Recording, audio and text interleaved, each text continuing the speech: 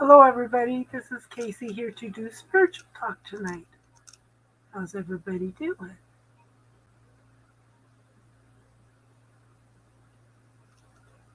Nice and cool this evening. No thunderstorms today. Awesome weather right now. How's everybody doing?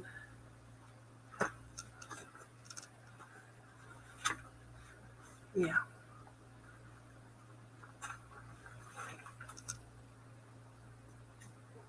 Hi, darling. How you doing, hon? Jenna. That's okay, Jenna. That's okay, hon.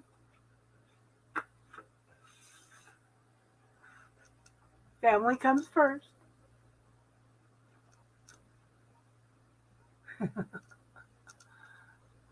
I was trying out my new camera. I tried this camera as doing the readings and it doesn't work. This one works, but the microphone doesn't work. It's like I can't win for losing.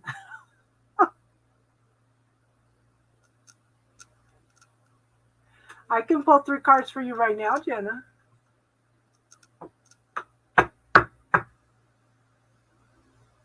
Ah, I can pull 3 cards for you now, hon.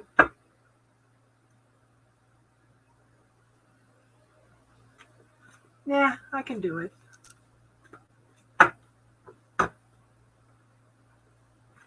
While we're waiting for everybody to come in, too. We may not have a lot of people. I keep thinking it's summer. We're not going to have a lot of people. Oh, honey. Let go of the past. Okay? Okay, so you're halfway there, hon. You're halfway there. You're moving to new shores, new journeys. You've gone through most of the obstacles. You're halfway there. You're more than halfway there, okay? Lots of cleansing and clearing, you know? Lots of cleansing and clearing. That's where okay, but you're holding on to something from the past. Okay? There's something that you need to let go of.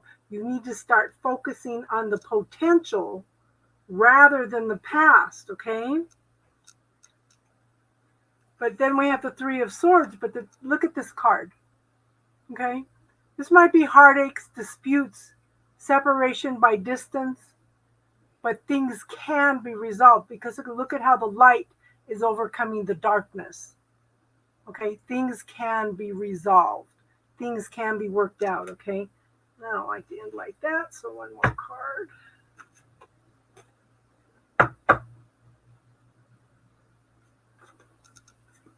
What else does she need to know?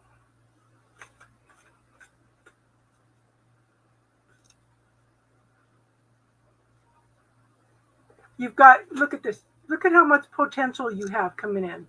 Look at how many opportunities. You just have to choose. You've got all this potential here, hun. Okay? What are you going to choose? What are you going to choose?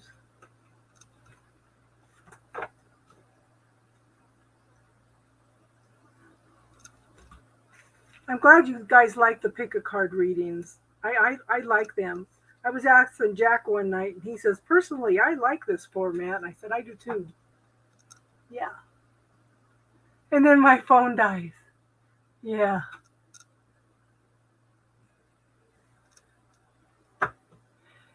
Hey, Crystal. How you been doing, hon, with your studies? Excited for you. Excited for you.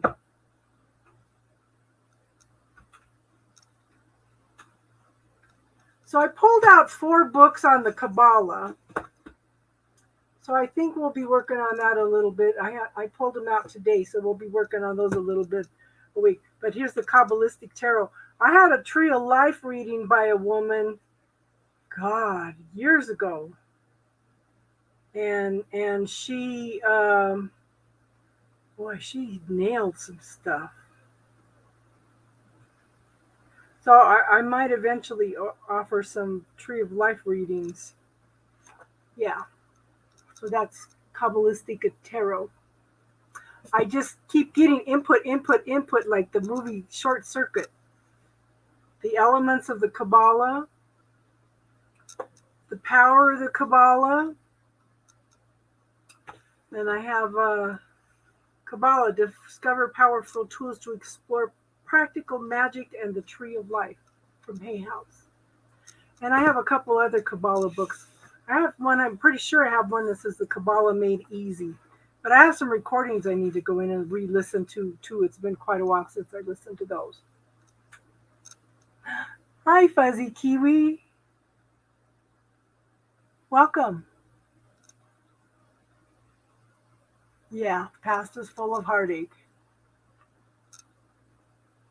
Hey, Judy. Welcome, Fuzzy. Yeah. So, Fuzzy, since you're new here, are there any topics that you would like to talk about tonight? Any questions that you have?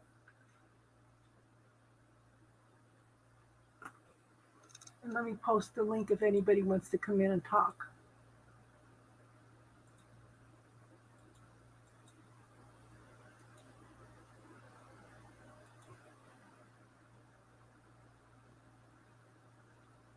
I haven't heard from Star, so I don't know if she's coming in or not.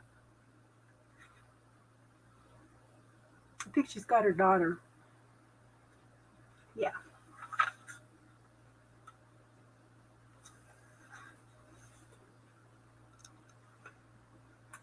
I know, hon. I know. But letting go of the past creates more potential for the now, you know? So I went to the doctor yesterday and my oxygen at 1.5 was 99%. So I dropped it down to 1. So we'll see how long I can stay at 1 before I drop it down to 0.5.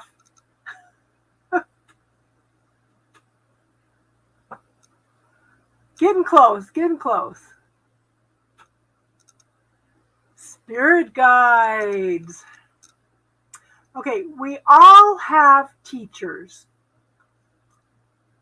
Jenna, it says devices are not connected. There she is. Hey, Jenna. I don't even know how I look, and I'm coming up. Don't worry about it. We're just family here. Hey, Crystal. Hi. So Fuzzy, Close out my YouTube. Fuzzy Kiwi is interested in thoughts on spirit guides. There we go. So spirit guides they have been with us through all our existences. They've been with us since the beginning of time. They have volunteered to be our teachers. They could be family. They could be friends. They could be just people that have made a contract with us to be with us in every lifetime and guide us. Okay. Yes, they could be angels, ancestors. Yes. They could be, so many different people or entity or energies, I should say. Exactly. And they may have specific gifts and talents that they're helping us through, but they're all knowing anyway because they're tapped into the universal consciousness anyway. They're there to support us through everything that we're going through. Yes, to guide us. Yes. If we're willing to listen, because they cannot intervene with free will unless we ask. Yeah. Yes. The universe, none of the universe, people blame God for this and that and that. But the thing is, the agreement with free will is that, okay, we give you free will and the universe cannot interfere unless we ask for help. I don't know if I don't even know if I believe that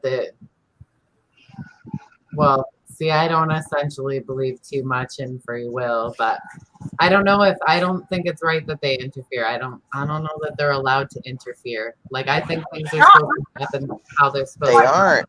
So They can only help if we ask. Yeah, you have to ask. You have to Um, ask. like I think they only help us in like certain ways, like energetic ways. I don't necessarily feel like they help us in physical Energetic ways and to lead us on the right path. Yeah, If you watch for the synchronicities yeah. and, you know, listen, they'll lead you to the right places. I think that essentially you're going to end up at the right place anyway where you're meant to be. And who do you think creates that?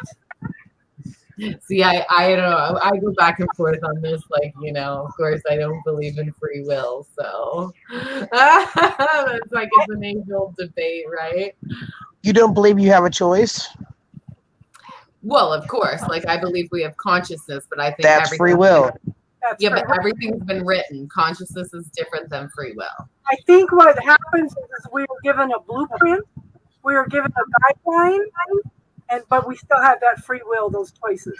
We may have contracted to come in and learn certain things, but we can also decide, nah, I'm not going to deal with it in this lifetime, you know, and blow it off for the next lifetime. But eventually you're going to learn, you know. Like for me, like, you know, I would ask, you know, if I asked, you know, let's just say if I asked about Jayla, like, or let's just say is this the right studies for me? Is this the right studies for me? Like, I think you're going to get the answer yes, because maybe this, even like in the end, sometimes when you walk that path, in the end, the answer is no, but that path essentially led you into the new path of the new, let's just say, choice of study. So you pick one choice of study, say it's business, and then you ask somebody, is this the right, you ask the spirit, is this the right path? And it says yes. But essentially that was only the right path for like the time being. It wasn't like the long run path. Does that make sense? But the thing is, are you open and receptive to more than what you're asking for? Have you limited the universe into what you're asking? I feel like we're only supposed to know, even though they're guiding us, that we're only supposed to know so much at a time, like, because essentially it's already been written, so they can't disrupt the But even what's written can be amended in the Akashic records. you can't disrupt what's meant to be, in a sense, right? And like astrology, how is it all astrologically like laid out? Like, so if you believe in astrology, then, you know, for me that's like a plan that's been written in the stars, and the stars were just so, and the personality defined, and all of this kind of stuff. And then to say, like, you know, you have free will to manipulate the universe, like, I don't know, I just have a hard time with that concept. Like, I will never like accept. No, I think the universe wants you to do certain things, and you have free will whether or not you do. Yeah, you still have free will choice. Like, so I've known all my life. Here, for example, Jenna, I've known all my life I wanted to be a healer. All my life, I wanted to be a healer. I wanted to be a seer. I've known all my life that's what I was supposed to do. And about, you know, third grade, I started checking into stuff. You know, at 18, I was playing with energy work and stuff like that. But then I got pregnant, and I stopped studying. I started being really a real bitch to the Father. You know, I didn't really want to be stuck in that. I ended up drinking a lot, and then got totally away from it. I think I put myself off my own path by, you know, my own mess, and now I'm right back on it. But I'm working on, you know, I've been working on my healing, you know. Mm-hmm.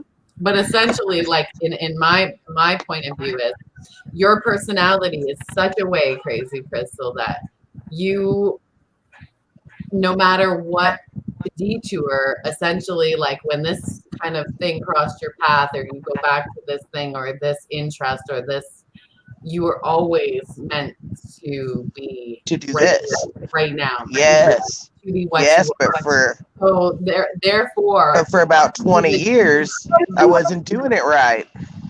but it all led you to Follow, this. follow. Yes.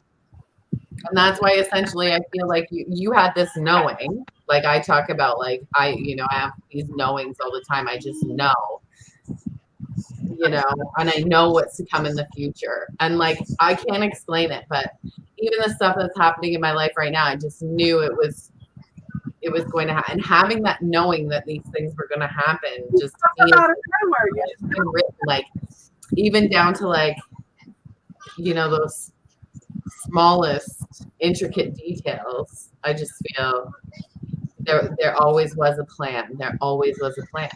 There always was I a plan. agree. But I also agree that I could go back to my old way of life and mess everything up. Yeah, but you wouldn't, because that's not in your personality anymore. Like, you learned all those lessons essentially, and like, you wouldn't make those same type choices. Oh, a There's possibility I could. Hey, Star. Hey. So I look at it this way. There's always a possibility. We are made of so many things. We're made of the numerology, the astrology, our archetypes. There are so many different aspects that bring us together to make us who we are as these individuals. But we are still giving that free will. We have a guideline, we have a bullet point list of things that we can come in and learn, but we might want to accomplish, but at the same time, we still have that free will. I think the aspect of that most resonates with me is like just day-to-day happiness, I guess, mind frame, which you either have the free will to walk your path miserably, or you have that will to like be happy and just kind of flow with the day. Because to me, it's going to happen no matter what. These bumps are going to happen no matter what. Like, I kind of look at it like that, I guess. You have that free will to be happy or to be miserable, in a sense. Like, yeah, that's a hard one for me. I just can't accept it. I just, because when I'm studying the astrology and from my mentor and stuff, like he provides me like all of these questions, and I just can't rebut it. I can't rebut it in another way that gives us free will. So the thing is, the universe, like Fuzzy says, doesn't the universe evolve and change too? Yes, the universe wanted to experience itself, so it created us. And the universe expands and grows as we expand and grow.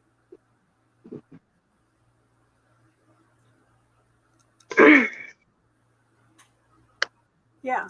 And when you ask open-ended questions, follow the energy. Okay. And Tracy wanted to know what the Kabbalah is. Okay, the Kabbalah is let's see if you can see this. It's very similar to the Tree of Life. Yeah, it's a mystical teaching. To me, the Kabbalah is like it's like a spiritual business plan. Each one of the trees is individual, yet it's intertwined to everything else too. It's the creation of the universe and how it works. Okay, that's the Kabbalah. Hey, Jenna. Hey, Jenna. Yeah. And Tracy says, yes, I get a lot of assistance from my guide. I know that when I'm sleeping, I get a lot of guidance, because ask Star, all of a sudden last August, I told her, I said, I think I've been given a healing technique, and her and I have been evolving it ever since then, So, yeah. So I would have been on here for your other live. Oh no, let me tell you what I was doing. I was staging out of my room. You were. My sage was going crazy. You ever heard sage pop and crackle? No. Mine did. Wow. I was not happy. Okay, so I messaged Star yesterday because I was like doing I try to take 10 minutes a couple times a day to just be still, quiet the mind and listen. I so messaged her first. Yeah, she messaged me just as I was getting ready to message her. I felt somebody scanning me. I felt it come down. Like yeah. and I said I felt like I was being scanned to see if I was worthy or not. No, yeah. Weird. I got input on that when I studied on that because I got input on that. Scan yourself now. Everybody? No, you. Me? Oh.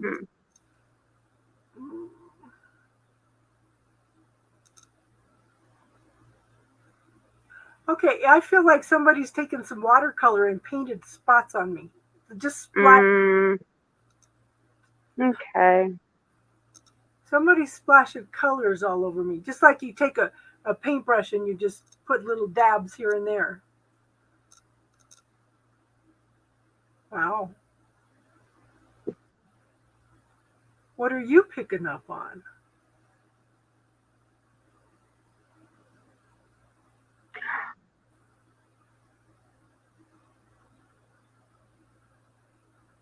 I'm grounded. I just see those. Oh, I was informed that there's some very unhappy people right now. Around me? No, just around in general. Oh, I know. Because the energy is not tolerating any BS anymore. Yeah. So whatever they're doing is kind of not working, but they're trying even harder. So they're trying anything and everything. I got a new. It's kind of funny because I have a fluoride on my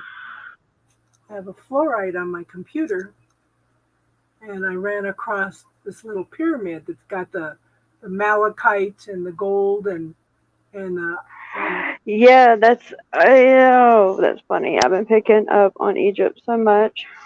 And the little amethyst in here. It's like the purple and the greens are real important right now. Yeah. And something about earlier. Okay, this is so weird, y'all. So I finally got my daughter to help me clean. I know we didn't do much. We cleaned the fans, and trust me, when I say fans, I do mean that there's many in my room and hers. But we like took them apart, cleaned them, like we detailed them. Yeah. And then we vacuumed, whatnot. Okay. And then, but I don't know, I was cleaning a fan. All of a sudden, remember I kept telling you I seen 3 timelines? Yeah. Yeah. There's 2. One's larger than the other, but the 2's emerged together. I don't know what the hell they're doing up there, but they're doing something. I think you can level up. I think at this lifetime, Jenna, you can level up several levels. Not every lifetime. I think because things have speeded up in this lifetime, Jen. I think people's quantum leaping right now. People are up multi levels. I think I have multi levels in this lifetime. Oh, I sat down with a deck I haven't pulled out in a long time. 2 decks actually.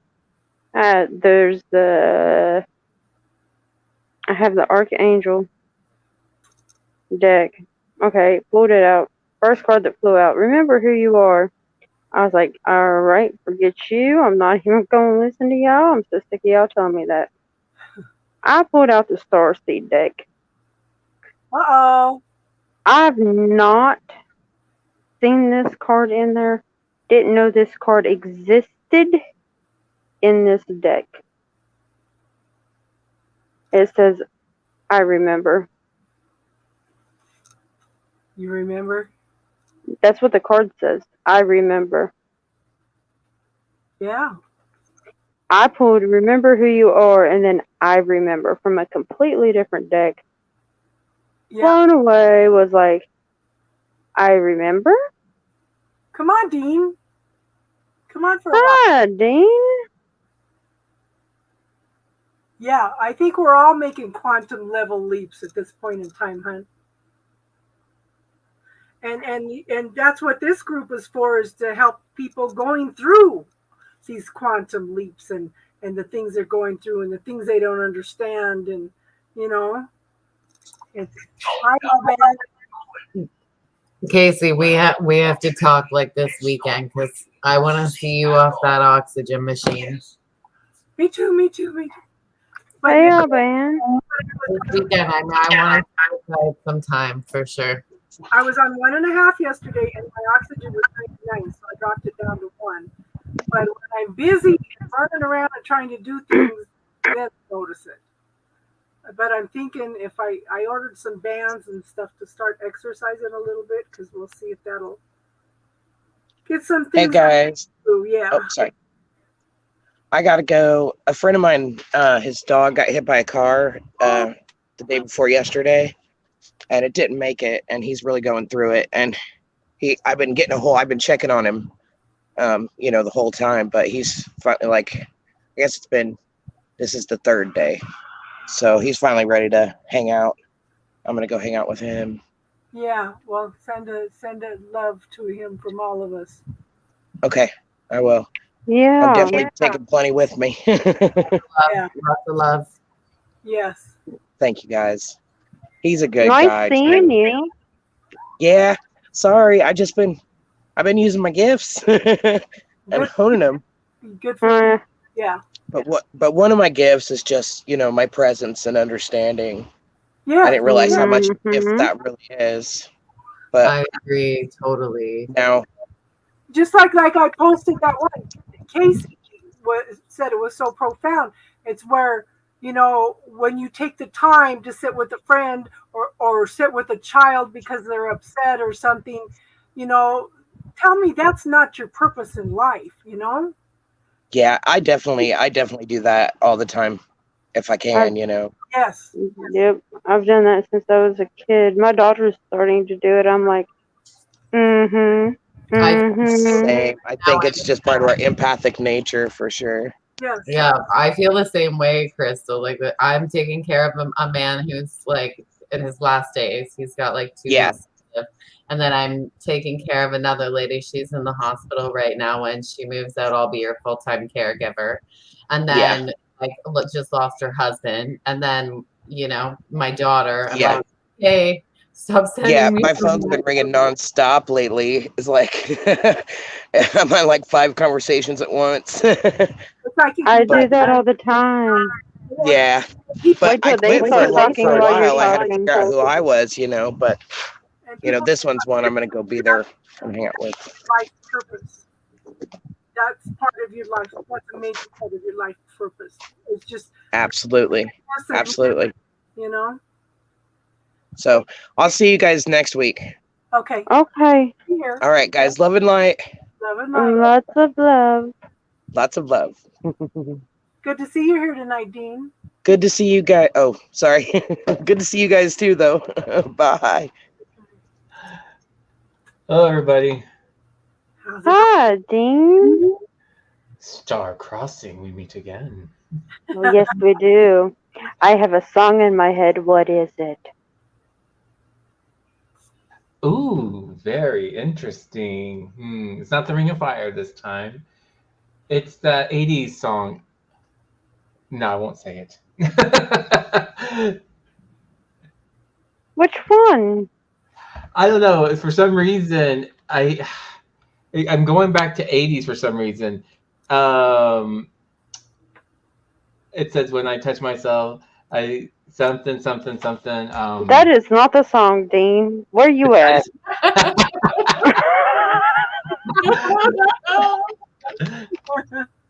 But Dean, I don't. I think you're in your own head. it was by Devanils, I think it was called. Yeah, no. I'm pretty sure it's I Touch Myself.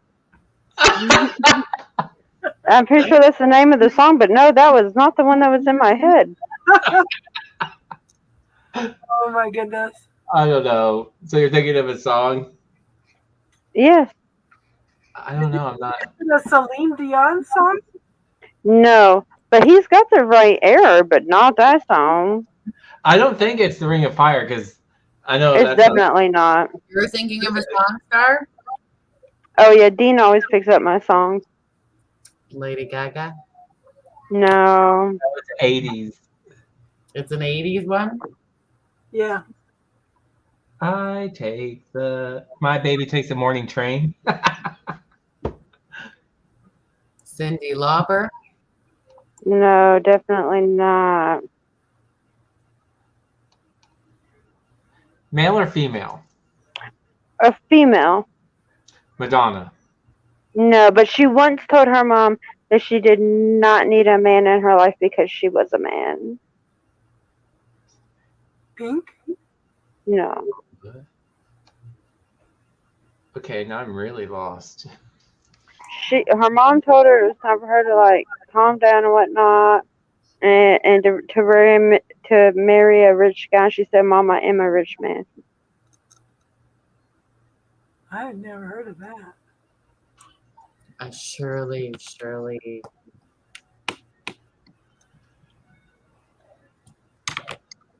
80s. Oh my gosh. I'm too young.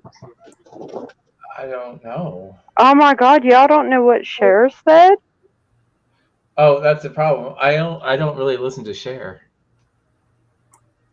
If it's not Really? the 60s, if it's not the 60s or 70s Cher, I really don't know. Although I do know the one when she did with Peter Cetera. I do know that one. I'm intrigued. Tell me. But you didn't know that she did one with Peter Cetera? If I did, I didn't know that's who it was with. What's the name of that song? I have to look it up really quick. Did you say it's a little bit old for me? After All. It was called After All, and it was in the same movie called After All with Sybil Shepherd. No, see, I didn't know that's who that was. Yep. So Dean, have you learned anything else about CERN? About what? CERN. CERN? CERN. CERN. Oh, no, once I did that reading on it, I stepped out of that energy because I felt like it's like when I read on it, it was like it hit or a miss. I felt like it was either going to be something really, really good or something that could be potentially lead down to something really, really bad. I mean, yeah, they're trying to open up a portal between dimensions. Yeah, and I think they have something to do with splitting the atoms and stuff to be able to do that. Yeah, ripping the layers of layers. And to me, I feel like, again, I said it on my show when I read on that, because somebody who was watching one of my news programs mentioned that asked me what my thoughts were on it. So I didn't do a heavy deep dive into look at what all they do, because I like to read things cold. Yeah. But I said this on my show too. It's like we get so like into the idea, let's do it, but never really asking ourselves why, or should we?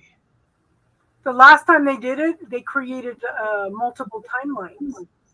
Multiple timelines? Yeah. Mm-hmm. But I probably why. Oh my gosh. So when I was thinking about something, because you know how you're like, what would have happened to me, like if I would have stayed in the military, for example, and pursued the career that I wanted to pursue, and I actually saw myself looking back at myself in a different time frame, doing that job. It was weird. But I was asked not to tap into that energy because and try not to connect to that energy, because we're all connected with all the various aspects of ourselves on those multiple timelines. So we don't need to be connecting. We need to be able to appreciate that, but from afar, not to dive into that, because you don't know how many different parts of yourself that have good intentions or bad intentions. You just don't know. Quantum physics can prove that there are at least 64 timelines. But one of the things that I was told, that every scenario, every choice, every decision you make is played out in every timeline. Oh yeah. So one of the things they showed me is sometimes if you want to manifest things, you can step back into the universe and look at those timelines and ask which ones have this possibility in it, and they will highlight for you. You can pull them out, open the door, pull out that possibility into this timeline, close it up, make sure it's sealed, there's no leakages, and put it back. Yeah, I honestly, I feel like that is something we probably should be messing with. Like, if you want something, you should manifest it. Yeah.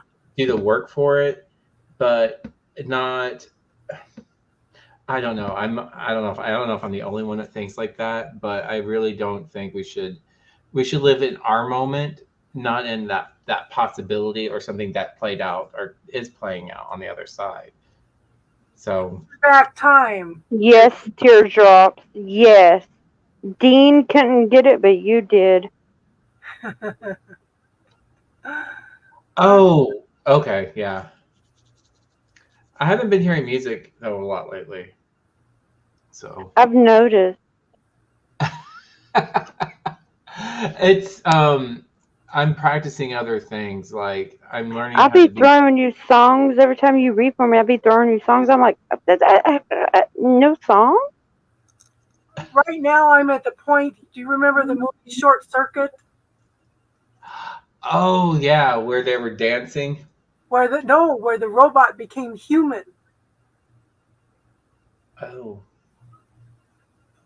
It had one of the girls from the Breakfast Club in it. What was her name? Ally Sheedy? Yeah. And the robot became alive, and it kept trying to prove to everybody it was alive, and they were trying to destroy it. And she finally realized that it was telling the truth, it was alive. He kept saying, input, input, input, input. That's what I feel like. Input, input. I need information. I need information. Input, input. It's driving me nuts. I'm trying to study everything I possibly can. Number 5 was alive. Yeah. 25. Yep. Yeah, I've been doing a lot of intuitive work. I've been trying to stick with intuitive work. I'm trying not to be relying on the cards so much anymore. I'm trying to use my mediumship abilities more now. That's pretty much where I'm going with that direction. Has it expanded and grown the last 2 months?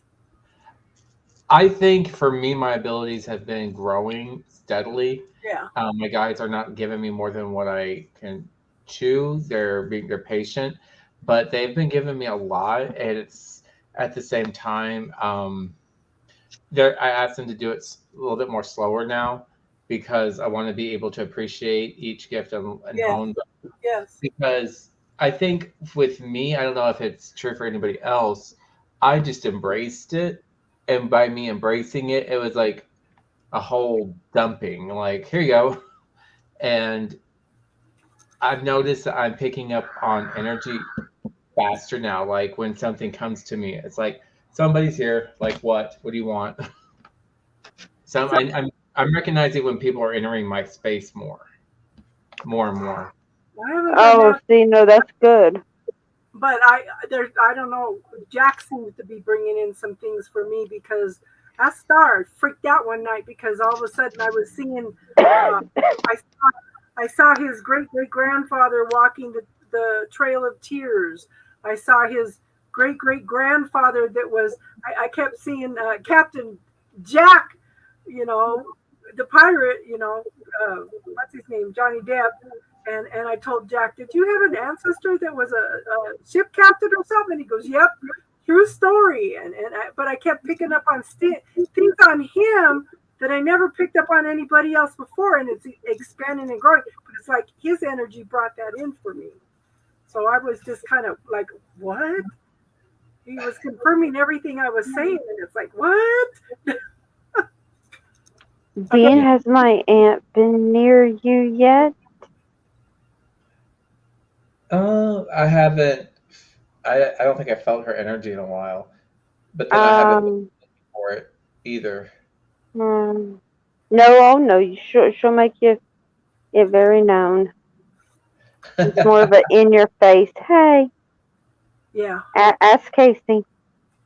Yeah. Ask Teardrop. Literally, she checks everybody out that I talk to. I don't know what it is. She just does it. Yeah. I feel like I just heard, if I want my presence known, I will make it known. Yes. That's pretty much what I'm feeling from her right now. Yep, that's her. Hello, Kelly. Yeah. Hi, Kelly. Yeah, she's she's in a mood right now. That's probably why I'm seeing her arms crossed, and I feel like she has her nose in the air, like pouting about something. I don't know why she's pouting. She is. Aw. Sing her Sherry Baby. She'll be all right. Oh no. What? Oh no. See, she told me. Oh, if I wanted to, because I know when my daughter was lying to me. I was like, I heard her say, well, you could always pull a card, so I did. And then, somehow we went way off track.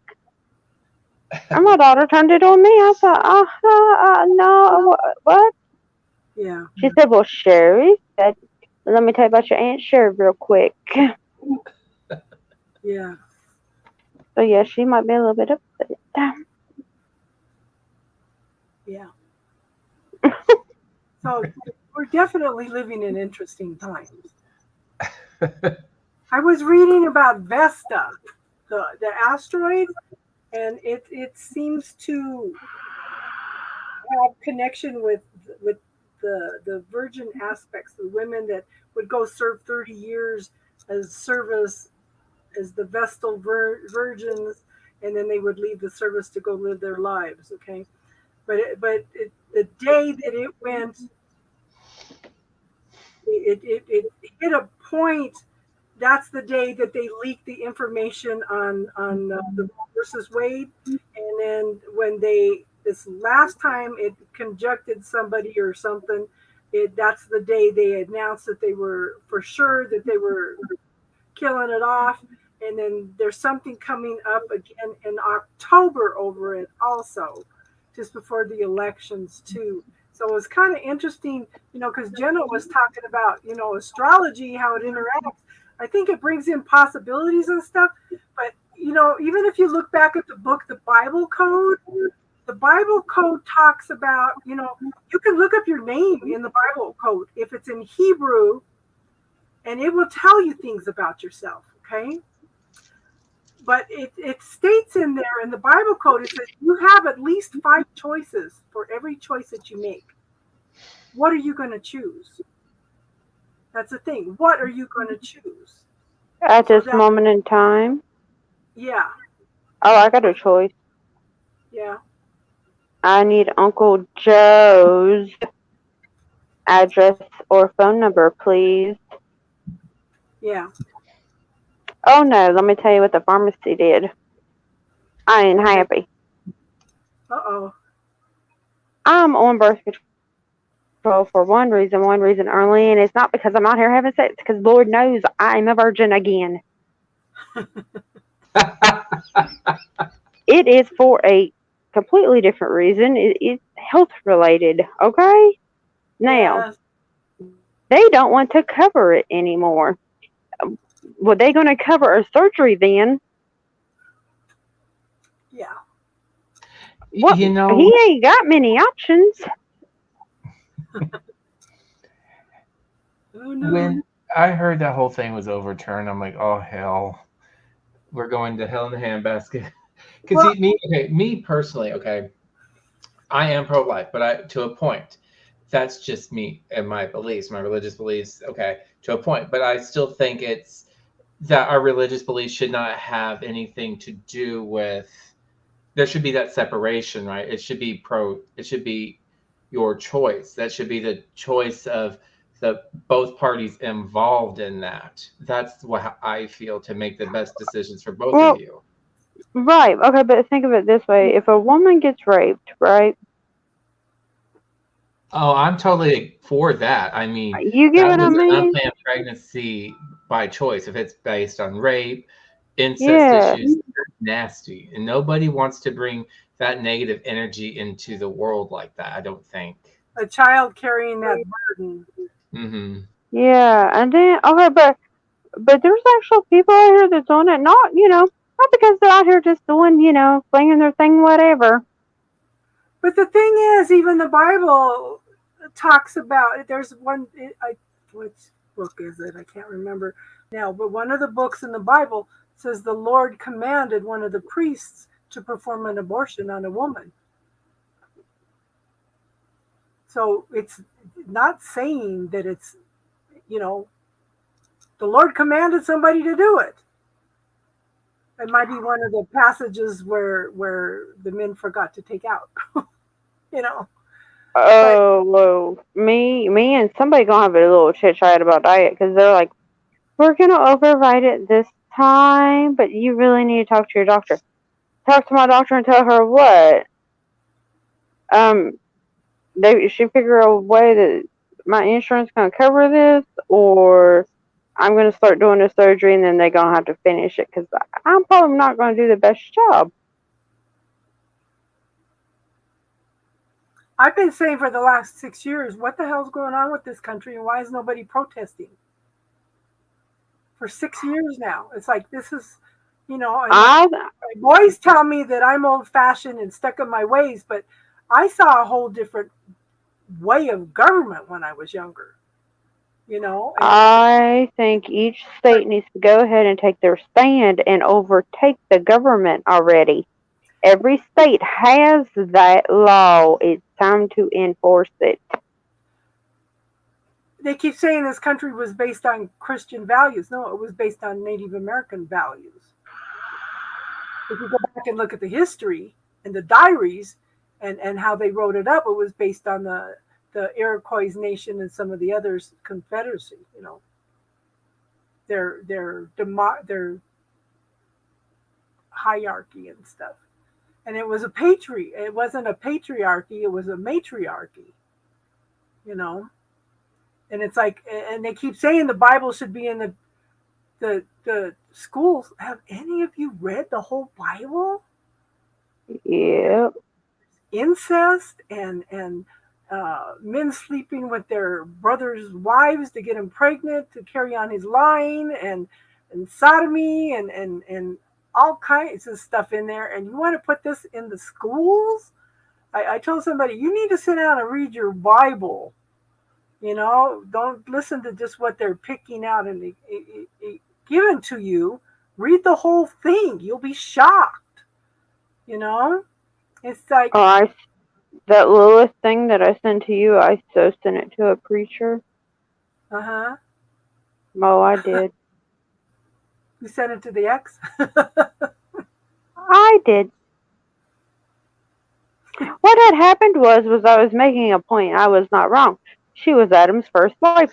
Therefore, divorce happened within the first two people who were ever created on this earth. Yeah.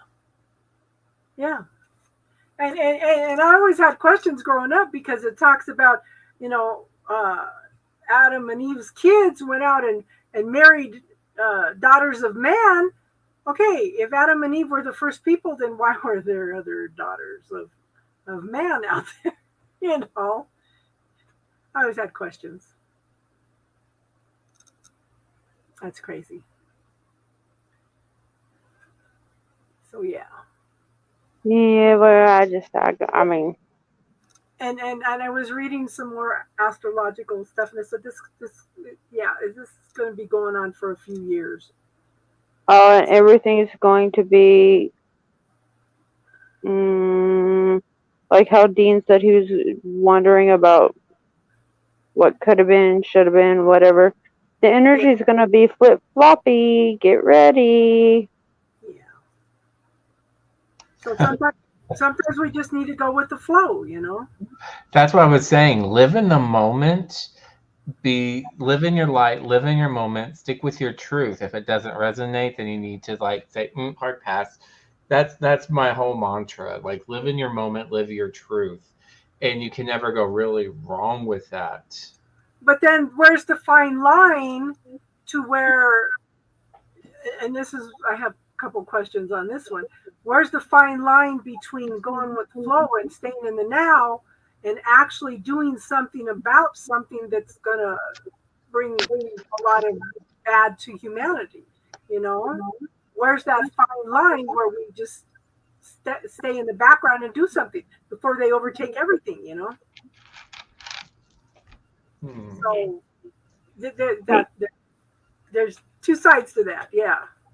But then we're going to more extremes here.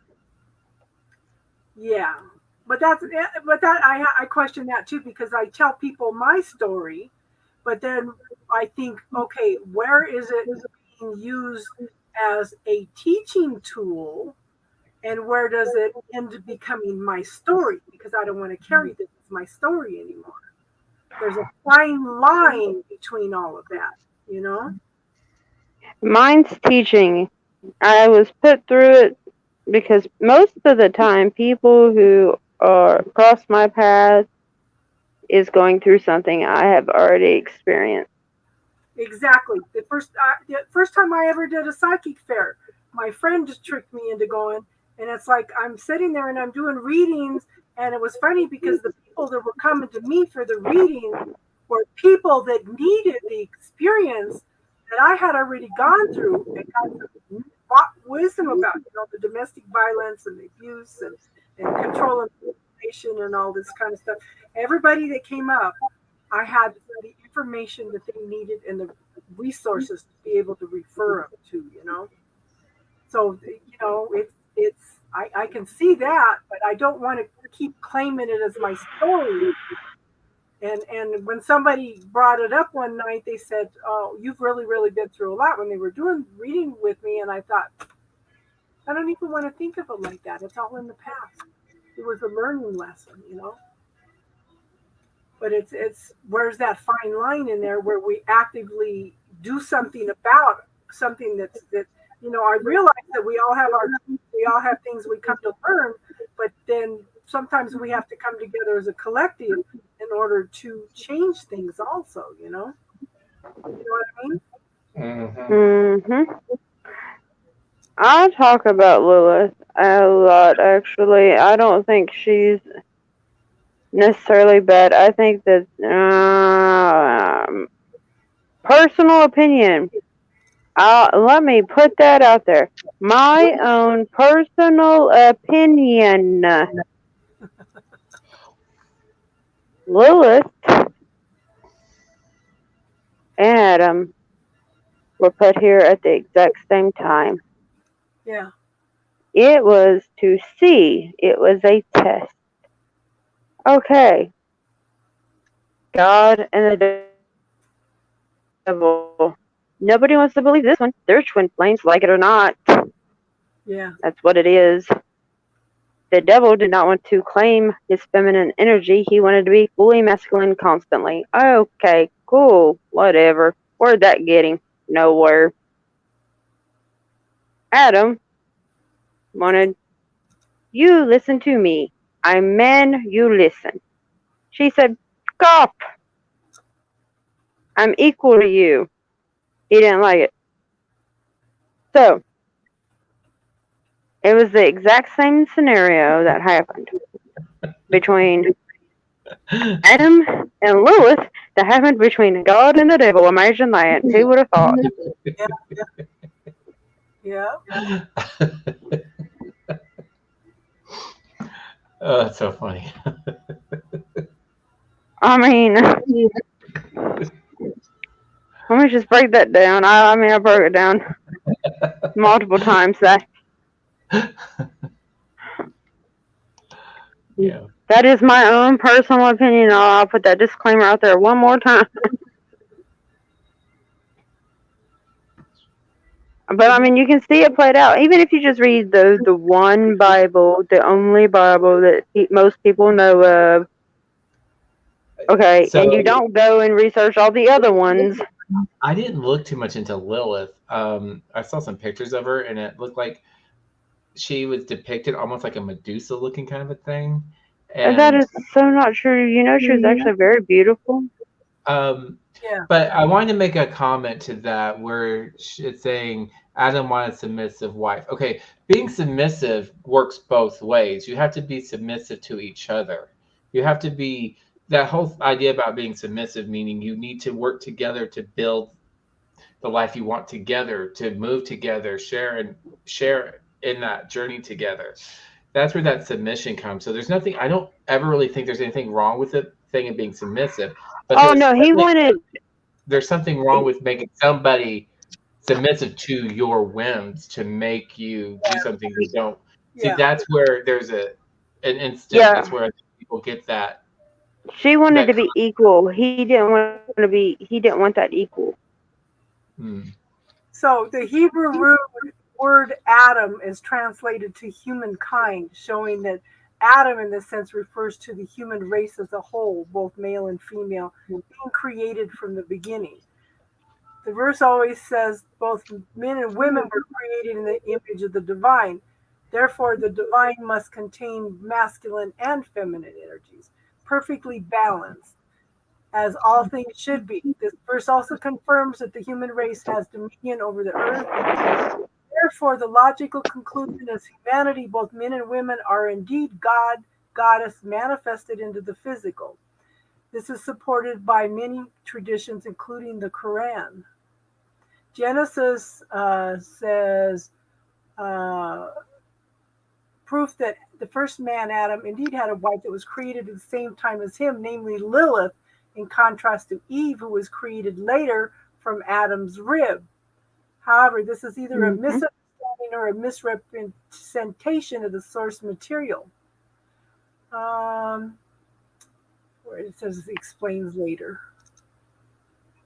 Let's see. In the Gnostic scriptures, Adam is personified principle that existed first as pure mind, distinct from matter and emanating from the monad, which is the Kabbalah. This pure mind represented the human reason conceived as the world's soul, anima mundi, that is similar to the concept of Adam Kardman in the Kabbalah. To symbolize the Gnostic myths, they go on to tell how Yaldabaoth, Yahweh or God from the Old Testament, and his archons desired to create a being in the image of themselves and in the image of the original Adam. When the formation of the body was complete, it was lifeless. And they gave it life force. So Yaldabaoth then took the power he had stolen from his mother Sophia and breathed it into the lifeless shell that they called Adam. When they did this, Adam sprung to life. So the Yaldabaoth and the archons became jealous for them being born of ignorance. They had not realized that they had surrendered their stolen power to Adam, who was now luminous and more intelligent than them. This caused the archons to throw Adam into the darkest depths of matter. It would later take Eve to raise Adam up out of the darkness. The Hebrew word, it's kind of like the emperor, where he loses everything and has to become the hermit. The Hebrew word Lilith appears only once in the Bible, in the book of Isaiah 34:14. Wild dogs and wild animals will congregate there. Wild goats will bleat to one another. Yet nocturnal animals will rest there and make for themselves a nest. Lilith means nocturnal animals.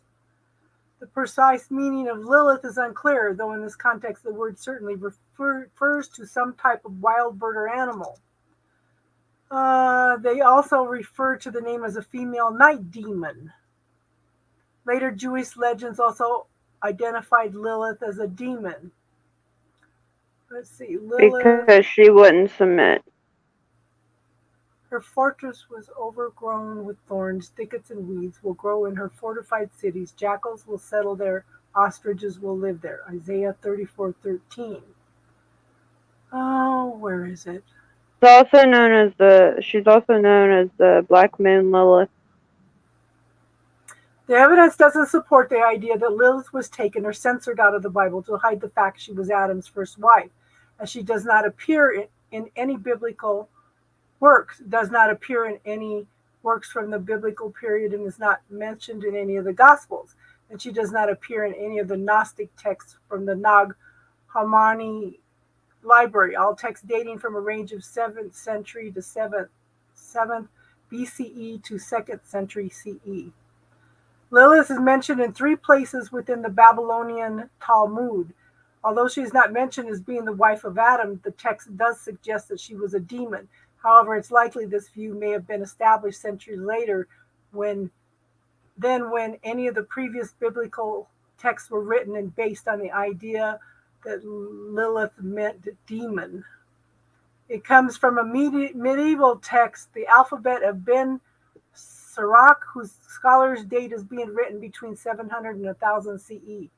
It was never understood or treated as revealed or inspired scripture. Rather, the work was written and treated as just a story. It is from within this text alone that we are told the story of Lilith being Adam's first wife who refused to submit to her husband. While God created Adam, who was alone, he said, "It is not good for man to be alone." He also created a woman from the earth, as he had created Adam himself, and called her Lilith. Adam and Lilith immediately began to fight. She says, "I will not lie below." And he said, "I will not lie beneath you, but only on top. For you are fit only to be in the bottom position, while I am to be the superior one."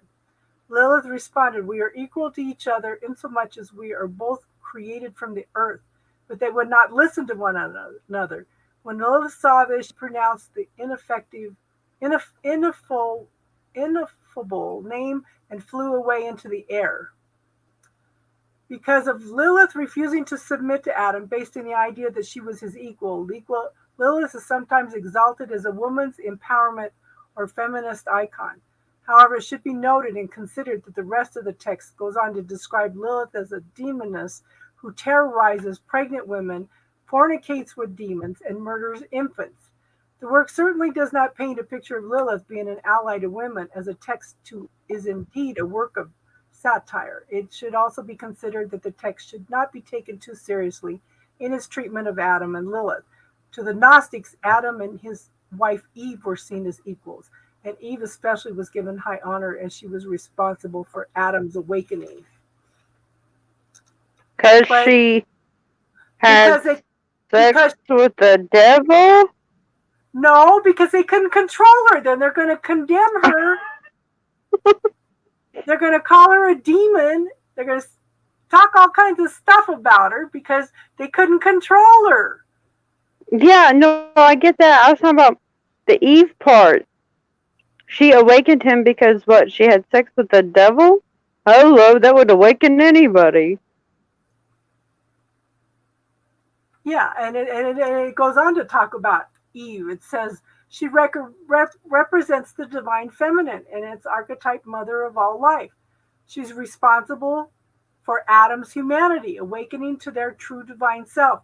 As the daughter of, or even a manifestation of Sophia, it was Eve who brought forth the life-giving light from the upper realms, of the light into the darkness of matter, so that Adam, humanity, could see. Upon seeing Adam cast in darkness by the archons, Sophia sent her daughter Eve, also called Zoe, which means life, to be a help and an instructor to Adam, and to reveal to him his divine nature and how to ascend back into the pleroma, from where his spirit, the breath of life that was breathed into him, came. Eve then became hidden within Adam so that the Yaldabaoth and his archons would not be aware of her. While Adam lay dormant in the darkness he was thrown in. Eve spoke to him from within and said, Adam, come alive, arise from the earth. He then sprang to life once again, and seeing Eve, he said, you shall be called mother of living, for it is you who has given me life. Yeah.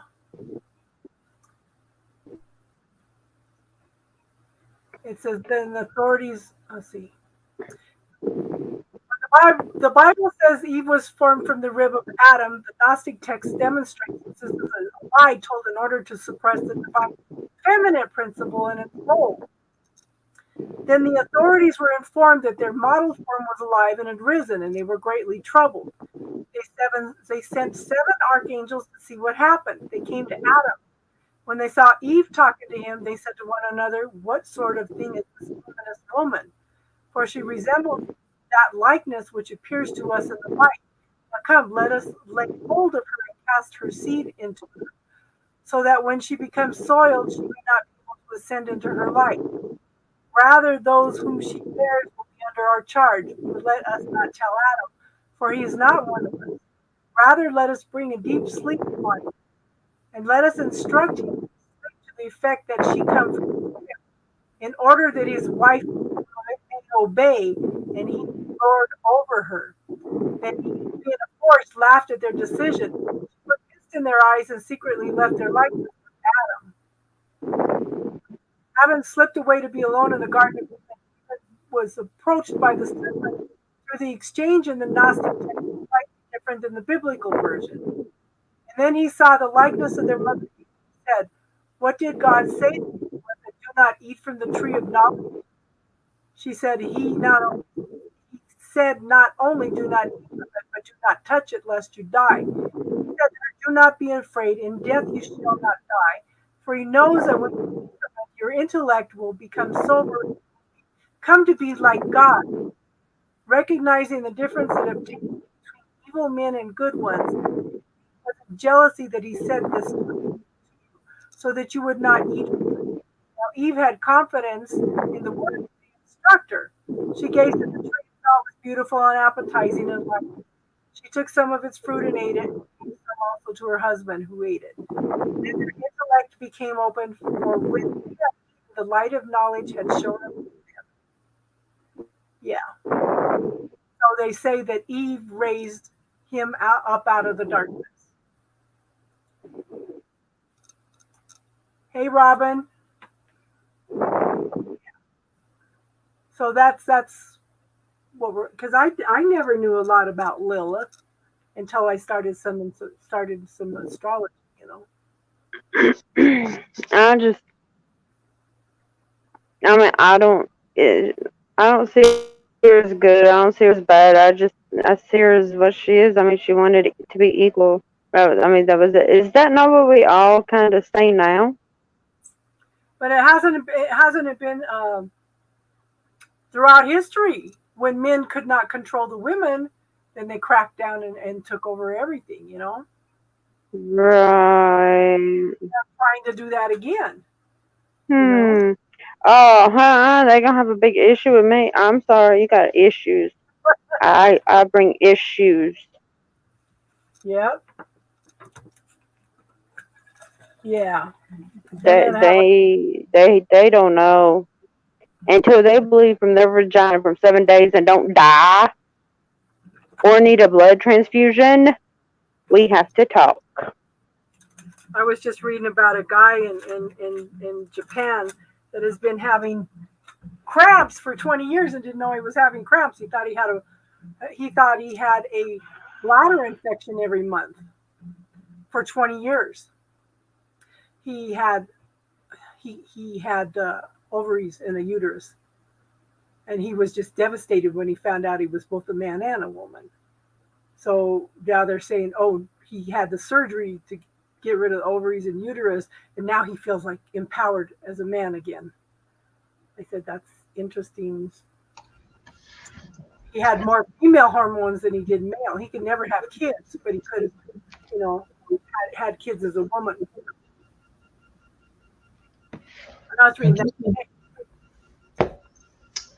I was looking through some of my oracles because I thought I had a Lilith on an oracle, but I guess I was mistaken. because I was going to see what that card said about her. Yeah. I can't find it. I don't think I think I may have one, but maybe not. She's thought one I of the did. best kept secrets, you know? Well, I have a lot of like saints and oracles with saints on them, archangels and stuff like that. So I thought maybe it would be like on one of my religious ones. Yeah. And I thought, no, don't see her on there. So maybe I was mistaken. I did pull out my book on Gnostic Gospels. It's upstairs. I was going to start looking at that again, too. God, that's been forever since I read that. But I'm going to work on the Kabbalah and the Gnostic Gospels. And I need to finish up archetypes. But it just seemed like nobody was interested in the archetypes anymore. So. And Ah, Dean doesn't know. Doesn't know what? Well, I Well, know. Our She's going to scholarship. Yeah. She got a scholarship to be trained as a numerologist. Cool. Yeah, I'm excited. I can, well, what he sent me an email today. It was funny because it's a 8-week course, and from what I've already done by on my own, he says, in about a week, I think he'll be certified. What?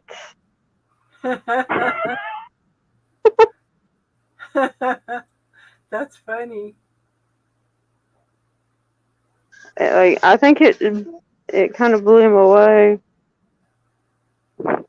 Yeah. The top numerologist in the country, isn't he? Yeah. Yeah. He said there's 7 out of those 7, my numerology chart matches 5 of them. Wow. Almost to a T. How cool is that? Well, my reaction was, wait a minute. Are they like me? I didn't know that there was anyone else like me. I don't think they're like me. I want to compare me to them. So, Divinely Guided, I would recommend a couple books. One was When God Was a Woman. And the other one is, oh gosh, I can't think of the name of it. God is both man and woman, in my opinion. Well, you know, God was experienced as a divine until men took exception to the women running the temples, and they came in and conquered them, made them property, and we've been fighting that ever since. Mm-hmm. Well, plus people also have this whole God is purple, God is every color under the rainbow. No, God is energy. Yeah. Source. It's an energy. It's very difficult. As a child, it was instilled to me. From what I went to church and stuff, I went to a Presbyterian church as a child. They taught me a lot. They really did. In a white robe with a long white beard, Yeah, but I mean, and yeah, I've seen all those pictures too. But I mean, but to break it down, I think he'll come to those how they feel comfortable seeing him. I don't think it's necessarily he's this way and that's it. There's no other way. That's it. No, I don't see that. How many little kids have gone through a trauma to where they say that Jesus came in and held them on their laps in his arms and told them that it was going to be okay? Yep. And and he's an olive skinned, brown hair, brown eyed guy, and they keep trying to impress a brown haired, white skinned, blue eyed Jesus to us, And, I think he comes to each person differently as they feel comfortable with him. Yeah. I mean, don't our guides come to us like that? yes. So why would he would not? different? Yeah. Yeah. I mean, that's my personal disclaimer. My personal opinion. Yet again, Mm-hmm. I feel like I need to say. Why do I need to say that? Yeah. No, I don't say that. That's odd. I'll see all of you later. Okay, you have a good night, Jennifer. Thanks for being here, hon. Have a good night, everybody. Good night. Have a good one. Yeah. Who else is here? But yet, I'm very intrigued by that. But no, my pharmacy. Ooh, they don't let me up. Yeah, who else is here? I feel someone lurking. I don't know who though. I can't see the numbers.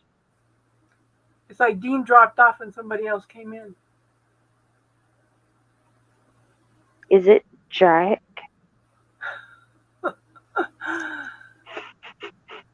I thought I smelled a wolf earlier. But it just blows my mind. They just trying to throw us back hundreds of years. No, it ain't gonna happen. It's like it's like the Christian Taliban right now. Yeah. Oh, and please remember Saturn is in retrograde. Oh, no. I feel sorry for those who are still trying to do whatever they do. I mean, just pray. I would say a little prayer for them. They gonna need it. Send them lots of love and light and everything else you can think of, 'cause they're gonna need it. I see a bunch of towers coming. The Dalai Lama predicted years ago that the Western woman would save the world. Well, the Western world better start stepping up and saving themselves first, Well, and he says that this is the last lifetime that he's coming back.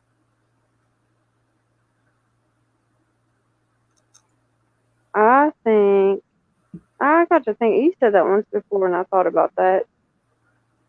You said the Western woman. Now you could, depending on how you break that down. Now,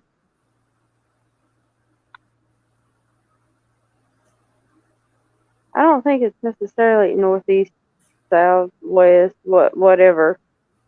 Western can be anywhere now. Yeah, exactly. Because if you're born in a country, guaranteed a woman can shoot a gun. Good luck to you. Yeah. I like Medea's quote. Where there is,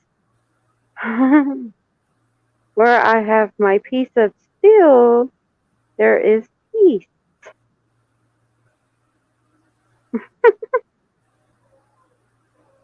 Yeah. In the right hands. Disclaimer, right hands. But Lord. I think it's getting to the point, we need to get rid of the old outdated programs, and that we need to get rid of some of the old outdated 60, 70, and 80-year-old people in Congress. Yeah, and I'm all for, every 4 years, because this election bull crap. How about this? I mean, I've done it, and I've learned a lot about just me. Could we be single for, I don't know, 4 years? See how that works out. Let's try it. Girl, I've been single for 23 years. No, I'm talking about like the United States, just as a whole.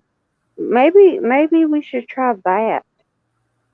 Anyone thought about that? We should start focusing on our own rather than everybody else around us. It wasn't until World War II when all of a sudden we assigned ourselves as being the policemen of the world.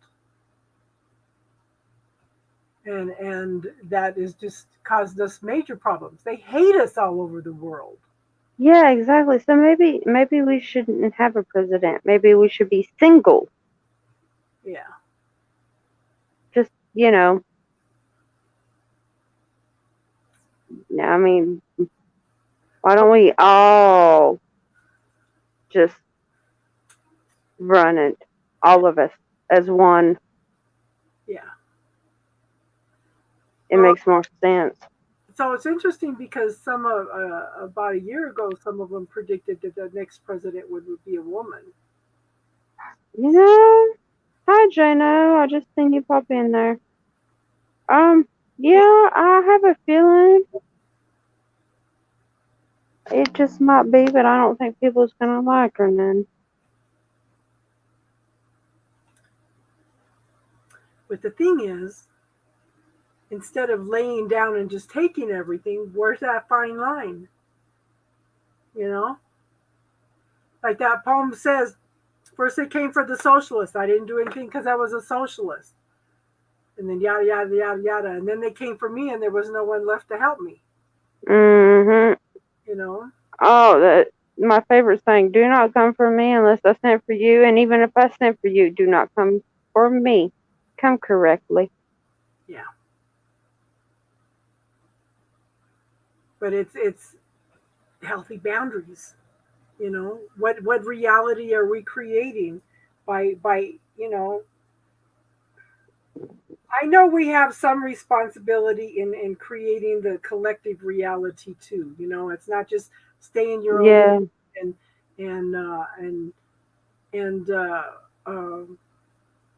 create your own reality. We have a collective reality also. Yeah, and we actually are very powerful in collective, unconditional, divine love. I mean, I'm a big believer in pushing that out there to the collective. I mean, I push that out there all day, every day, every chance. Like, Jano, divine, come on, divinely and guided. Come on in and talk to us live. Yeah, Jano. Yeah. Divinely. I still feel someone lurking. Who is it? So 1, 2, 3, 4, 5. Judy would be 5, yeah. Yeah. Yeah, so I'm going to be working on the Kabbalah stuff this week and working on the Gnostic Gospels, and I need to get a hold of Jenna at some point in time. So, yeah.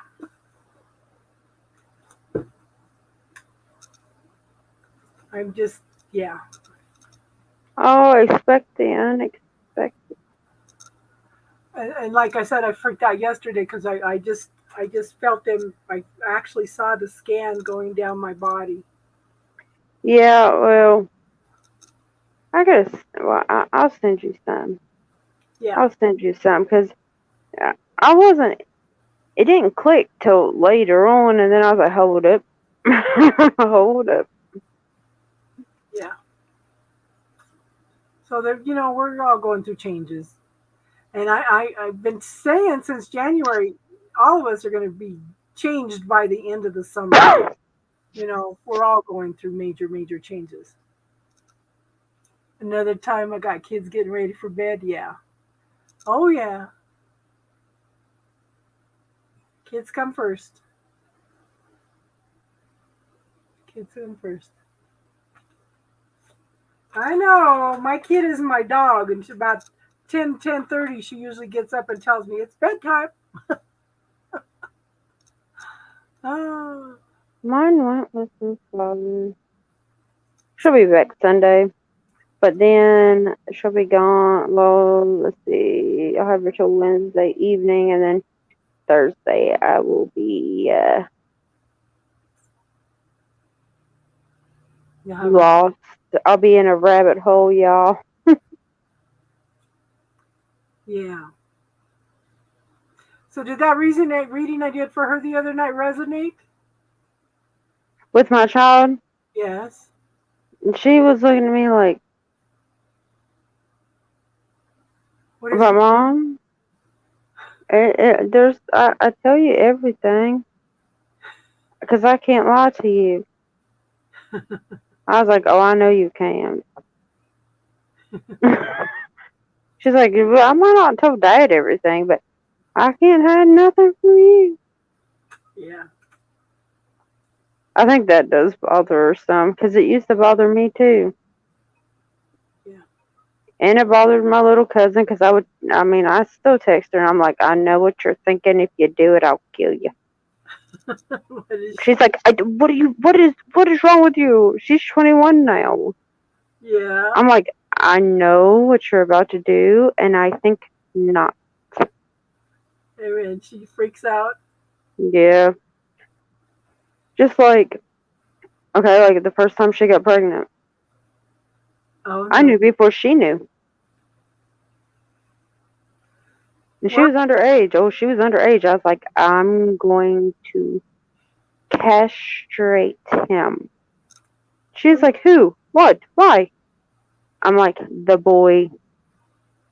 I'll castrate him. What the? Why am I having morning sickness? I can't have morning sickness. I'm pretty sure you gotta do something to even get there. She's like, I'll be right back. 3 hours later, she come back with, how'd you know? Don't lie to me. It was just, and I knew the second time. She's like, I'm getting sick of it. Like, it really did bother her. I know it bothers Cheyenne too, but I mean, I'm sorry. I use mine. You choose not to sometimes. You could probably hide it better if you chose to use them. Yeah. I know. Jay, no, everybody is. Yes, Judy. That's the best way to go about it. You know, the virus was a major shift for all of us anyway, you know. And it's just been nothing but shifts and changes ever since. We had to be prepared for all the shifts and changes. And look at how many people have reevaluated their whole lives.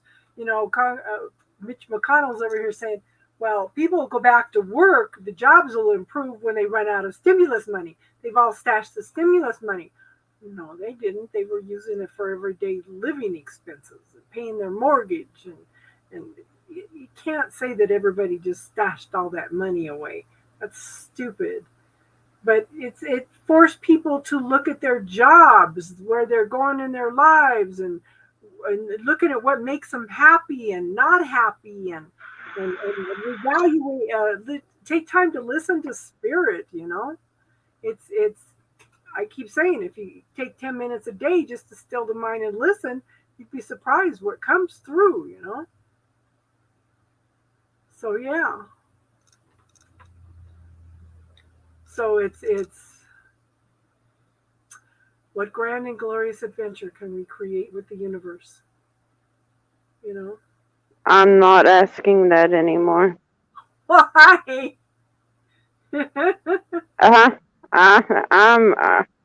I'm pretty sure I've hit my quota for the month within the first 2 days of this month.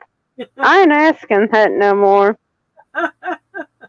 And I'm not talking about the whole scholarship thing, because I've been manifesting that one for a minute.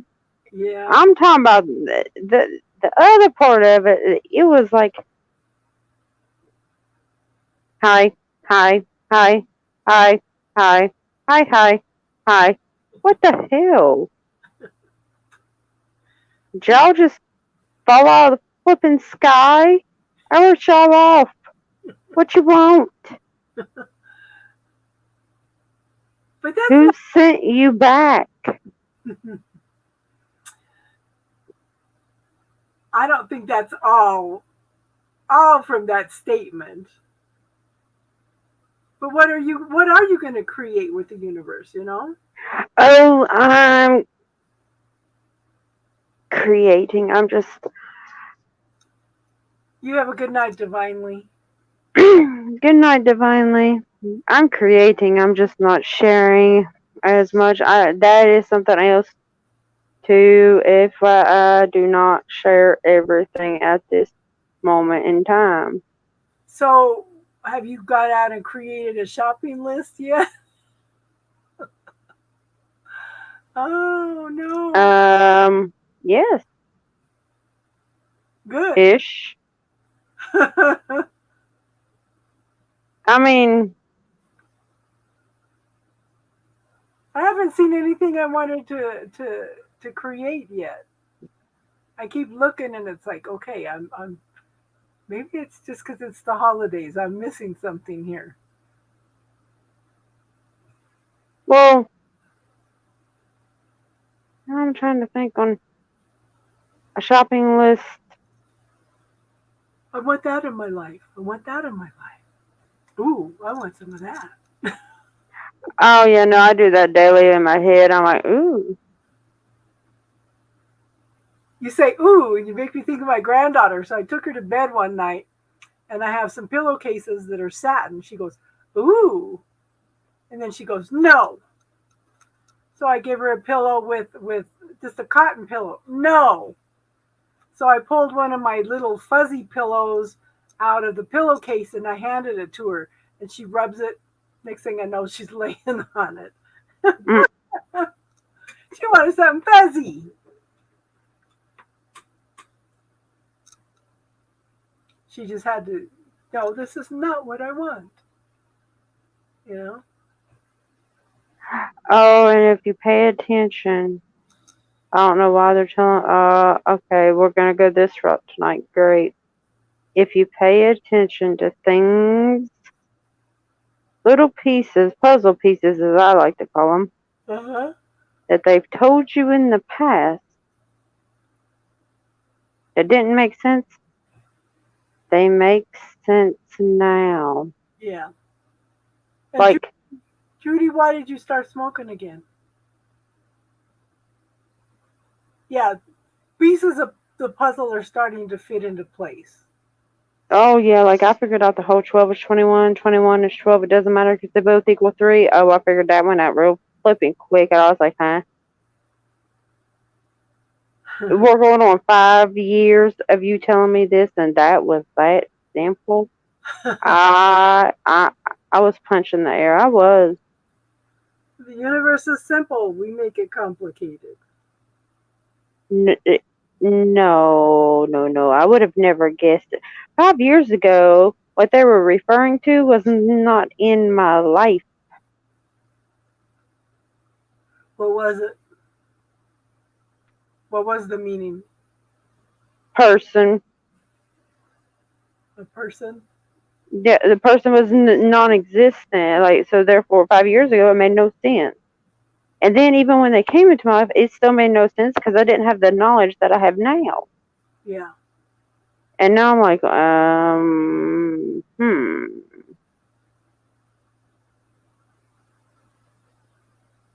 Numbers, the universe, Steve does have this correct. And I think I've said it on here a long time ago. Universe speaks through numbers. Yes. The universe is based on numbers.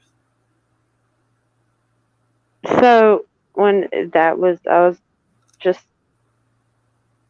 I mean, they gave me the 12 and the 3, and it turned out to be the sun and the moon.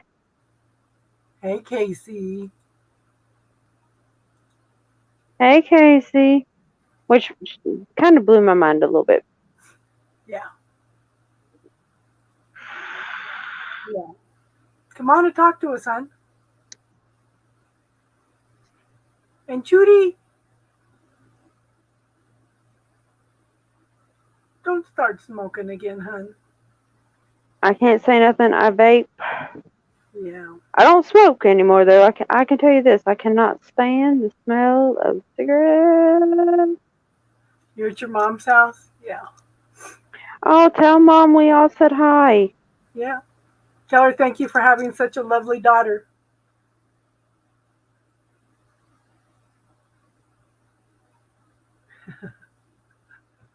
She's from 1111, make a wish. 911 here. Oh, I know. Yep. Yep. That's funny. I keep seeing 9011 everywhere, and 777 707 545 540. I'm like, I get it. She'll think I'm talking about my sister. You know what, hon? We all know how awesome you are. Tell her. Mom and your sister may think that she's the No, crop, but we all know that. no, you tell her that we said thank her for having you. Yes. Yes.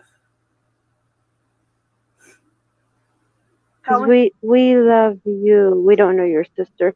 It's not that we don't love your sister, but we don't know your sister. I think that from what I've gleaned, I think that you have developed into the wonderful person you are because People around us make us grow, evolve. Yeah. If you hadn't gone through what you've gone through, you wouldn't be the awesome, lovely, wonderful person that you are now. But it doesn't define you as a person. No, we know who you are. And amazingly amazing, although your little saying, I'm iffy on saying it, they might throw me another 10.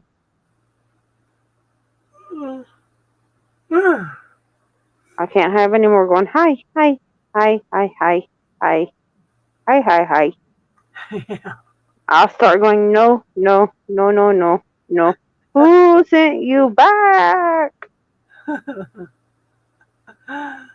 Oh my goodness.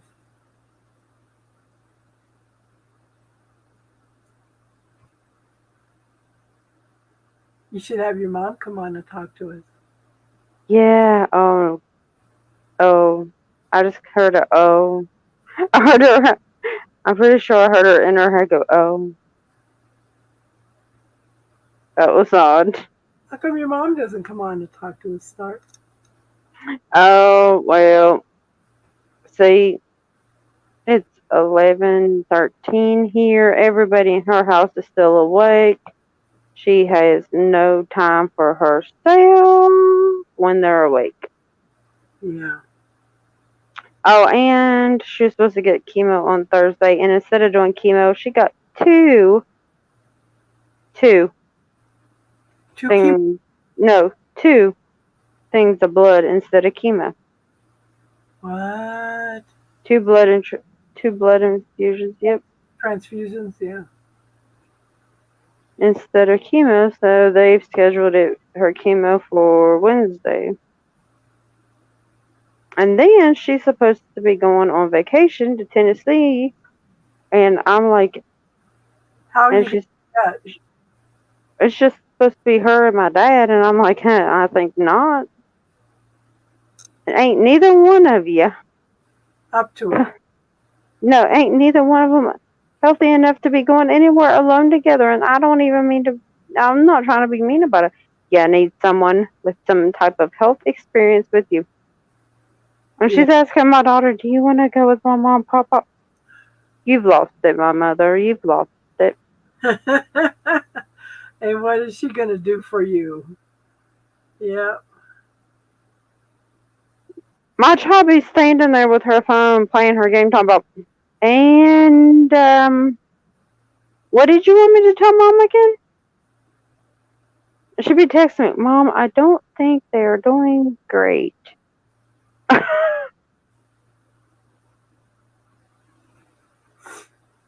Yeah. Plus, she's supposed to have fluid after her chemo. So, I mean, she's pushing it. She's pushing that one. I don't want her to go. She needs to get away. Yeah. But I have a feeling. You can't go with them? Oh, I was going to say, I have a feeling I might be taking a vacation that I'm not exactly equipped to vacation for. Yeah.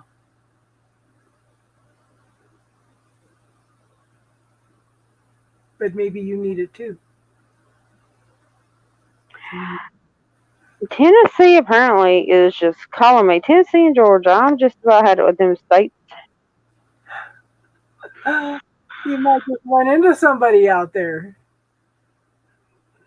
Yep, that's the point. Actually, I think on the day that they go, I'm trying to think. Yep, nope, one of them would be there, yes. Yep, I sure probably would. It would be my luck. Well, I'd be like, about synchronicities, you know? oh, I have to be like, you're going to have to go talk to that man over there. He's, Yeah. I mean, I just don't, when they said options, I didn't mean like 45 of them. So I with this Oracle deck, I keep pulling the same card. 7 energies, Oracle of the 7 energies. I keep pulling seeing beyond. That's because you want to allow yourself. Yeah. And it's like, okay. It says do you consider things only within the framework of what you already know, or can you allow yourself to see beyond into the vastness of potential? We are all with the magical ability of imagination, and when we open to it, we become a conduit for divine vision greater than our own. There are 2 ways to view the world and co-create with it. One is from a face value perspective. What you see is what you get. The second is allowing your imagination to see beyond what something is right now and move into a place that doesn't yet exist in the material world. Is this cosmic playground of possibilities? You see into a future where anything you imagine has the potential to become real? If you use your imagination faithfully and consciously, avoiding the traps of fearful projection and drama, you can connect to any reality you truly want to experience. When you open yourself even further, you're often gifted with a divine vision. As a practice, you can reimagine that vision over and over to strengthen it. As you channel these visions through you, become a superconductor for the world. Today, know that your vision, what you imagined forming in the invisible, will be delivered into the material world. Don't worry about the timing of things. That is in the hands of the universe. Your job is to continue to imagine. Take a few steps forward, then imagine some more. The universe's job is to make it real. What a fabulous partnership. What grand and glorious adventure can the universe and I create together? Oh, no. About 45 of them. Yeah. You want a card, Judy? Oh. The fly thing. I'll send you something on that too. It struck me very odd. What was it? The fly. I didn't see anything on the fly. I know. I gotta send it to you. It struck me, and I was like, I'm listening. Yes. Was it him? No, it was more of a something I wasn't. I was just listening to just stuff. Cause Shane was listening to her music while we were cleaning and whatnot, cause of vacuuming. And then I heard. I don't even know. I do know who it was, but I can't think of the name right now. But they said something about flies and gnats, and so I was like, I'm listening. Like you've got my attention. Yeah.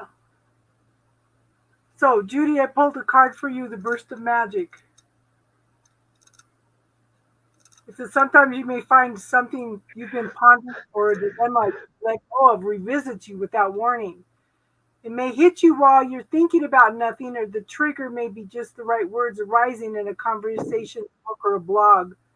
An epiphany strikes like a lightning bolt, waking you up to a truth that has previously eluded you, as if the whole world stops in that moment as you integrate the missing pieces of the puzzle you were meant to solve all along. This is such a time for you now. Answers are coming directly from source and being downloaded into you with such force of conviction that you cannot be the same again. Be grateful for this beautiful burst of magic. It is a gift. Inherent in this is the knowledge that Spirit is always listening to you. Spirit is your loving partner, reminding you that you are not alone. Even when it appears that you are trapped, you always have a key to unlock the solutions if you cultivate the willingness to be open to and in tune with Source. The answers you seek come when you stop looking for them. Be mindful today when information pops up out of the blue, pay attention. The action you need to take will become obvious as you integrate this magical wisdom. Regardless of the subject of your inquiry, you will be transformed. Only good will come of this. We'll pull one for Casey and then Star. I only show a couple people here, so yeah. Epiphanies, yes. Epiphanies are awesome. I feel like I said that earlier. What happened to me yesterday, Casey, is I felt somebody scanning my body. I could actually see the energy moving down, scanning my body. And I was just getting ready to message Star, and she messaged me. Oh no. Yeah. What does Casey need to know?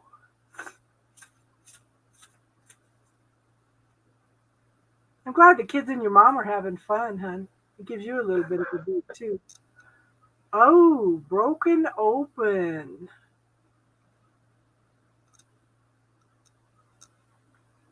Okay. It says, this came up for one of the readings I did. I need to go on and do Pisces tonight after this, or first thing in the morning. I should do it tonight. There are situations in life where you see the value of loss, grief, and a broken heart. Yet it's not the pain or loss itself that must be the focus of your attention here. No, not even the story of what happened. The details surrounding what has brought you to your knees is as important as what results from the experience. Okay?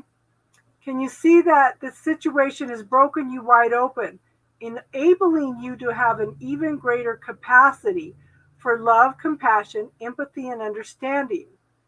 You cannot be the same person as before. The only way forward is to move through it without resistance or manipulation, without attempting to bargain with unseen forces, because none of your usual fallbacks can put you back together again. If you do fall prey to self-absorption or self-pity, it will just make it harder to get you to the next gradual phase leading to relief. Yet even if you are prolonging the inevitable, you will get there eventually. The gift is in accepting who you've become as a consequence of integrating this difficult experience and allowing yourself to be more than you were. And your situation with your sister comes to mind with this, okay? This wisdom comes at a high price, but the value of your experience of moving through and to the other side is unsurpassed.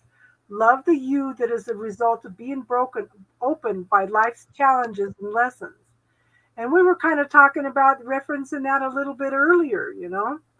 Your daughter, your mom may think that your sister is the lovely one, but we all know how awesome you are, right? Okay, come on, hon. Come on in. Okay, Star, let's pull a card for you. Leon had something posted on his channel. What did he post now, girl?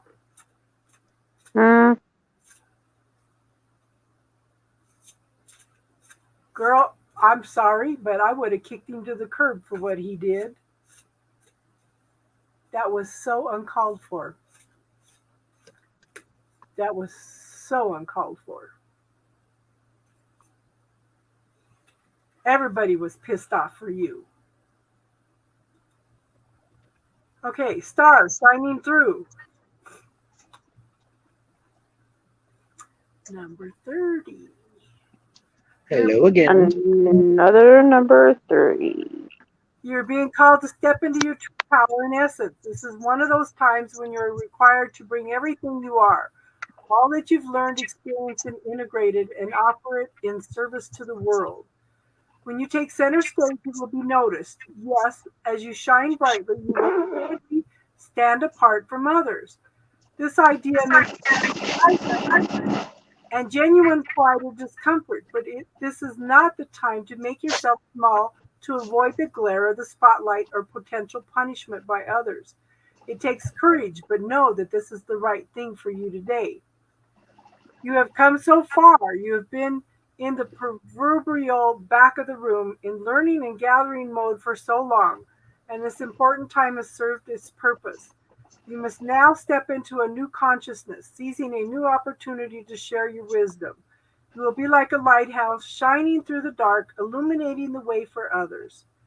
Be careful of the voices in your head that say you can't, or you don't know enough, or who are you to shine? The better question is, who are you not to shine? Okay? Hence the start. I love that. All you are and all you have become is by the grace of the divine. Now it is your duty to share your gifts. Celebrate this. Center stage, huh? That's so cool. That's really cool. I call people who brighten my life lighthouses. Yeah. Okay, let's pull a card for Crystal. Yes, don't give up on the person you're becoming. You know, we shift and change, and I've been saying since January, we're all going to be different by the end of the summer. All of us. You know? I truly believe that. I'm already different. Yeah. Yeah. Crystal. Because I've been getting the same card over and over again, you know? It's like, okay. So I read it. See, now you've got it. Seeing beyond. That's the same card I keep getting. Okay? Same card. I keep getting the same thing over and over again. Do you consider things only when the framework of what you already know? Or can you allow yourself to see beyond into the vastness of potential? We are all gifted with the magical ability of imagination. And when we are open to it, we become a conduit for a divine vision greater than our own. There are two ways to view the world and co-create with it. One is from a face value perspective. What you see is what you get. The second is allowing your imagination to see beyond what is right now and move into a place that doesn't yet exist in the material world. In this cosmic playground of possibilities, you see into a future where anything you imagine has the potential to become real. If you use your imagination faithfully and consciously, avoiding the traps of fearful projection and drama, you can connect to any reality you truly want to experience. When you open yourself even further, you're often gifted with a divine vision. As a practice, you can reimagine that vision over and over to strengthen it. As you channel these visions through you, you become a superconductor for the world. Today, know that your vision, what you imagine forming in the invisible, will be delivered into the material world. Don't worry about the timing of things. That's in the hand of the divine universe. Your job is to continue to imagine, make a few steps forward, then imagine some more. The universe's job is to make it real. What a fabulous partnership. That's beautiful. So we're both going through the same thing. Input, input, input. Yeah. You guys want to learn how to remote view? You guys want to practice? Yes. Yes. Okay, it's pretty simple. I'll pick an object. Let's see. Okay.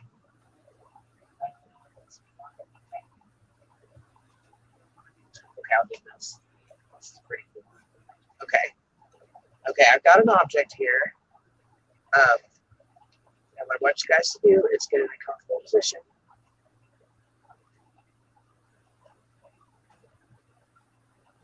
And ground.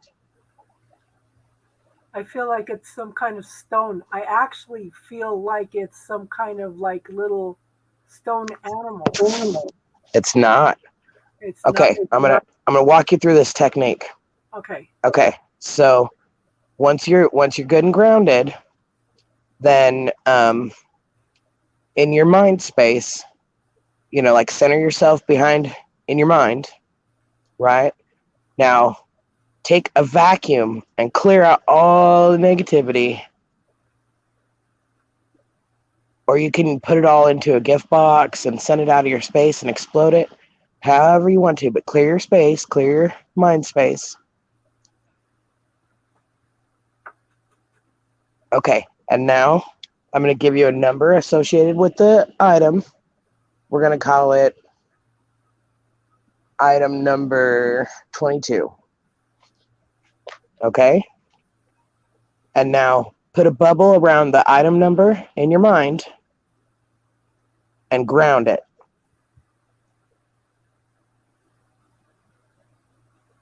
And once you got that, go into the number in your mind space and probe it. And see what kind of descriptions you can get. Is it heavy? Is it light? Colors, shapes, anything like that. No wrong answers.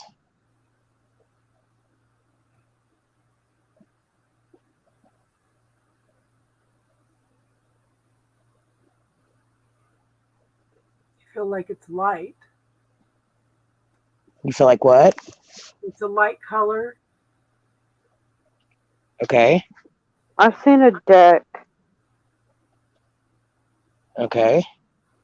like a deck of cards, so I don't know if it's just one card or the whole deck. Okay, well, if you don't know, consider it an AOL, which is I can't remember what that means. But just send that out of your space. Clear that out.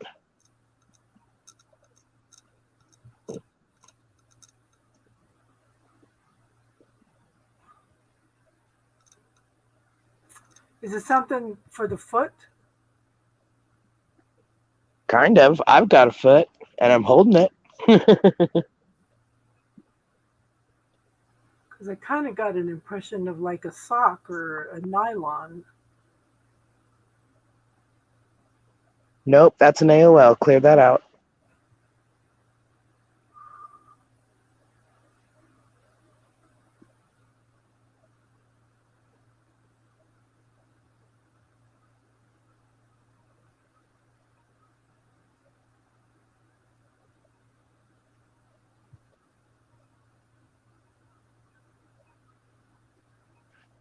You have to try. You don't have to try. You just let it come to you. See, I'm trying. This is odd. This is weird for me. Isn't it different? I'd rather just come see. Well, if you want to do that, go for it. No, I'm saying like I don't know what this is. Like this is If weird. you want to connect to my consciousness and look at it, you can. I won't. I mean, you're okay. I trust you. Good night, Casey. Good night, Casey. Love you, Good sister. night, Love you, night. Casey. We're trying to remote view, Alban.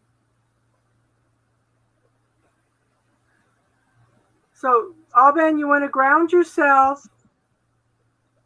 You want to center yourself. You want And to clear everything out. vacuum out all the negativity. Okay. And then just kind of relax into it. She's gave us the number 22. So you can take that number 22, put it into a bubble. Okay. And then kind of relax into it and see what kind of impressions you get about it. Is it You have light to ground the bubble. or ground the bubble?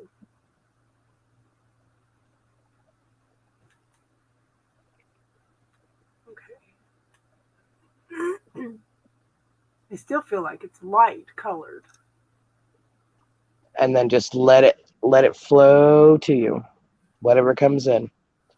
See, you can picture it on a movie screen in your mind if you want, if you see, or if you feel, if you hear.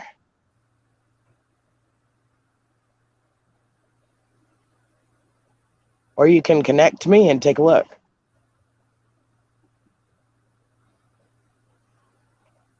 Is it a candle? Is it a what? A candle. Very, very close. I was gonna say sage. No. Incense. No. Nope.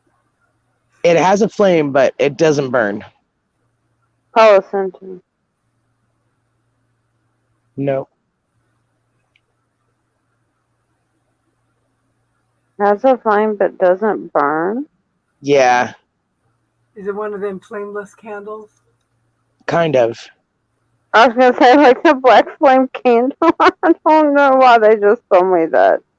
That's so weird. You want me to tell you?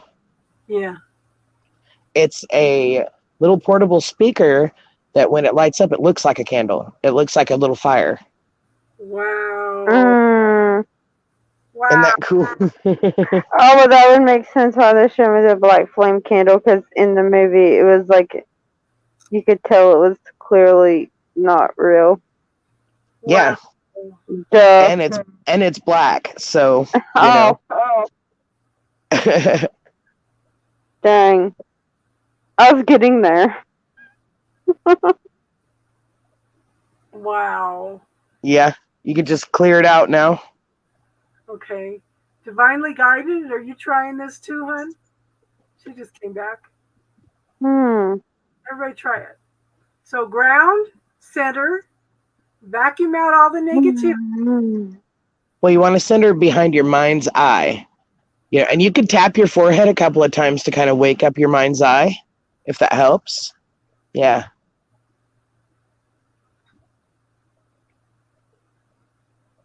You want me to get another item? Yeah. Okay, we'll play again. Hang on. Okay, here we go. I got one. And let's see, the item number with this, we'll associate it with item number... The numbers are hard to see on it, but there are some numbers on it. We'll go with...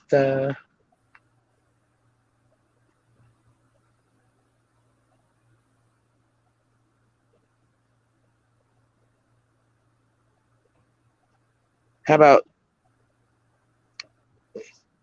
3,000?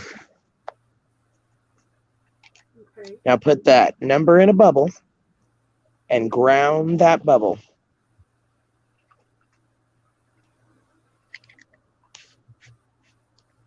Now see if you get any impressions on it. I'm holding it in my hand.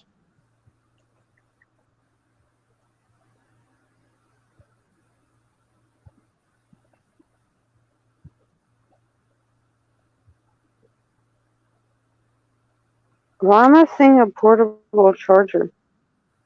Because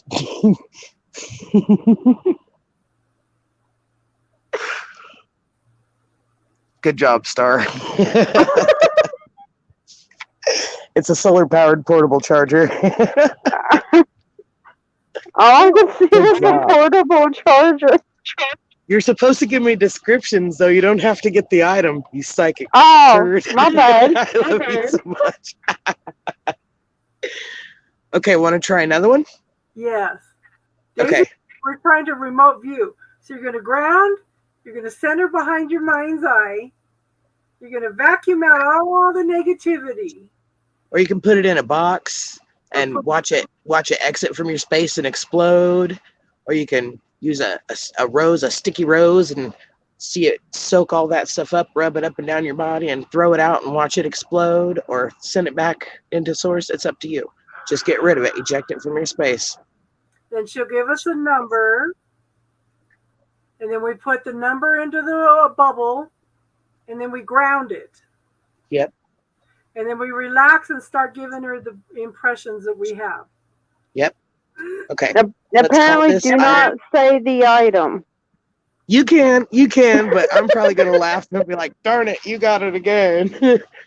I'm trying to let you guys just kind of see what, if you get colors, if you get shapes, light, heavy, that kind of thing. Descriptive words. If you see the item, you can tell me, but, if you're just getting shapes or colors, description, anything like that is what, we're going for. Your shape of a candle, yeah. Okay. All right, let's call this item number, we'll call this number 15. I'm holding it in my hand.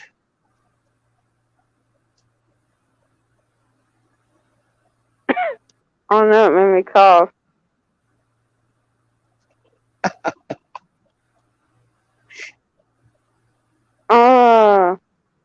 This cigarette? Nope. Something that burns. I see smoke. I kind of wondered about matches.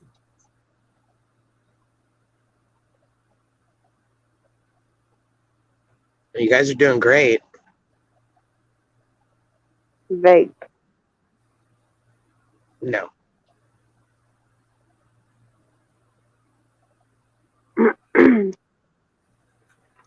I don't know. It's with my throat. I know that much. Daisy says a cup. What do you see?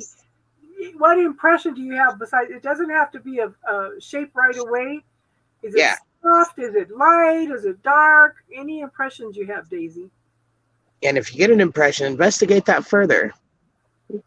I'm seeing smoke. So it must smoke something. Judy got it. I just looked at the chat. Lighter. A lighter. You guys are very close. I use it for smoking. I was close. I said cigarette. I think about smoking when I look at it, so Yeah. And you said something with the flame. You were thinking matches. Yeah. Yeah. Yeah. So you guys are very close. See how easy that is? Isn't that fun? Yeah. I love doing that. I love doing that. I'm pretty good at it too. Oh, hold up. Okay. My turn. It is see-through, Daisy. It is see-through. It's like a cheap red one. Are you going to get an item and let us look at it? Okay. Oh, just a minute. yes. Let me get comfortable. Okay. Let me hold on. Let me just crash like this sucker.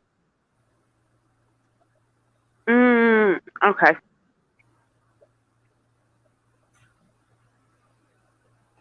Y'all ready? Yeah, we're gonna call this item 0.5.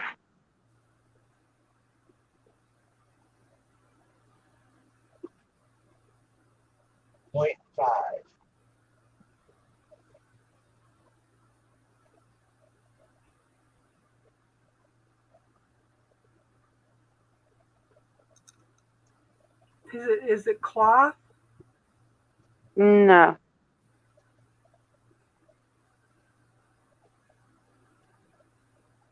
Is it folded paper?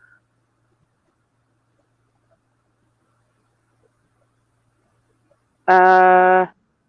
No, there's paper on it, but it's not what it is necessarily. No, it is a liquid. Because I kind of have the impression of like a bridge.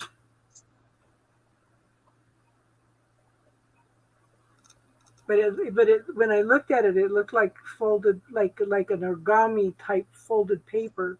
But it looks like some kind of bridge. It feels like some kind of bridge where something you go under. No.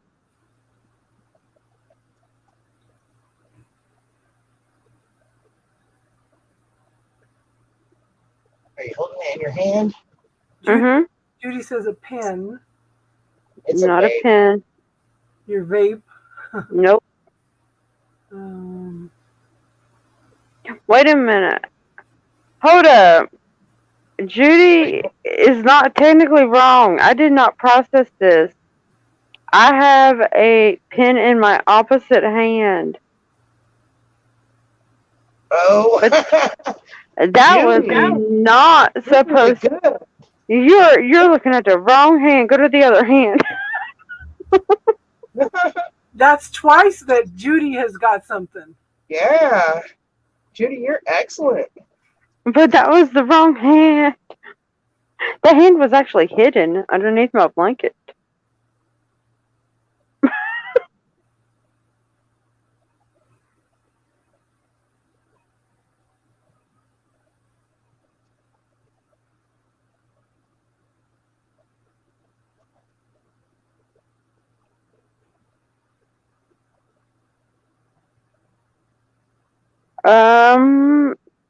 Not nail polish, but kind of the same size.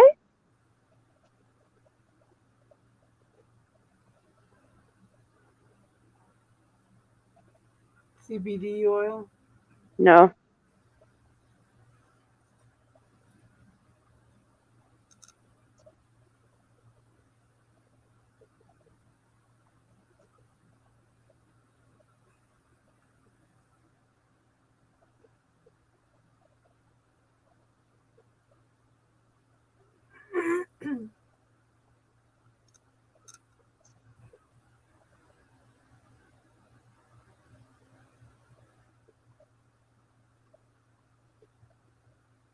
Is it metal? Hmm? Is it metal? Metal? Yeah. No.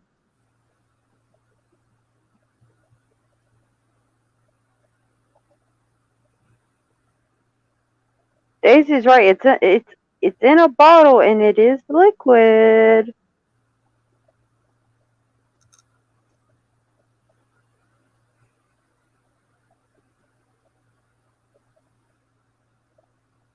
Soda. No.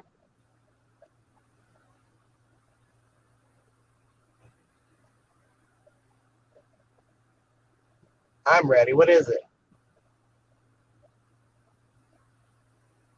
You want a hint?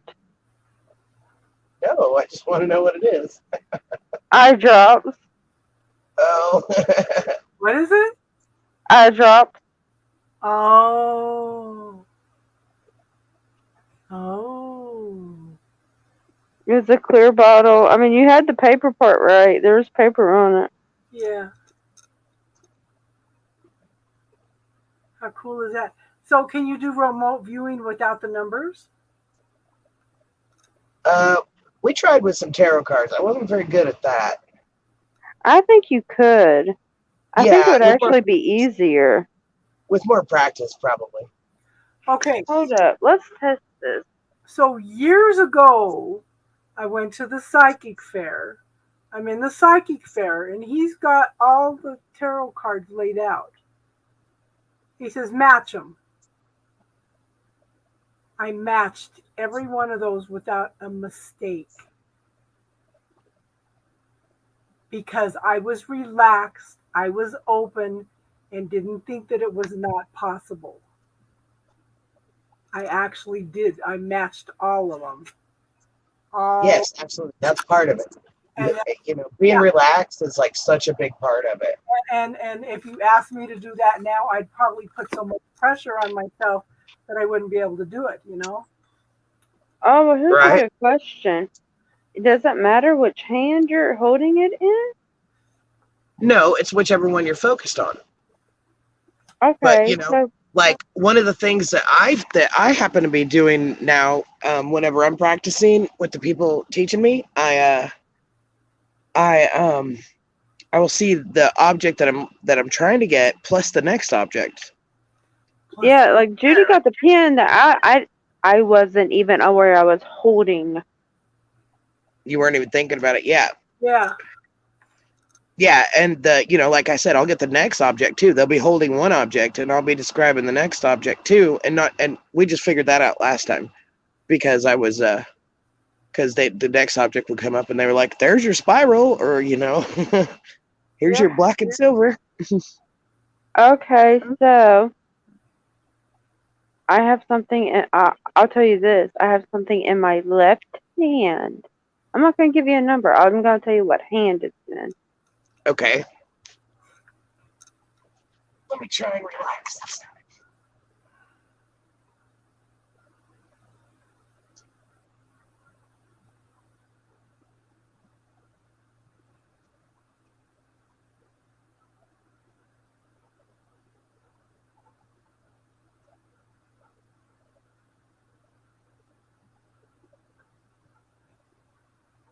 Is it square? Is it what? Square? No, not really. Maybe rectangle? Ish. A rectangle, a big square. Yeah, Ish.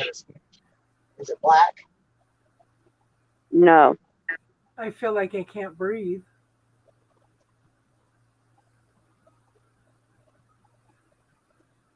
I'm not holding my vape, so that's not it.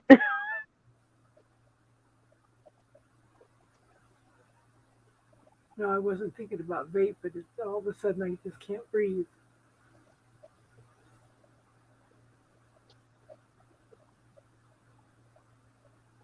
Is it oval? Mm-mm. No.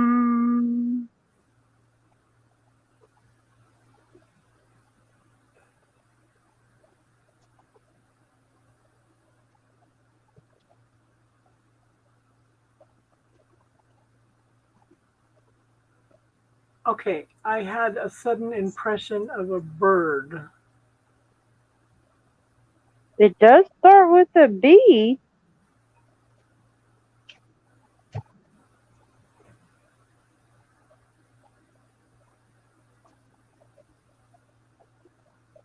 But it's not a bird.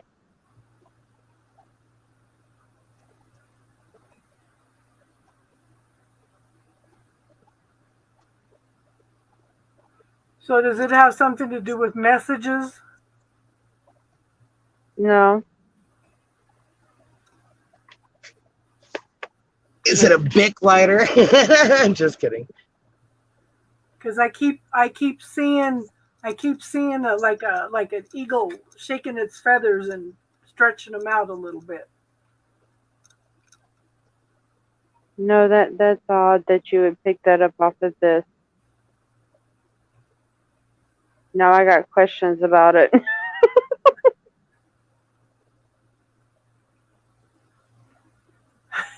It's like a messenger, or messages from spirit or something.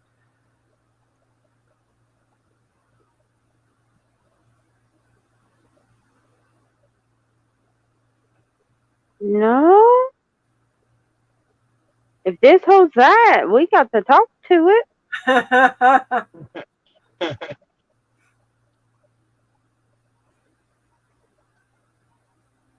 That's one of the things I want to study is psychometry, where you hold it in your hand and tell people about what energy you pick up.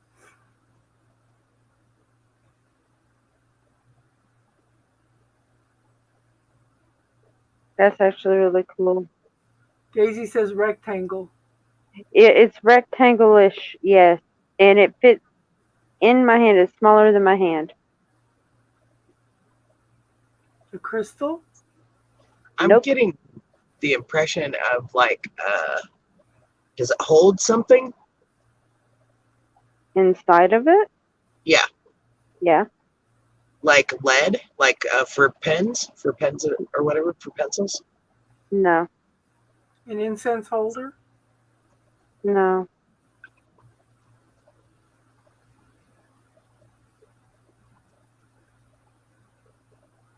Your phone, Daisy said. No. My phone would not fit in my hand. Like it's smaller than my hand. Like I can actually fold my palm and my fingers, and it not like if I turn my hand upside down, I don't drop it.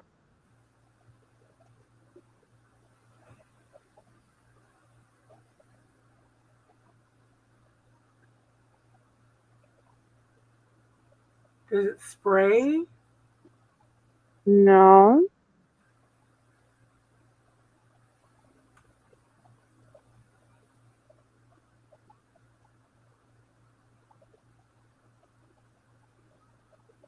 Your debit card and ID?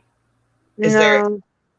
Does it have something to do with incense or USB something, drive? something brown? Something brown in it?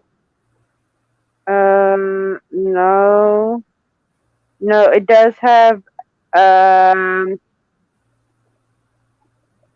know why you might be picking up on incense. It does have an essential oil in it. Most people don't know that.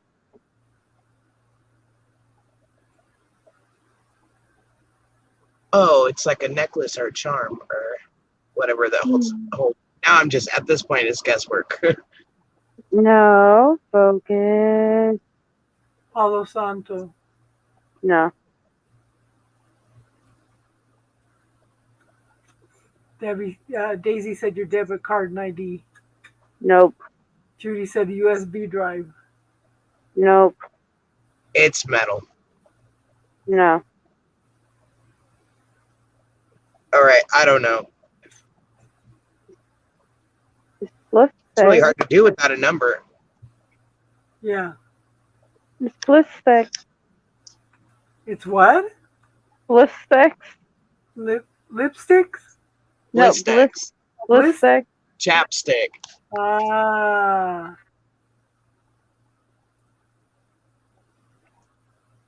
Huh. All right, Casey. Casey, you get an item for us. Well, I would think like if you put a bubble around if I told you my left hand and you put a bubble around my left hand. And I grounded it. I was trying to just ground your left hand, not with a bubble. I should have done a bubble. Yeah. Well, I was thinking that might help, like, with getting away from the number. You know what I mean? Yeah. Yeah, true. Okay, I've got something. You got an item? Yes. Okay. All right. Let's give it a number 2. Okay. Number 2. Okay, hold on.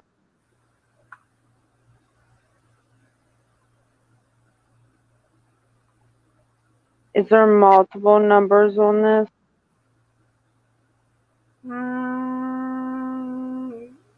Yeah. It's a dice. No.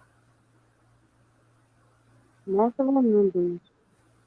Why'd they show me a dice hanging from a car? That's weird. Because it's a game of chance.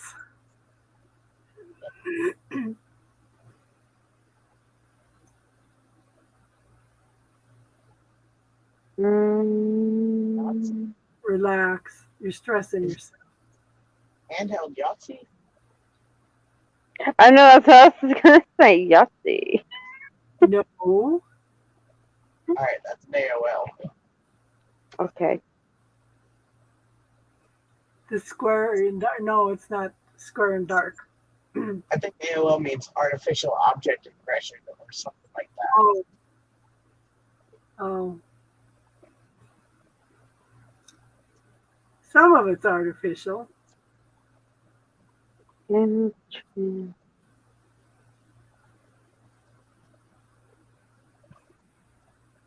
colors? See purple. Nope.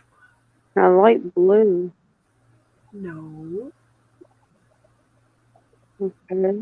Clear out your space. Clear out the negativity star.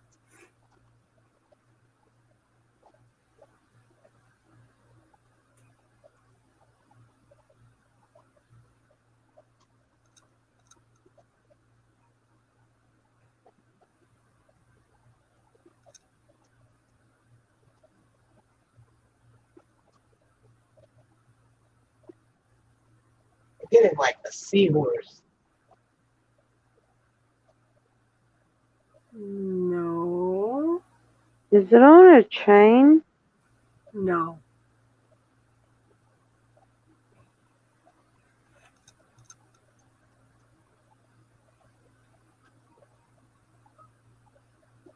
Chest. What? Nope. Nope. Nope. No, they show me like a chest piece. That's weird. Might be about the same height as some chess pieces. Okay. No yellow, Daisy. Hmm.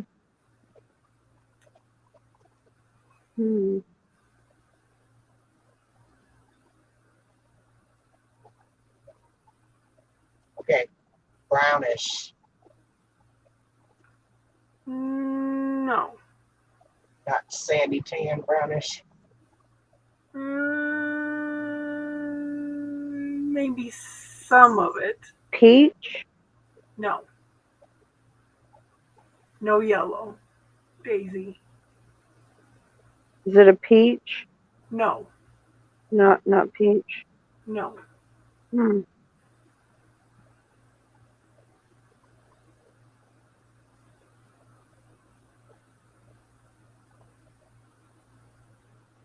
Seashell. Does it pop open? Not pop open, but it opens. Like flip top or twist top, kind of? Twist top. Okay.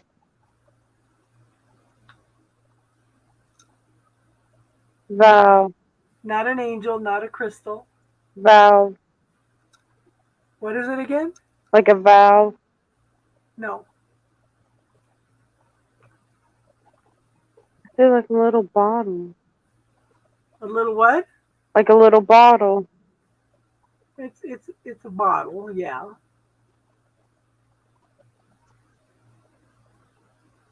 Essential oil. Nope. It's a supplement.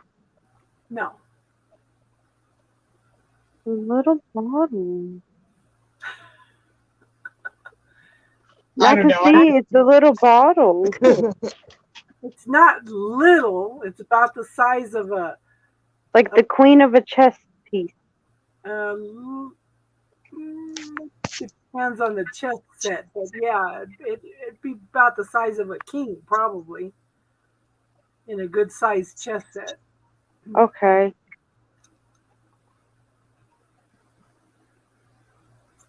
Hmm.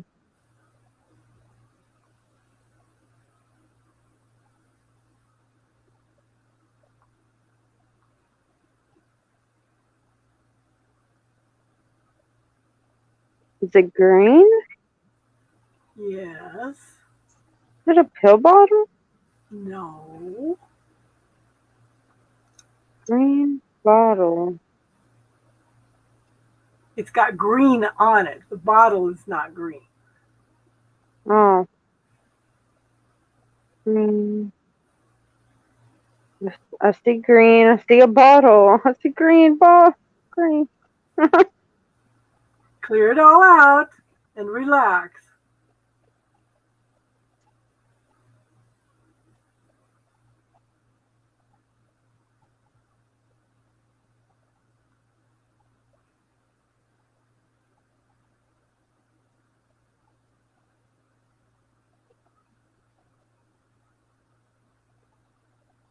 Is it glass?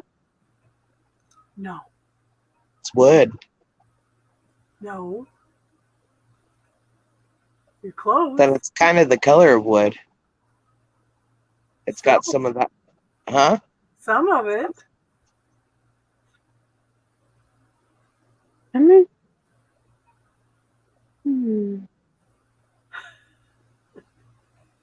this is odd. It is odd. All right, what you got? What is it? Yeah, hold up. I gotta see this thing because it's got me puzzled. Spices. Interesting. Why was I getting a seahorse first impression? That's weird. What kind of spice was it? It's got Yeah. minced onion, salt, granulated garlic, ground black pepper, dried chives, dried green onion, spinach powder, lemon oil, lemon juice, dried parsley, and safflower oil.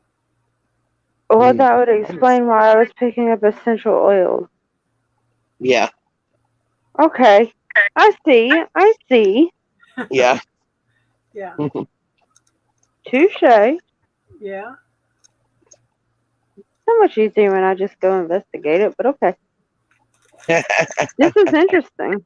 You want to Isn't it? You want to try one more? Sure. Okay. All right, everybody, clear your space.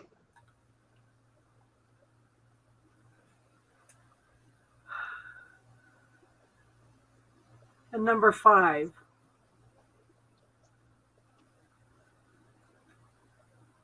Did you pick a number? Number 5. Number 5? Okay.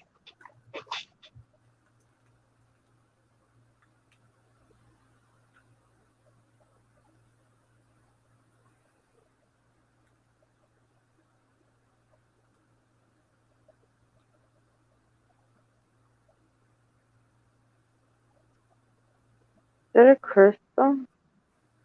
No. Size of a crystal?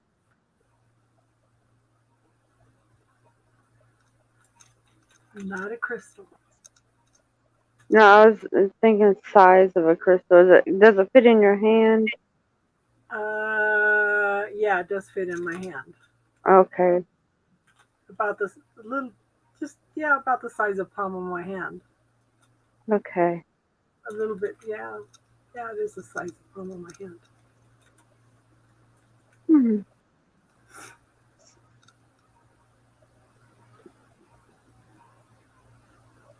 Right.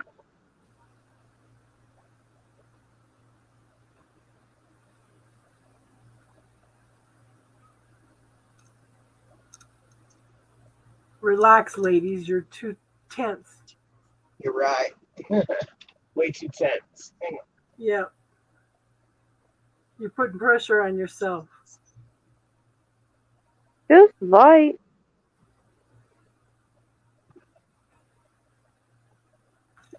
Well, it's not real light.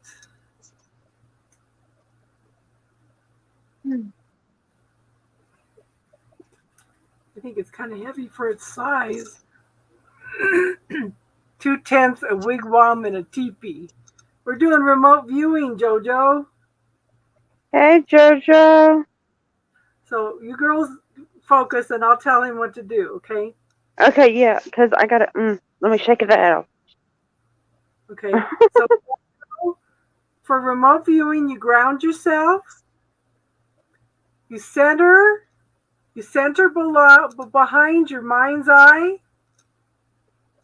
You take a vacuum and you vacuum out all the negativity in your body, any stress, any pressure, anything you put on yourself, okay? I assigned the number 5 to it. So you're going to put that number 5 into a bubble. You're going to ground that bubble. Okay, and then you're going to relax and start telling me what kind of impressions you have about that. I see a metal. No, metal.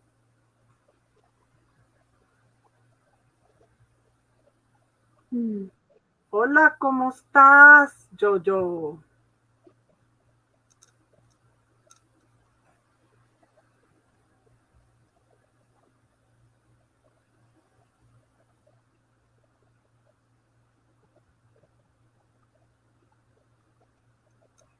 In Spanish, Jojo would be ho ho.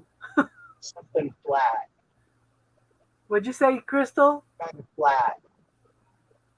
Yeah, it's flat. No, it's not a polished stone.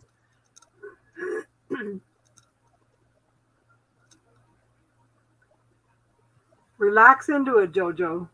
It's light, No. like it's not heavy.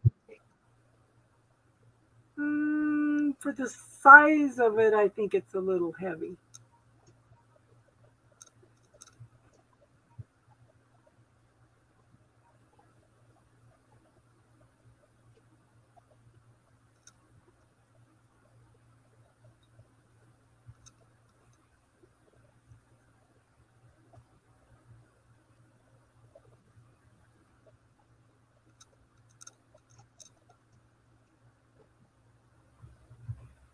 I'm getting a burst of like peacock colors. I seen a bird. No. There's no teal or blue. No. Is it? I don't know what color to describe them. Bronze? What color? Bronze? It's the best way I know to describe the color I'm seeing. It's like a bronze, but not bronze. It's lighter than bronze. No. No. No. Does it open kind of like a clam? No. Hmm.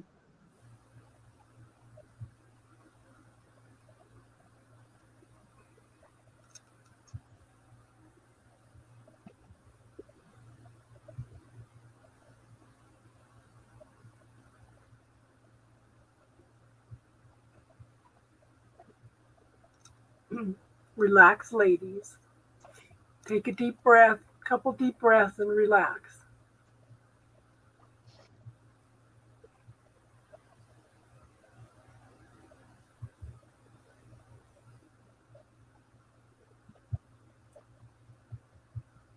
Like a paperweight?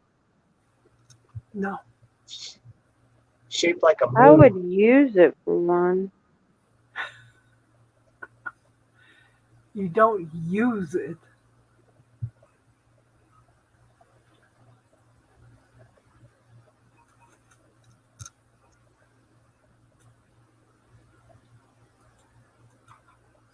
Come on in, Jojo.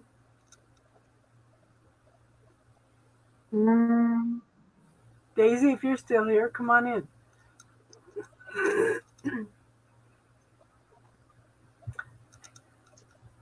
I feel like you guys are putting too much stress on yourselves. I agree. Yeah. You want to know what it is? Yeah, it's official. I'm gonna need to know what that is now. 'Cause they're Yeah, giving me what is- weird. They're giving me weird stuff. What is that? A brownie. A brownie? Bronze. It does bronze. It does look bronze on the side. What's the insignia on it? /R, and it's made from a like a purple gray. Yeah, Is that like an eye kind of? it's a 2 slashes and an R. Yeah. See? Oh, trippy. Yeah.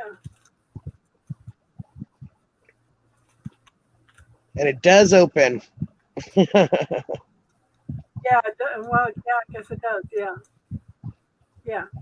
When you were saying open, I was thinking like pop top. You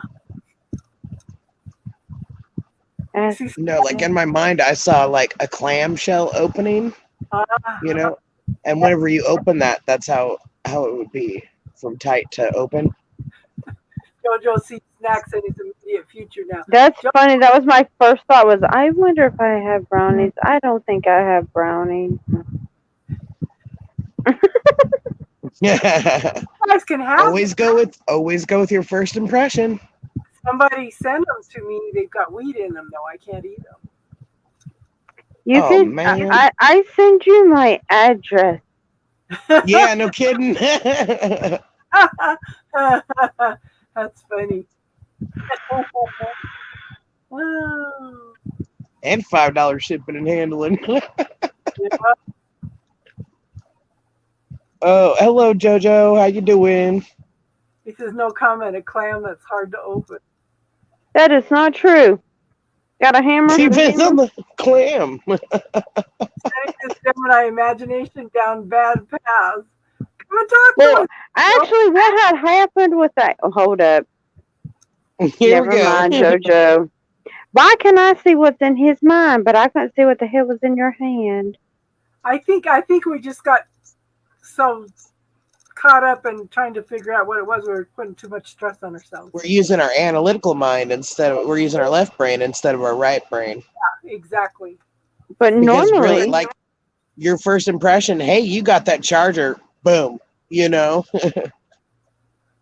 Yeah. but Oh yeah.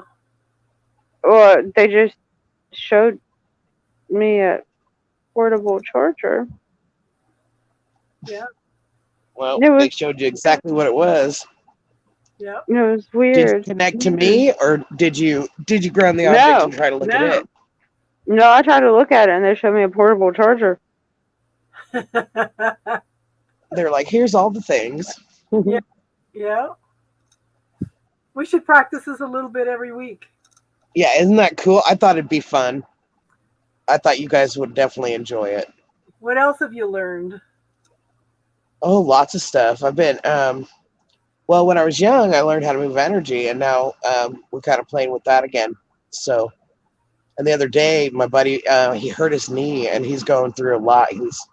He's lost his job, separated and stuff, and he's like, send good vibes. And I was like, I'll send healing energy. And like, I activated and I felt it just come forth through my hands. Yeah. I was like, woohoo. Because I just thought, I'll send healing energy as I typed it. And then it was coming right out of my hands. So that was pretty cool. But did he feel your... Did he feel Oh, yeah, it? I'm sure he did. He's very receptive to energy. When I was telling him we were at campsite, hanging out, and I was telling him what all I'm doing now, he's like, I feel energy. And I was like, right on. And then a little later, I'm talking, and I was explaining, what I'm doing, and I was just like, and I'm so grateful.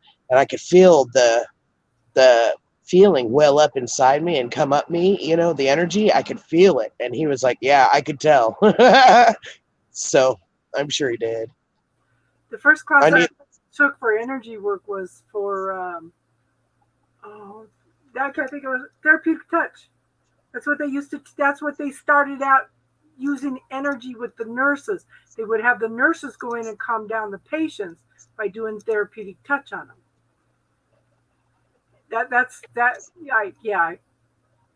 Mm-hmm. I felt that. So now I'm trying to check out Reiki and everything, all the information I can, and I'm checking out kinesiology too. Whenever you taught us how to muscle test, yeah, and you're like, you guys need a muscle test, and ask your body.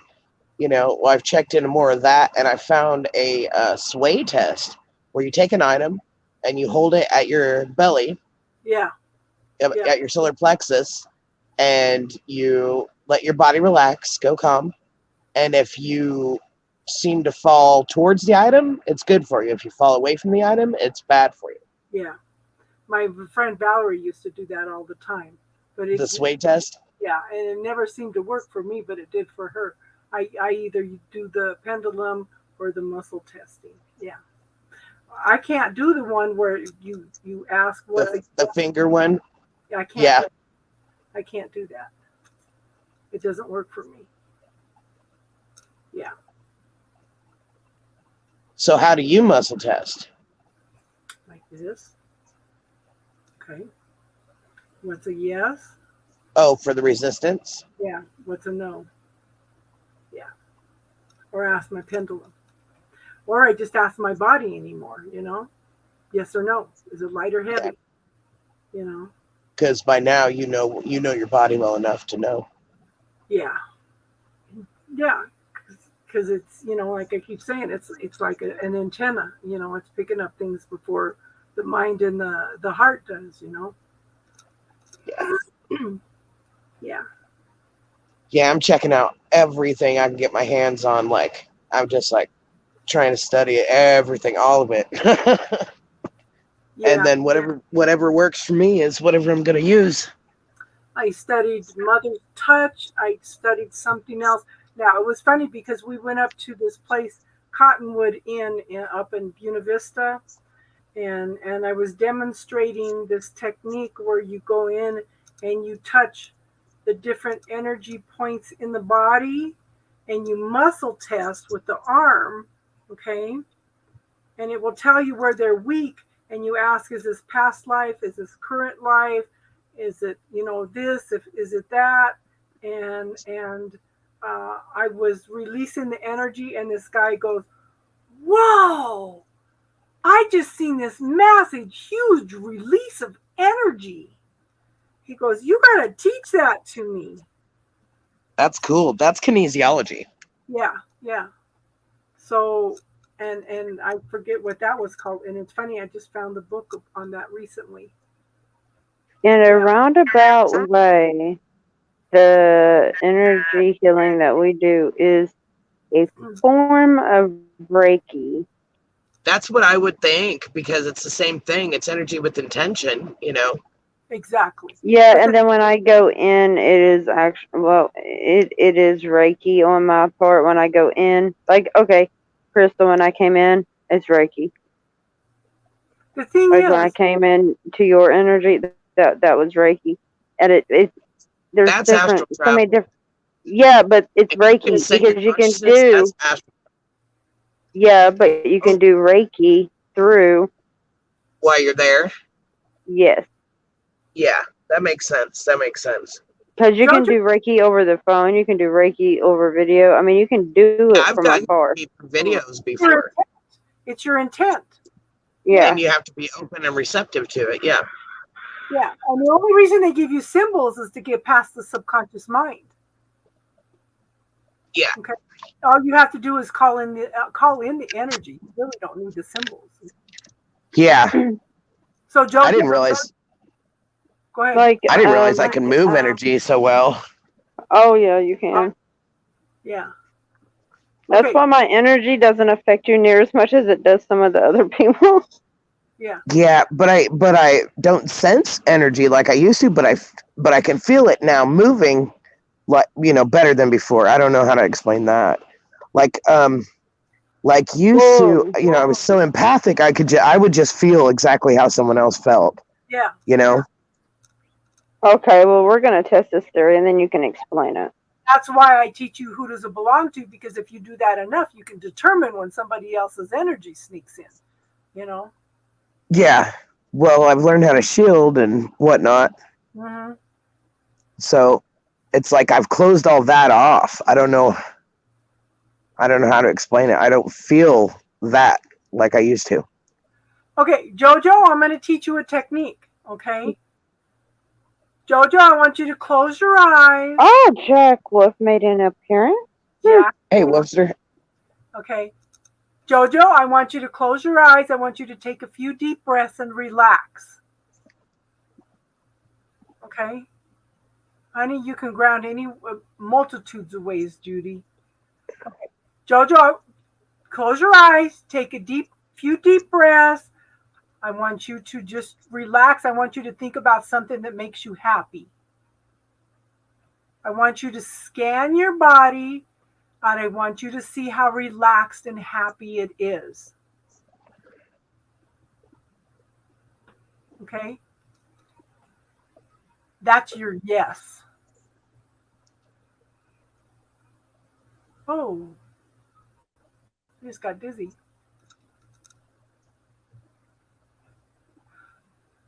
So Jojo, after you scan your body and see how relaxed you are, I want you to think about something that makes you upset.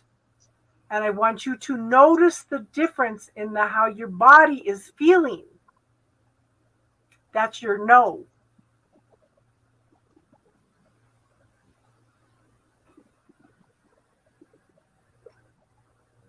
You can ask if a person is good for you or not. First, find your happy place, and then ask if they're good for you or they're bad for you. How does your body react? How you doing tonight, Jack? Did you get a new headphone yet?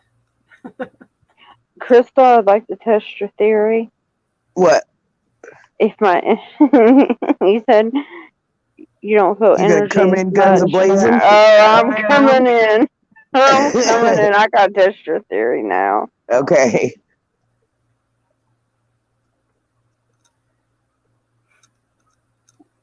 I feel you, but you're not as strong as last time.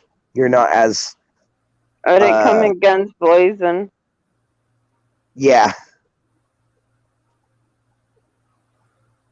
I can definitely sense your presence. Oh, that is a cool charger. It's like What you're the pushing heck? up against my shoulder. Yeah, I'm okay. Okay. Did you try that? Ignore Jack? the mess. Oh, I don't care. How you I doing, used- Jack? Yeah, Jack, how you doing? No, I used to have this sign on my door. If you're coming to look at my house, please turn and walk away. I got a big sun on my front door. But no, I mean, my house was always clean, but it used to take me off because I knew people, even, I'll say it, my ex-mother-in-law, no matter how clean my house was, she always had some snide comment.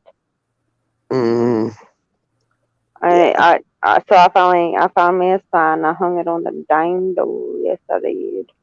Oh my goodness. You're half asleep? Yeah.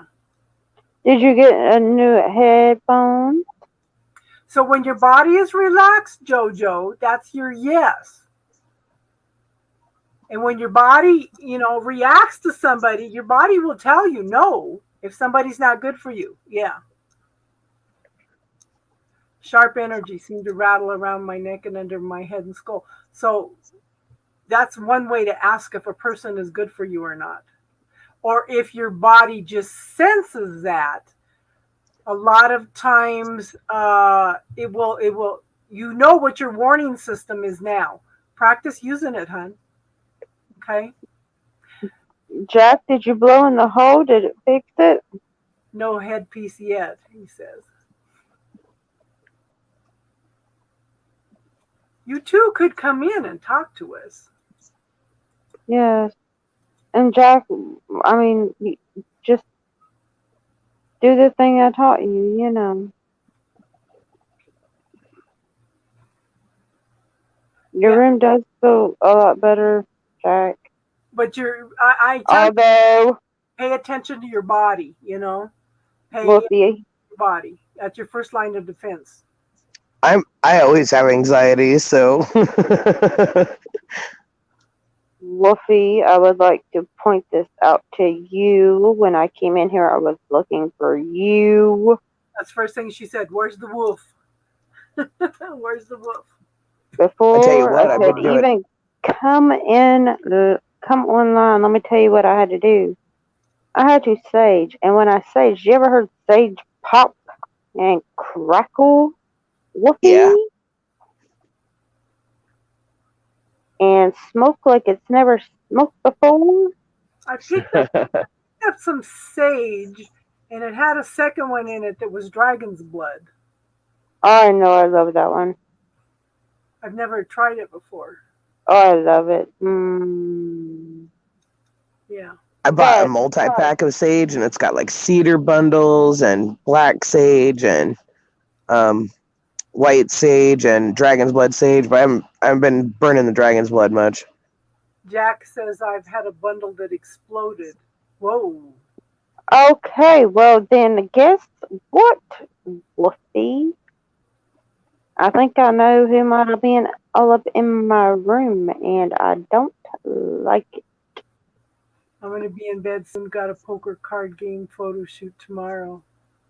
Yeah. Oh, I definitely liked how y'all were just chillaxing in the picture, JoJo. I liked it, by the way. I did.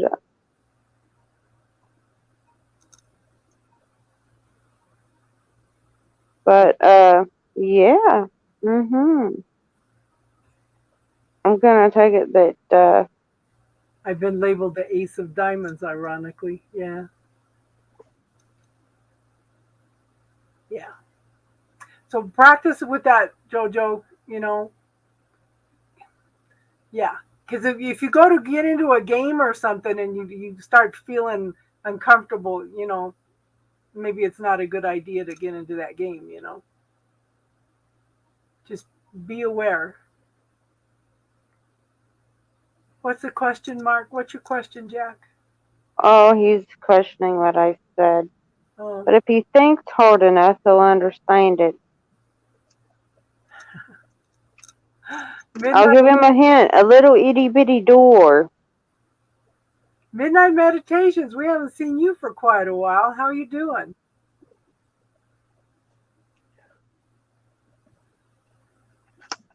Yeah. You know, she's familiar. We've been playing around with some remote viewing. Good. Tomorrow's just a photo shoot. Yeah. Good. Well, I hope you have fun tomorrow. And I know here you're about to try that on, JoJo. What's up with the weather, Jack? I like it. Oh, I've noticed it, Jack. Oh, I've noticed it. Yeah. So, Jack, yesterday I was just taking 10 minutes to close my eyes and center and relax, and I there was somebody scanning my body. I felt the energy come all the way from the top all the way down. That's trippy. Yeah. I said I gotta get a hold of Star, and she messaged me first. I told her I was just messaging you. I was halfway through typing it, you know. I'm not being Surprised you don't cocky excite. or whatever. It's one of those moments of, I just know things. Well, the impression. Yeah, it's like I don't know if it's tied into CERN or not, but I had the feeling that I was being evaluated to see if I was worthy or not. I think That's the impression that I got. But I thought, well, why are you being judgmental? exactly. See, they're not really. So that makes me go. Yeah, because why is the judgment in there? You know, when There was is. it? this was yesterday. It was yesterday. That's trippy. Yeah, kind of freaked me out a little bit because I actually saw it coming down. I bet. Keep your protection up. Yeah. Yep. Please. Ooh, 1, 2, 3, 4. 12:34. They still look at the time. 1, 2, 3, 4. My numerology numbers are 1, 2, 3 mostly. And the gal that did my numerology stuff, she says, yeah, just walk around saying all the time, my life is as easy as 1, 2, 3. Yeah. So I happened to glance at my daughter's numerology chart that I've done up so far. She's got 3 master number 11s, and her past life life path number was 22. How did she go down unless she didn't learn the lesson? And then she tells me here just this past week, Mom, I think I want to be a teacher. The fuck is wrong with you? Black obsidian. Black obsidian. Yeah. That was my first thought was, what is wrong with you, child? I never once ever said that. Ever. You should come on and talk to us, Midnight Meditations. Just click on the StreamYard link. Yeah. Yeah, the weather here has been cool. The weather here has been not over 82.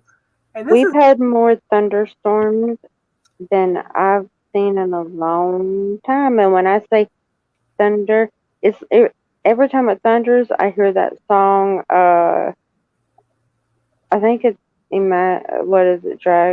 Imagine Dragons or something. Thunder. Yeah. Yep. Yeah.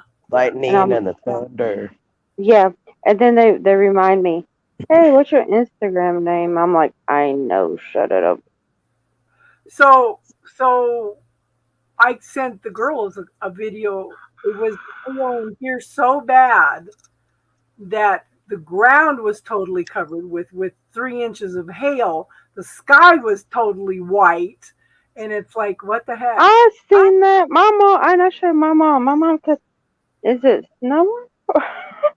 No, that was So yeah. So I've got a story. So last Thursday, I got a group reading by the psychics that they've been teaching me, and some I hadn't met. And then they told me all kinds of beautiful things. I just wept because it was so beautiful. And it wasn't like a futuristic thing. It was just about myself, and, that I'm on the right path and all that. And then Friday, I went to the lake with my friends unexpectedly. And I'm telling them about what I'm into now, what I'm doing, and all of a sudden, it was really hot out, and then the wind came, and everybody's like, uh-oh, and so they start scrambling, and I'm like, it's not going to be too bad, and it started sprinkling, and I've got my arms up, and I'm just enjoying it, and they're like, if you want under here, they pulled out the awning, and I'm like, no, it's not going to be too bad. About that time, it stopped. Well, there's a little bit of lightning and thunder off in the distance, but it stopped, and then a rainbow came out. But it had cooled. More rainbows. It had cooled off dramatically and stayed that way the rest of the evening. We had 4 thunderstorms come through that day, and 2 tornado warnings. We didn't have any. It was a little on the radar. It was a little blip, and then it would get big and dissipate, get big and dissipate, get big and dissipate. And I was like, it ain't gonna do nothing. And off in the distance, you could see thunder and lightning and stuff, but it didn't do nothing where we were besides a little bit of sprinkles. It was beautiful. God, I said, this is a blessing, y'all. Yeah, we need the moisture back. I've seen more rainbows this year than I have ever. Say hi, Midnight. What's happening? What is going on? Hello. Talking about Hi. anything tonight. What now? We're talking about everything and anything tonight. Well, there you go. We were talking about remote viewing earlier. Yeah. And crystals, and I don't know. We've talked about a little bit of everything tonight, huh? I talked about how I want Uncle Joe's either address or phone number. Uncle What else? Joe. Mm-hmm. Lilith a little bit. Talked about a little bit. You name it. Well, it's been up for subject. Well, that's the wonderful thing about this channel is, you can really discuss anything here and be in a good space to be able to do it. Yeah, no judgment. Yep. We've missed. Where you been hiding? Yeah, we've missed. Oh, hiding is what I haven't been doing. I've been working my tail into the ground, to be honest with you. It has been a hard summer. It has been difficult with business. It's just been a rough time. So I've just been trying to, kick her easy for all us sinners. You know what I mean? Mm-hmm. Kind of missing coffee time. Yeah. I'll tell you what, you and me both. Yeah, it was nice. But I'll tell you, I'm a mover and a shaker right now. So Good. Get the projects done, get the jobs done, get the paychecks actually paid and not have to deal with, all that. So anyway, how you guys been doing? Okay. Peachy. Peachy? Not you, JoJo. I know how to reach you. I'm talking about You need to the add other Joe. to reach V-Star. Yeah. Yeah. We just been going through our own changes here. Yeah, what's with the cannula? What's going on there?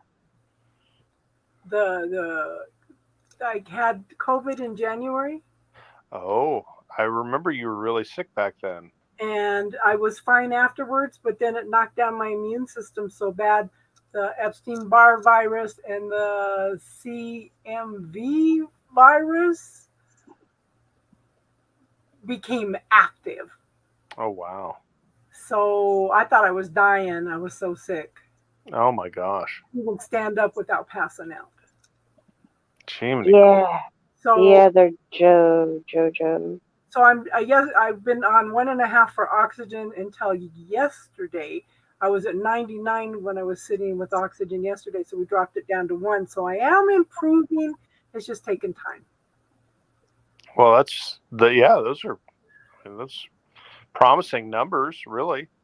Yeah, but I was telling the girls, I said, 40 years ago, I picked up a book by Michael Tierra called The Way of Herbs, and that changed my whole life.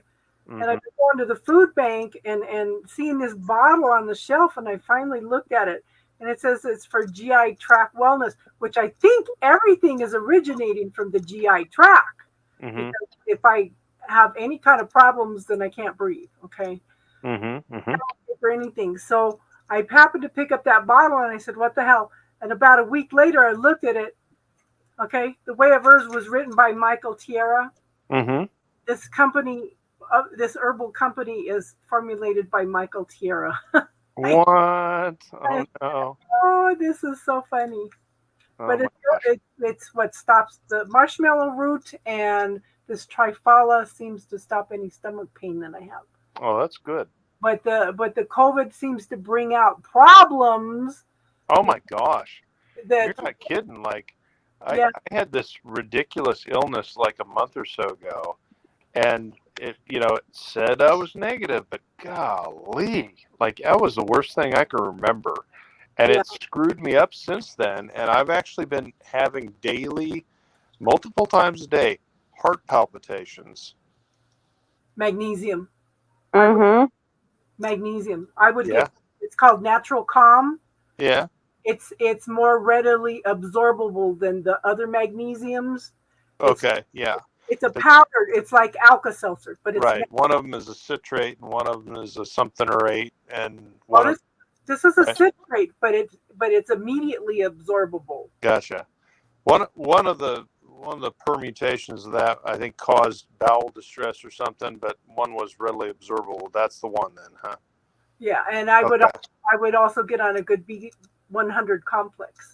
I started B complex. I have not started supplementing with magnesium, so I'll look into that. But I kind of wonder what has happened, and that maybe I had an infection and it got to my heart, and I'm literally experiencing, like myocarditis, something like that. Jack is correct. And I kind of wonder. Or pericarditis. Huh? Or pericarditis. Yeah, that's the other Yeah. one.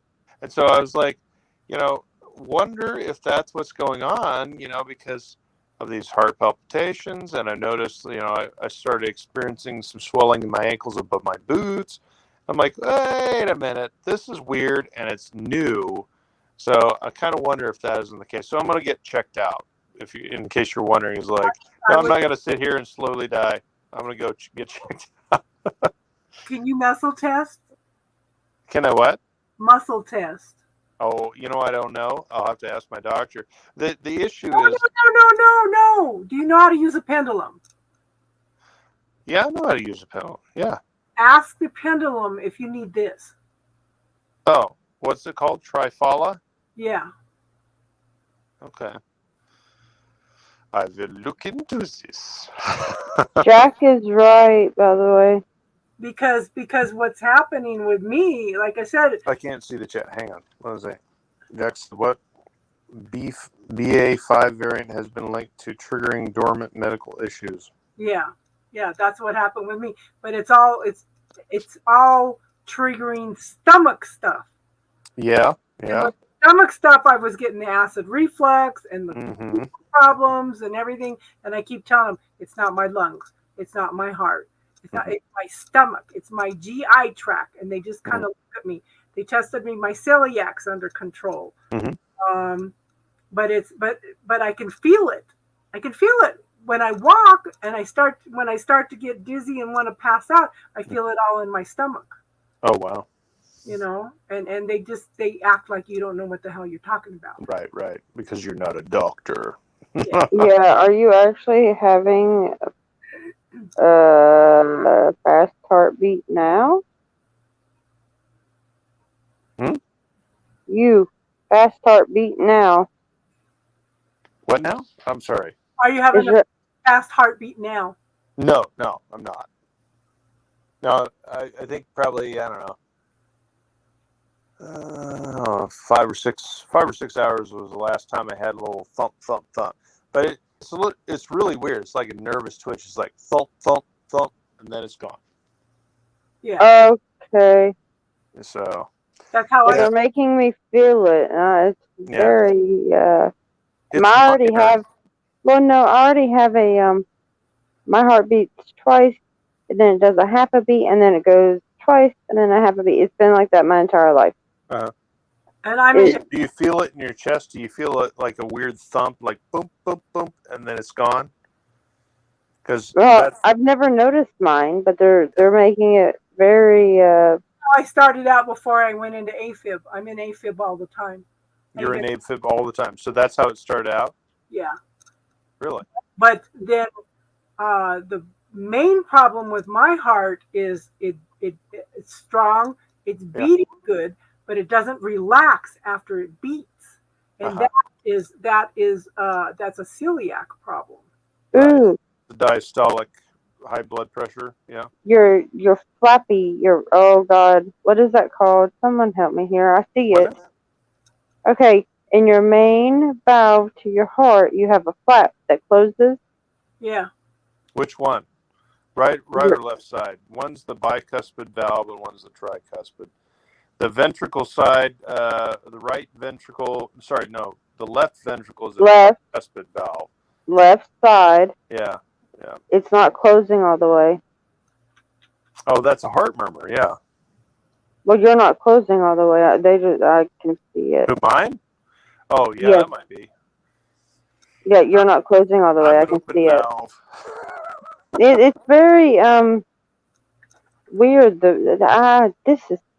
We started this new thing on healing, and now not only do I get to feel it, but I get to see it and feel it more intensely. And yours was like in my face and in my chest. Well, that's because I'm an Aries sun. I should have known you were Aries. Oh. So that's what you get. Wait a minute. But anyways, I've been talking. Jack, another you? So, I have not met Crazy Crystal. How are you? I'm well. How are you? I'm doing good. So tell me about yourself. Are you a reader, or what are you interested in spiritually? All of it. Excellent. That's a good. And we're gonna skip this whole midnight part. This is Jared. Yeah.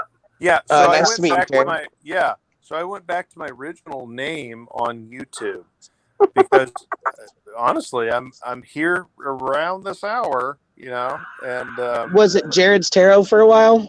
It was a little while. You've read me. Okay, I was gonna say Crazy Crystal looks really familiar, so yeah, good deal. Well, did the reading suck? No, it was on point. Okay, all right. Well, I'm so glad. Thank you so much. Yeah, you're certainly welcome. So, have you touched cards? Huh? Have you even touched cards recently? Have not? Have you been doing readings lately? Yeah. Oh, I'll go usually about 2 hours a day. Sometimes I'll get 4.5, 5 hours in of readings. So I'm on TikTok now because TikTok doesn't, not show my content like YouTube does. Yeah. Yeah. And so, we were just having some great sessions on YouTube and they just weren't showing it to anybody. And I thought, you know what? This isn't right. And so I felt like something different needed to happen. And, I got on TikTok and, I started making videos and they were fun. And, I eventually got to 1,000 followers and now I'm pushing 3. I started doing live on TikTok, and it's been an absolute blast.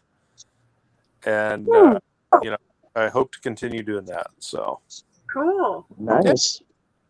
There it is, Midnight Meditations. And I'm following. Yep. Oh, you on TikTok? Good. Well, yeah, it'll be fun. Now I will warn you. There's some weird ones. Look for the follower count about 3,000. Like 2,800, 3,000, somewhere around there, I think. Because I've got like 8 or 10 fake accounts going on right now. They've stole videos off my page. Oh. They've used my actual name, Jared, and not only that, but they've also used my actual profile picture to try to make fake accounts. And so I don't know what they're doing, but I got a few of my followers saying, hey, I got contacted by you. Do you have like an alternate account? So just be aware that there's some weirdos out there. You want to look for the one that's almost about 3,000 followers, and that's the one. Well, I don't know how to do TikTok. So you just start out doing like 3-minute readings or what? Well, you can pick wherever, like 15 seconds kind of interval, 30 seconds, a minute, 3 minutes. You can make little videos. You can add sound to it. I mean, TikTok was really designed to be like kind of like a lip syncing type platform. Yeah. And it turned into a whole lot of other stuff, just like YouTube. Yeah. And so, I make about a minute. About a minute is all you can really hold someone's attention, because after about 45 seconds, people are like, okay, all right, I'm good. I want to scroll now, And so if you can do a real short reading on TikTok, people really appreciate it. And then, of course, when you get to the 1,000 subscriber mark, you can do lives, and that's where a lot of the fun starts, where you get to start reading for people live, which has always been my favorite thing to do. So, Too. Yeah, from what I know, TikTok is really a lot of people in the tarot community have really blown up over there. Yeah. It's really weird because I know of people who are just kind of trickling along, and that's certainly what I've done on YouTube. But when they get on TikTok, they just blow up, and that's kind of what's happened to me too, compared to YouTube anyway. But I've just had a much more enjoyable experience there, and so that's kind of where I've been. Yeah, because it's like I get all discouraged because it seems like I get close to the 4,000 minutes watched. I just get it as a milestone, and then the numbers start dropping down, and it's like, why am I even doing this? Am I even making a difference? Right. Where are you at now? I need 700 hours. Wow. I thought you were down to like 400. Well, I guess that was before you were sick, huh? That's before I was sick. Yeah. Is this on YouTube, or what are you talking about? Yeah. On here so she can get monetized. Oh, gotcha. Okay. It's not so much the monetize. It's just like a milestone or something, Right. When I hit 1,000, even that was huge. Yeah. because it took me 4 years to get to 1,000. Wow. But you know, I went in and did some readings yesterday and got 3 new followers right away. Oh, there you go. One lady says, "Oh my God, this is the best $5 I've ever spent in my life." Oh my gosh. And another gal says, "Wow, you're good. I'm subscribing." You are very knowledgeable, Yeah. and you are a very good reader. Yeah. You have I so agree. much to share. You know, but I just get discouraged. You know, am I really making a difference? You know, so I think anyone who has You the are. best of intentions really asks themselves that from time to time. I really do. And it's Casey, usually the you- ones that have the true value in it, yeah. like the true word that needs to get out there. They usually take the longest to reach any type of. Well, yeah. You got so much knowledge, it's not for everybody. Well, yeah. Same thing with Bray. You know, she teach people stuff too. But I was there when she got so frustrated. She's like, "I don't want to do these readings on love relations anymore. Ask me some deep questions." Right. She told me, she says, I just feel like nobody's ready for me. You know, That's a I card. absolutely love Bray. Sometimes I just watch. I know, I do too. I do too. I always felt like that. Like, I've always said that since I was little. My mom would tell you if she was in here. Yeah, The world ain't ready for me. yeah. Same. I used to say that all the time. The world is not ready for me. And she would look at me and be like, I know. Yeah. That would be all she'd say. I know. I don't know how many times I've been like, "Oh, this town is too small for me." Mhm. Uh-huh. And it's not just the town though. It's like everywhere I go, I stand out. You know, I mean, I'm crazy for a reason, I guess. Well, what is I have a video from Austin to me. Whoa. Awesome. Yeah. Her YouTube, Casey Spiritual Corner. Hello, Twitch. This is Austin of Astro Ascension Tarot. Just coming to you with a message here. So I have a friend on YouTube. Her name is Casey's Spiritual Corner. So I just want everyone to give her subscribe to her channel. It's Casey's Spiritual Corner. And she Oh my does goodness. tarot readings and spiritual readings. She's a spiritual teacher. I recommend that you Wow. subscribe to her and follow her. She is close to 1,000 subscriptions, and I just want to pass the word. So please subscribe. Wait a minute. Are you Aw. telling me, and I can't see the YouTube because I'm in the StreamYard thing, Yeah. but are you telling me that after all this time, after all this work, and how awesome you are, that you're still approaching 1,000 subscribers? Well, he put this up last July, a year ago. Okay, I was going to say, I haven't seen the numbers, but holy crap. How are you not more than that? Just Oh, no. We're past 1,000. I have 1,012. Okay, I was going to say, yeah.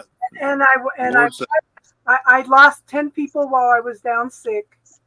Isn't that amazing how you don't post for half a second and, people are just like, peace, I'm out. Yeah, so it's but I was fortunate that it wasn't more 10 people, and people keep coming back and checking in. I have people that come back and watch the videos later, Mm-hmm. and it's like I just go, wow, I can't people coming back in and watching these later.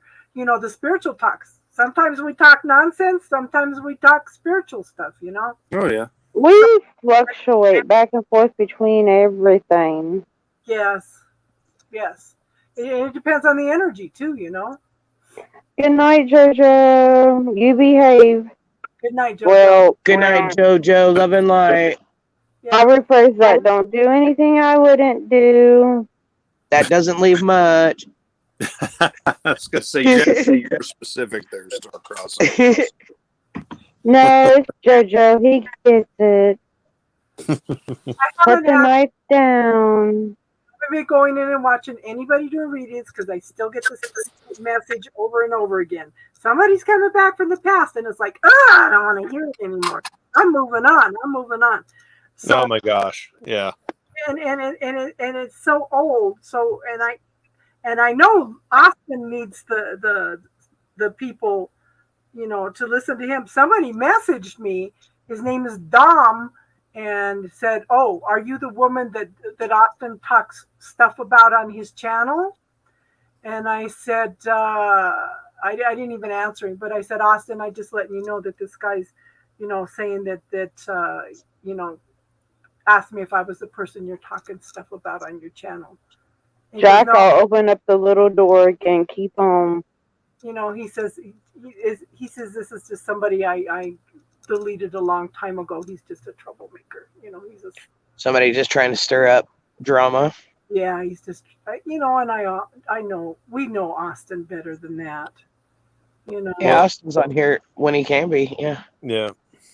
Yeah, Well, right now he's got a little. little sweetie pie. Oh, yeah. Well, I'm pretty sure. Oh, wait, hold on. I'll tell you. It's a Scorpio with. I think her moon is Aquarius. So, he's screwed.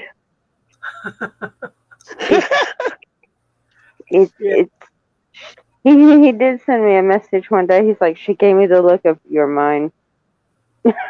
I lost it. I know I laughed for a good hour.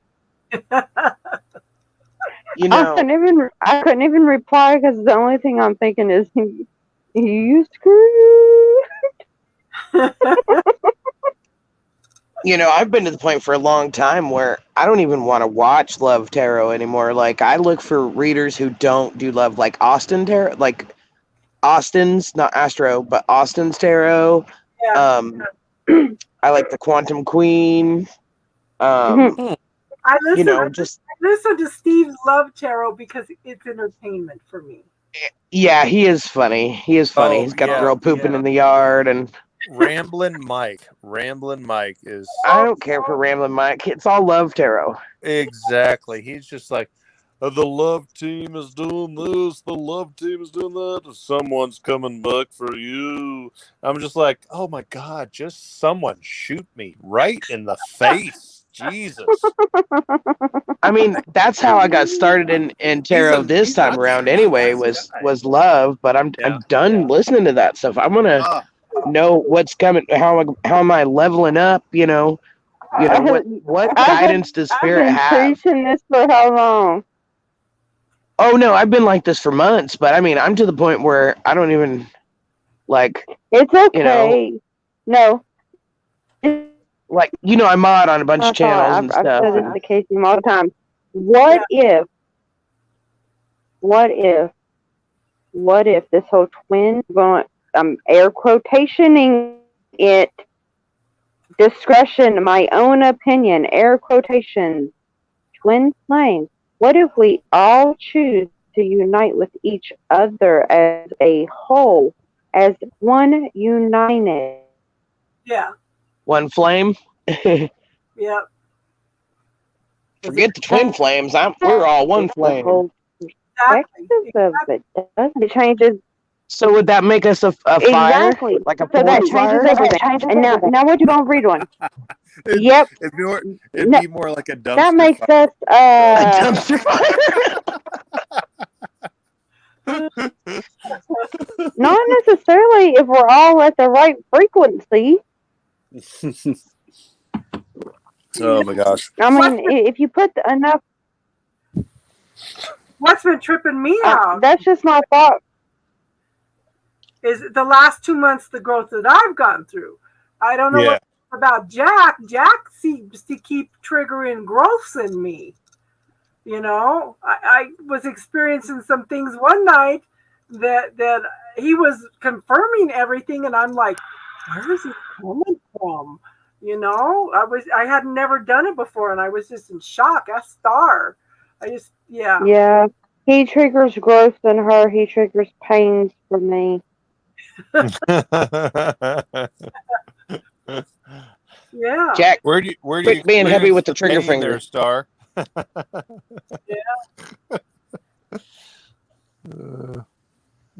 else to do? Can you do? Can you do partner readings on TikTok too? What's that? Can you do dual readings on TikTok too? Have people come on as guests? Yeah. And I get that from time to time, but it's usually by accident. People, they're joining the chat and they accidentally request to join. They're like, whoop, whoop, sorry, fat fingers. Jared won't let you join anything. I've asked multiple times when he was on Instagram, and he's like, no. Yeah. So, it's you can do that on TikTok. Are all of you on TikTok, or? Well, I am. You are.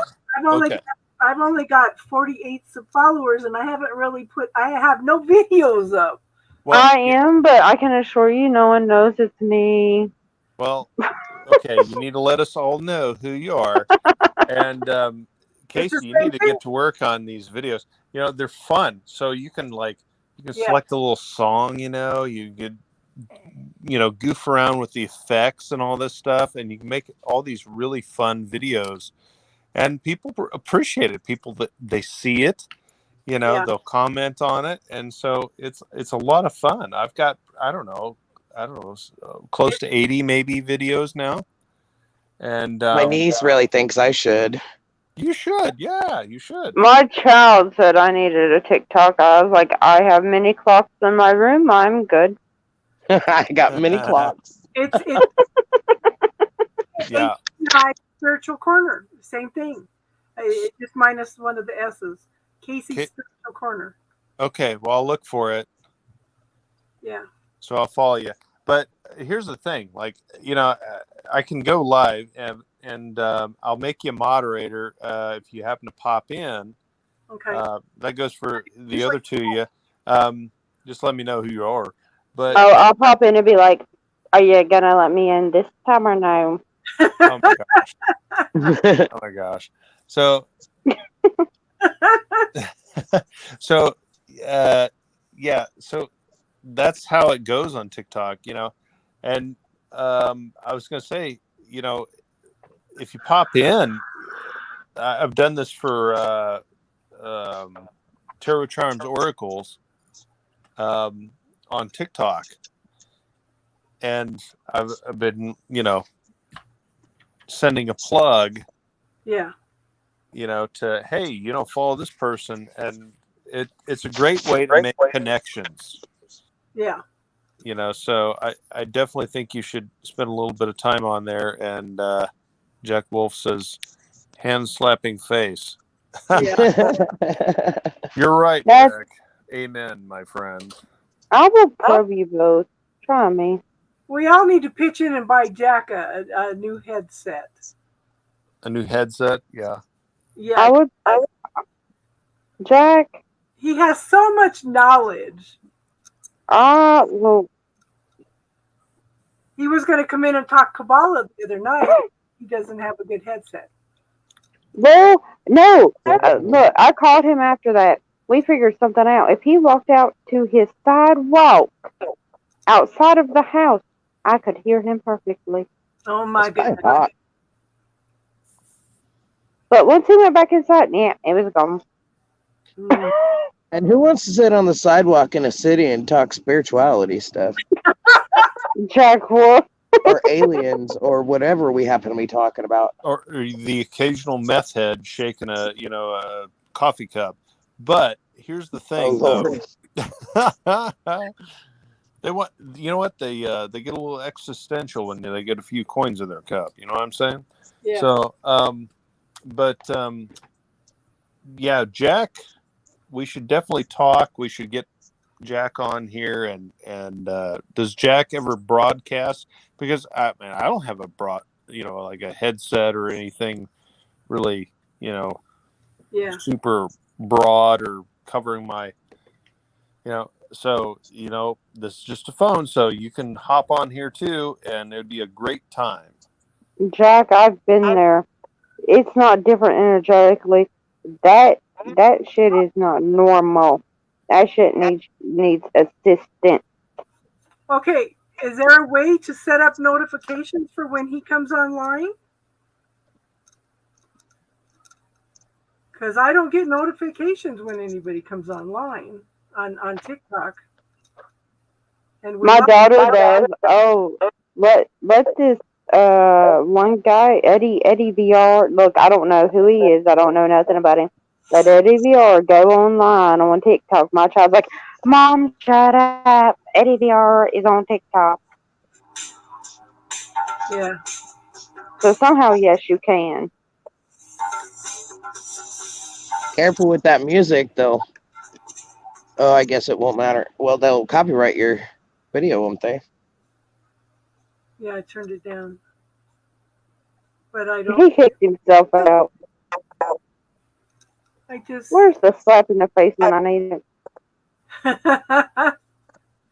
It's good to see him again, though. I know he might try to pop back in. There he is. There you are. Well, I don't know what happened there, but holy crap. Is there a way to set up notifications so it tells me when you come on? I don't know about all that. I actually stopped using StreamYard when I stopped using YouTube. Yeah.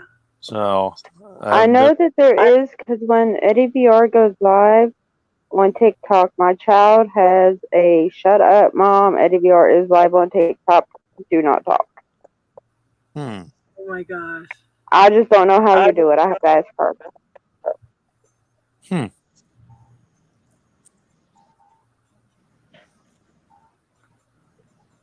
Kids know all about that stuff these days. I know. Oh, yeah.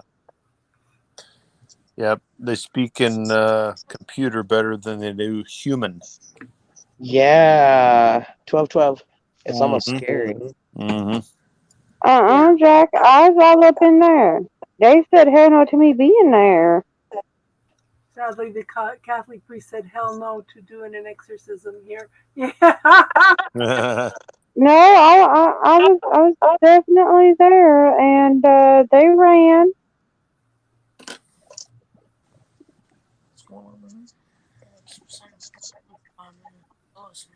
But I'll ask her. I'm sure. I mean, I don't know.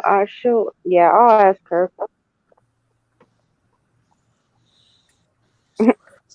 Yeah, because I'm hitting buttons over here and I'm not. He says one and only account, beware the scammers. Yeah. Yep. I'm following. Yep. Apparently, everywhere's got scammers at the moment. Yeah, it's pretty bad. TikTok, YouTube, Instagram. If you've been around a minute, there's somebody who's copying you, especially if you're having any degree of success. So. Well, that might be part. I kind of think sometimes that we talk spirituality on here. Not everybody's ready to hear what we have to say. That's why people. Just and I'm okay with that. Yeah, and then they move on. But that's okay. Maybe we're making a little bit of a difference. People come back and tell me. One lady came back from 2 years ago. She goes, "Yeah, you kept telling me this and that and that, and I didn't believe you, and then it happened." It took a while. She says, but then she asked me some other things. She goes, "Yep, you get that on the nose too, But they just come in and just get what they need, and they move on, I think I remember telling Jared when he was doing his whole "I don't know about this anymore" moment. Yeah. That he would have success. I believe I did some of that reading. My granddaughter said, "You need to get on TikTok, Grandma." It's like, Oh yeah, Casey. I think you really should, but I think you should do like as many readings as you can possibly do. So like collective readings and things like that, because I think your explanation of the cards, your your storytelling abilities, I think people would really appreciate. Okay. So. Yeah, because I can do up to 3 minutes at first. Oh Right? yeah. About 30 seconds to a minute. So it's pretty quick. It's something you can do like first thing in the morning. It's fun. And like I said, you really make a good connection with the cards so that people can really understand. So I think you do well there. And it's all about, just dropping in those hashtags, like tarot and any kind of divination type of hashtag you can plop in there. And, I don't know people how to do the hashtags either. Yeah. So I don't know how to do any of that stuff.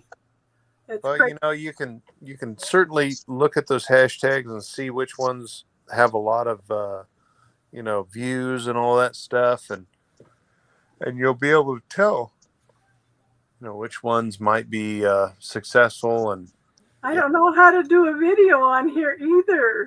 Oh, you know what, Jared? Which one of your kids showed you how to use TikTok? What are you talking about? Mine? Mm-hmm. No, none of them. So none of them do like any of the stuff I've done on YouTube or TikTok. You mean they don't watch TikTok? No, they don't. They watch YouTube. Really? They watch some a few channels, but they like to thumb around watching like gaming channels and things like this. Oh, I see. You can share your first video, create a video. Yeah. And, you can select how many seconds it is. You can experiment a little bit and kind of watch what you make. And, before you publish it. And then if you decide you really like it, you can publish it. And it's a good thing. It's a good creative expression of maybe I'll start what's going on inside. So. Yeah, card it first or something. Oh yeah, I think you'd enjoy it. So yeah, I'm looking forward to seeing what you come up with. So yeah. So I just made a TikTok and found yours. Oh, wonderful. Okay. Yeah, I'll look for you in the new followers, and then I'll follow you back. Okay, it's Crazy Crystal. Yeah, awesome. I'll do that. Awesome. Same on every platform. It's easy for me. Super. I like it. So I don't know if mine is Star Crossing or Lightning in the Dark. It's one of the two. Well, yeah, I remember both of those actually. I think Lightning in the Dark was the Instagram. Yeah. Yeah, which I was confused on. Like, what the hell is this? Yeah, this person. I was like, Jared, you're really bad at energy, Oh man, I tell you. Well, you know what? I never pretended to be an energy reader. I'm just so, I was like, who the hell? What is going? Oh, it's Star Crossing. What? I had that moment. I was like, Star Crossing. Damn it. He did. You could see it in his coffee sip. He was like, Oh my gosh. What's weird is the knowing seems to be increasing. Oh, yeah. And for some reason Jack seems to be triggering that. So, oh, yeah. Wolfie, you trigger people. I'm pretty sure you were aware, but I thought I'd throw that out there. Yeah. I don't know what to put. I put pendulum readings, tarot reader, spiritual teacher. Oh my gosh. Canada's internet is crashing nationwide. They're back online. Businesses are taking cash only because of no connection to the bank. Oh my gosh. What the heck is going on now? Back online. How the hell does it go? I mean, how do you lose an infrastructure like data like that? I mean, holy crap. You know, Well, what had happened is sometimes they get hacked. our entire society is based off of big data. And like, if that goes down, we're screwed. Exactly. Everything's going to come to a I stop. have been telling people stop storing stuff online and start getting hard copies. I said this, a year and a half ago? That's And I didn't know why. That's one of the reasons I like having books in hand. Right. Yep. I agree. Yeah. I do not like to buy books online and, have the e-books. Nope. Yeah. Even if I do, I will print it off. There's a reason why the Druids existed. It was less about religion and more about record keeping. Yeah. That too. And they were advisors to the leaders. Exactly. Because they had old world knowledge, because they'd been through all the stuff. I mean, we've got all of these ruins today that the Druids kept records on. They're just like, no, it's a storm shelter, man. Calm down. It's not anything weird. It's just a storm shelter. We're expecting a second tidal wave to hit our land. Yeah. And so we made some storm shelters. I mean, right. Or Stonehenge, being like a calendar. Right, exactly. That there's a reason why they existed, so they could let all those people know that forgot, like we tend to forget as human beings in society. I mean, there's people walking around this planet that don't know squat about the Civil War. They don't know squat about anything that happened in the past 20 years. I was 50 years old before I learned about the internment camps for the Japanese. Oh, wow. Oh, man. See, I was a teenager. I learned about that. Yeah. Yeah, they didn't teach us any of that when I was in school. And they never talked about the Trail of Tears either. That's stuff I had to dig for. It's like they tried to whitewash the country. Right.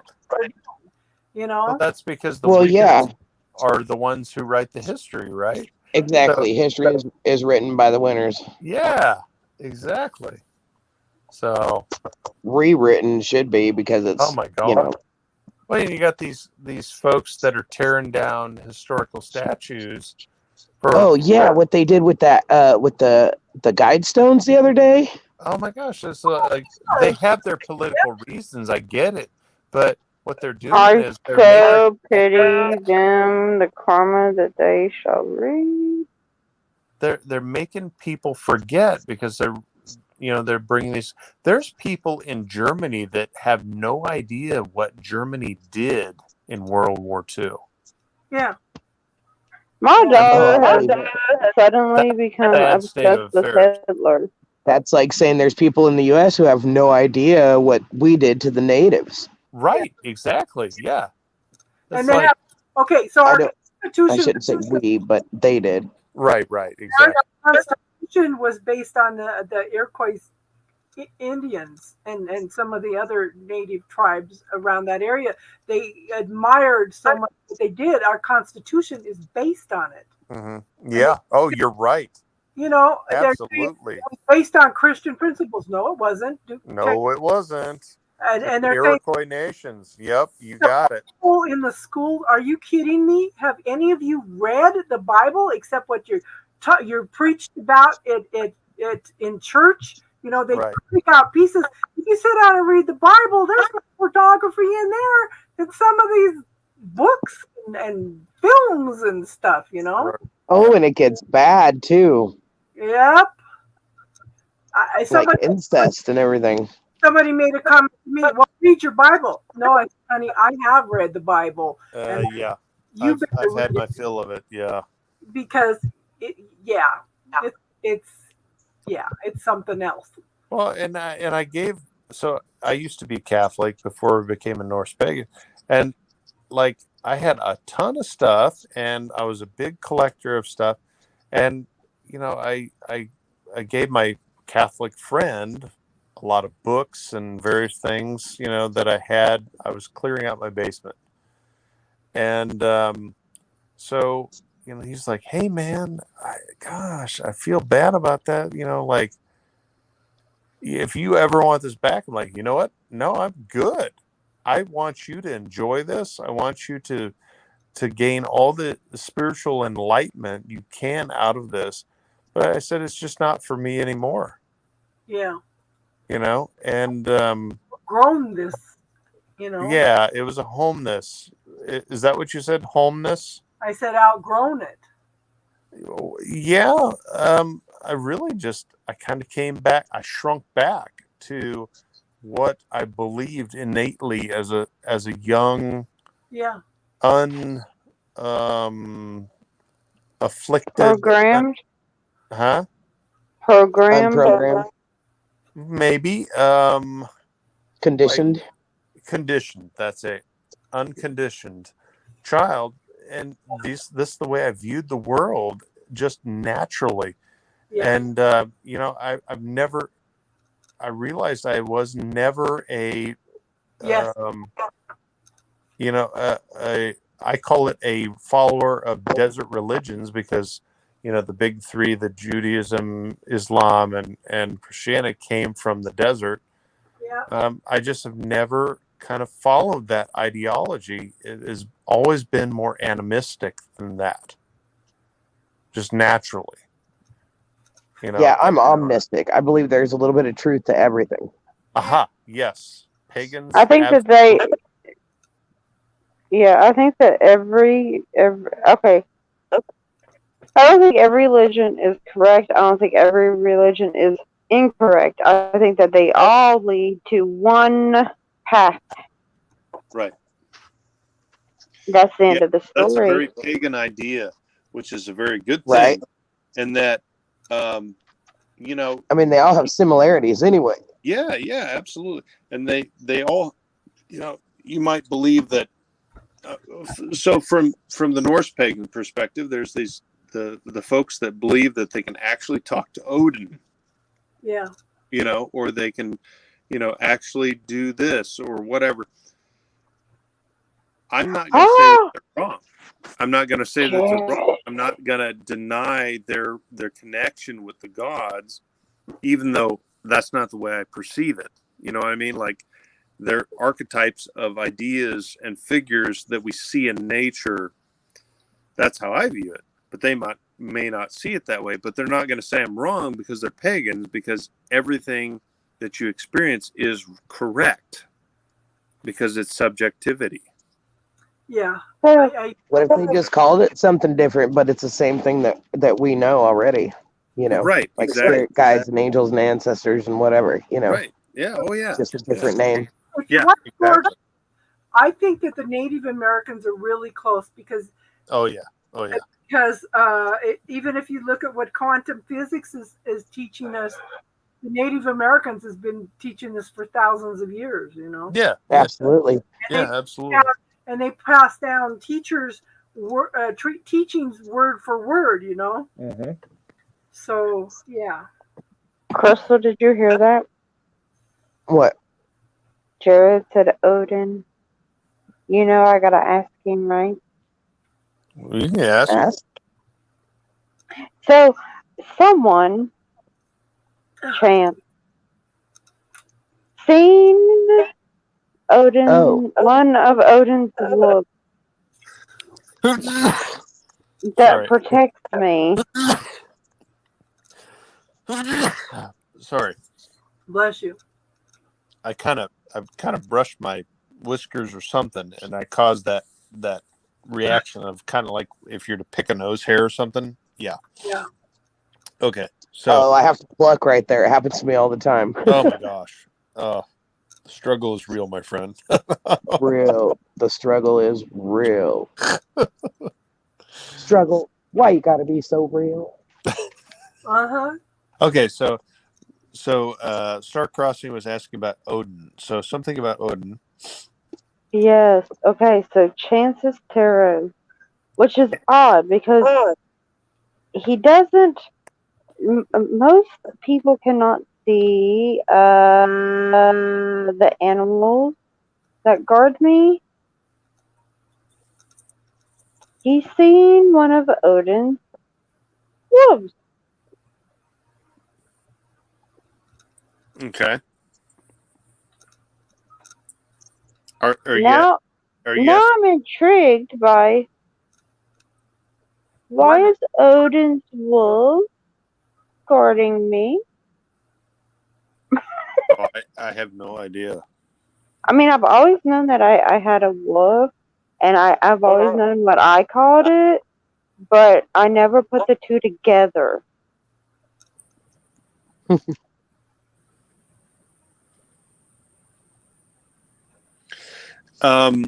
I would say that Odin has a reputation for opposites. So Odin, as we know it, Odin is actually Odin. Okay, comes from the Proto-Germanic Woodnos. Okay, Woodnos was really kind of how he was thought of during the times that Old Norse skaldic poetry about Odin was composed, which is why it alliterates with certain things like Volhall, Woodnos, Wolhall. They both alliterate with one another, which is part of skaldic poetry. Okay, so that said, Odin is kind of a new concept. Woodnos or Wodan was kind of how the PIEs thought of the sky god. Okay, so that said, he has a history of polar opposites. Okay, white, black, hot, cold. He's kind of the epitome of control and power, but he exhibits chaos. I'll give you a great example. There's a story where these workers were in this field, and they were cutting weed or something with their scythes, and he says, would you guys like me to sharpen your scythes a little bit? And they're like, sure. So he sits down with this magical whetstone, and he makes these scythes just perfect. And they all wanted his sharpening stone so they could make their scythe the sharpest of all, so they could be the most productive and obviously get the most money from the farm owner. Well, anyway, he says, well, okay, the first person that catches this can keep it. And he throws it up in the air, and they're all scrambling for this magical whetstone. And they end up slitting each other's throats with their scythes in the struggle. So they all flop down to the ground dead from the struggle. And if you think about what that message says, because afterwards he goes to the farmer, he says, hey, you need any help around here? He's like, no, thanks. I got a whole herd of like 9 dudes, out there cutting weeds. He's like, well, could have fooled me. They're not doing a darn thing. And of course they're all dead, And he says, well, would you mind cutting my wheat for me? He says, absolutely. So the moral of that story is, you can try to be the best, right? But in the end, you're going to lead to your ultimate ruin because you're chasing a dream, right? And so wouldn't it be just better to be the best you can be and not worry about your neighbor, not try to compare yourself with the Johnsons or whatever? And so, you have that aspect of Odin, right? Where he's like, just be you. But on the same token, he is a shapeshifter. Odin is notoriously a shapeshifter. And Dagas, polar opposites, dichotomy, yes. I was just looking at the chat. So, he actually shapeshifted several times in lore. From an eagle to a snake to this to that, and which is why him and Loki have such a unique relationship. So you've got the All Father to some, and then you've got this dichotomy, like Jack was saying, where you have this, example of order, but it brings disorder and chaos at the same time. So Odin is the epitome, really, of dichotomy. I would definitely agree with yes. Judy says yes, and I would definitely agree with Judy and Jack as well, because that is just spot on right with those guys. They nailed it. Okay, but that doesn't tell me why. Because he was not traditionally, his training is not traditional. Yes, absolutely. So Mine's I'm definitely telling not Scott. either. Are you talking about My friend Chance the Reader. okay, so the question is about Chance the Reader. He's About- seen that one of my animals that protects me from people coming into my energy was one of Odin's wolves. Right. But here's the thing about Odin's wolves is they are archetypes of some sort of relationship to the human experience. Okay. Such as the two ravens, Hugin and Munin. Okay. Thought and memory. Okay. Or like the sun and the moon. They have names. They have actual entities to them, and Yeah, I just this one thin because I mean. so what that means is if one of the wolves, okay, let's say this person is seeing this thing, which honestly the gods don't give a shit about us. People think they do, and that's their thing, but honestly, I don't think the gods give two craps about us. Most of them don't even pay attention to us. We don't have, in my opinion, this is just NPG, but they really don't have a personal connection. It's not like Christianity, which we have a lot of Norse pagans come from Christianity. They bring their Christianity baggage with them, and that is the gods are interested in them specifically, like in Christianity, where that Jesus, God, has a personal relationship with the practitioner. Well, that isn't so in traditional or spirituality, but people feel that connection with the gods. Okay, and people can say, "Well, you're wrong," but okay, well, who makes you the freaking gatekeeper here? And that's the mark of, that's where you draw the line in the sand between the actual pagans and the people who are dealing with baggage from world religions. Okay. Pagans will say, okay, so what you say is you believe this and this. That's cool, man. I like it. I dig it. Picasso, it's nice, right? Okay. But when you're dealing with people who are gatekeepers and they say, well, you can't believe that because here are the rules. Okay, well, you're not talking to a pagan anymore. You're talking about some cult leader who has decided to make their own rules around some sort of religion. I mean, they're not pagans. Okay. Now, apply that to what you're talking about. You've got someone who has unverified personal gnosis that this is happening with one of Odin's wolves. Well, first of all, who says he's right? And then second of all, who says he's wrong? I mean, I've always known that I have a wolf that protects me, like that. I've always known that. You see what I'm saying, though? Like you can take it or leave it. It really doesn't matter whether or not it's accurate or not. what is important, and that's from a pagan perspective, right? That's from the idea of, okay, well, this isn't, a world religion here. This is paganism. Right. So every house is different from every house and culture and etc.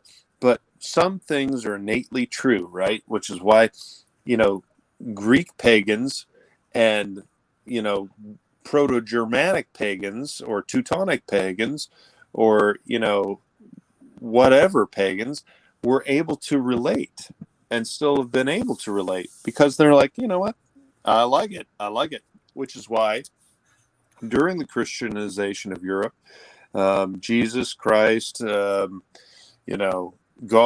all those things, the pagans were like, oh yeah, I like, all right, yeah, well, absolutely, we'll add it to our list, absolutely, and nobody batted an eye. Truth bombs, he says, because they're pagans, right? Because they're not going to say you're wrong, So I'm not going to say this dude's wrong, but I'm going to say, you know what? If what he says brings you wisdom and brings you fortune and enriches your life, then holy crap, he's right. You know what I'm saying? That's what I just wanted to know about Odin's wolves, and you done went completely way off. Well, that's not the question you asked, though. Why did Yes, I mean, like, well, that was the I question. mean, okay, if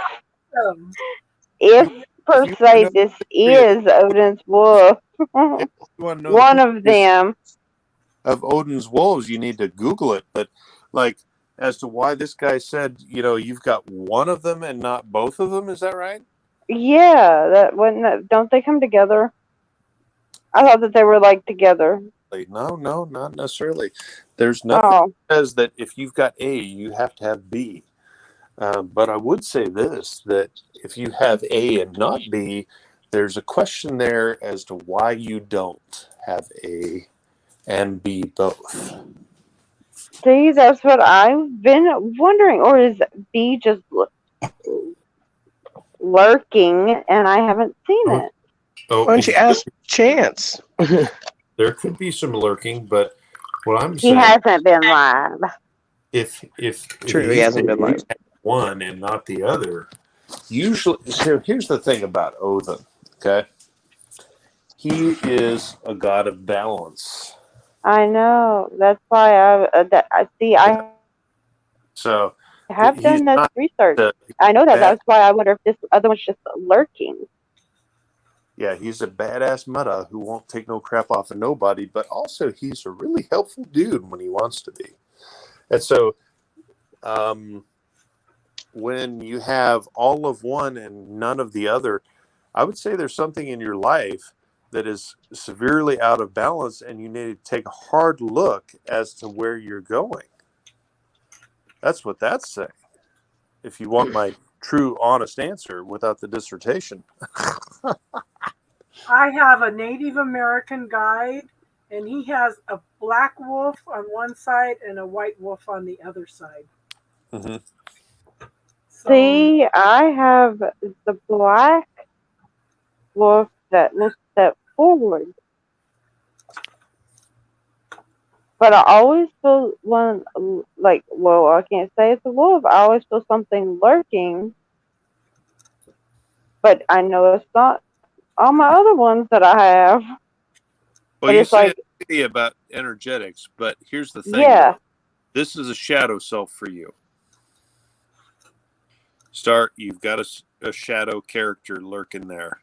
Okay? You got to look at it. You got to deal with it. You got to let that sumbitch breathe a little bit.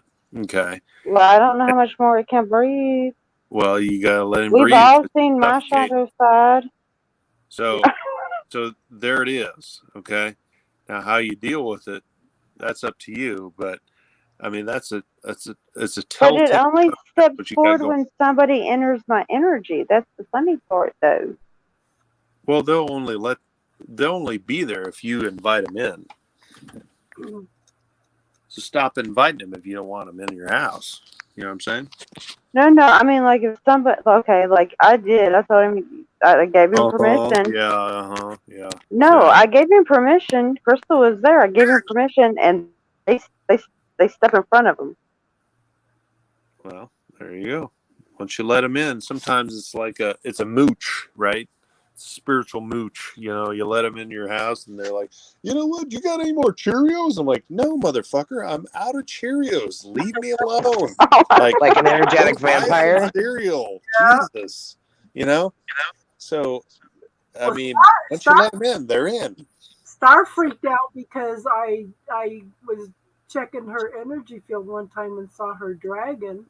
Yeah, I think I was there. Was I there when Yeah, that happened? okay. Because there was dragon energy. Yeah. Yes, Yeah, but and you and do then not Chance like saw it. dragons, recall. But here's the thing, though, Star.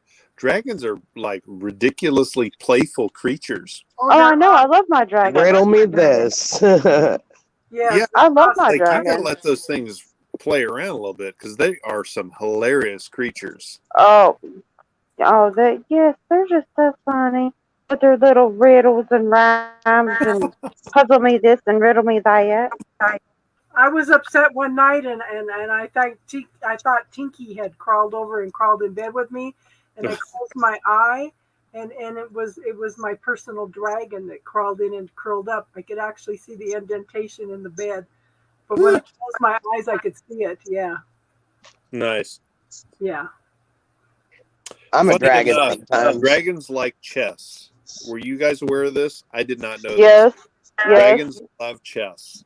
I have 3 chess sets. That they play on. Yeah. Occasionally they'll move them. Yep. Yeah. It's strange. They love it. And apparently my daughter is getting, someone help me.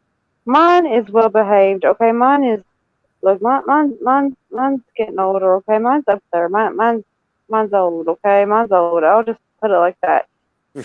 My daughter's getting a baby dragon, and we're talking only a couple 100 years old. I don't know what to do with this thing. I told her she needed to watch How to Train Your Dragon because I can't. So I was in Arizona and for my daughter's wedding, and I was laying there in the morning meditating one morning, and I saw this crown above my head.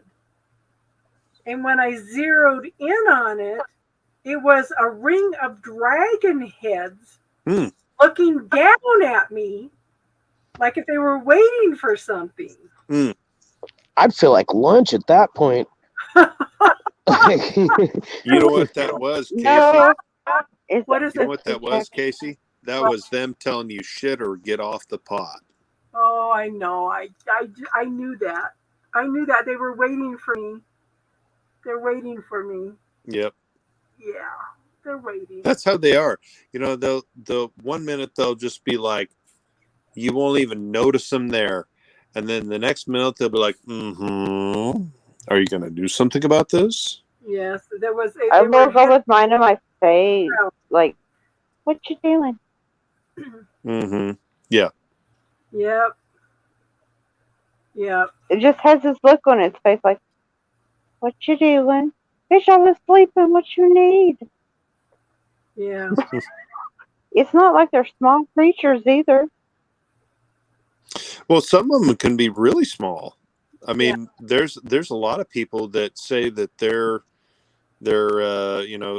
guys that they normally converse with are super tiny. But my personal dragon's about the size of me. Really? Yeah. So what you're talking about, Jared, reminds me of the DMT elves.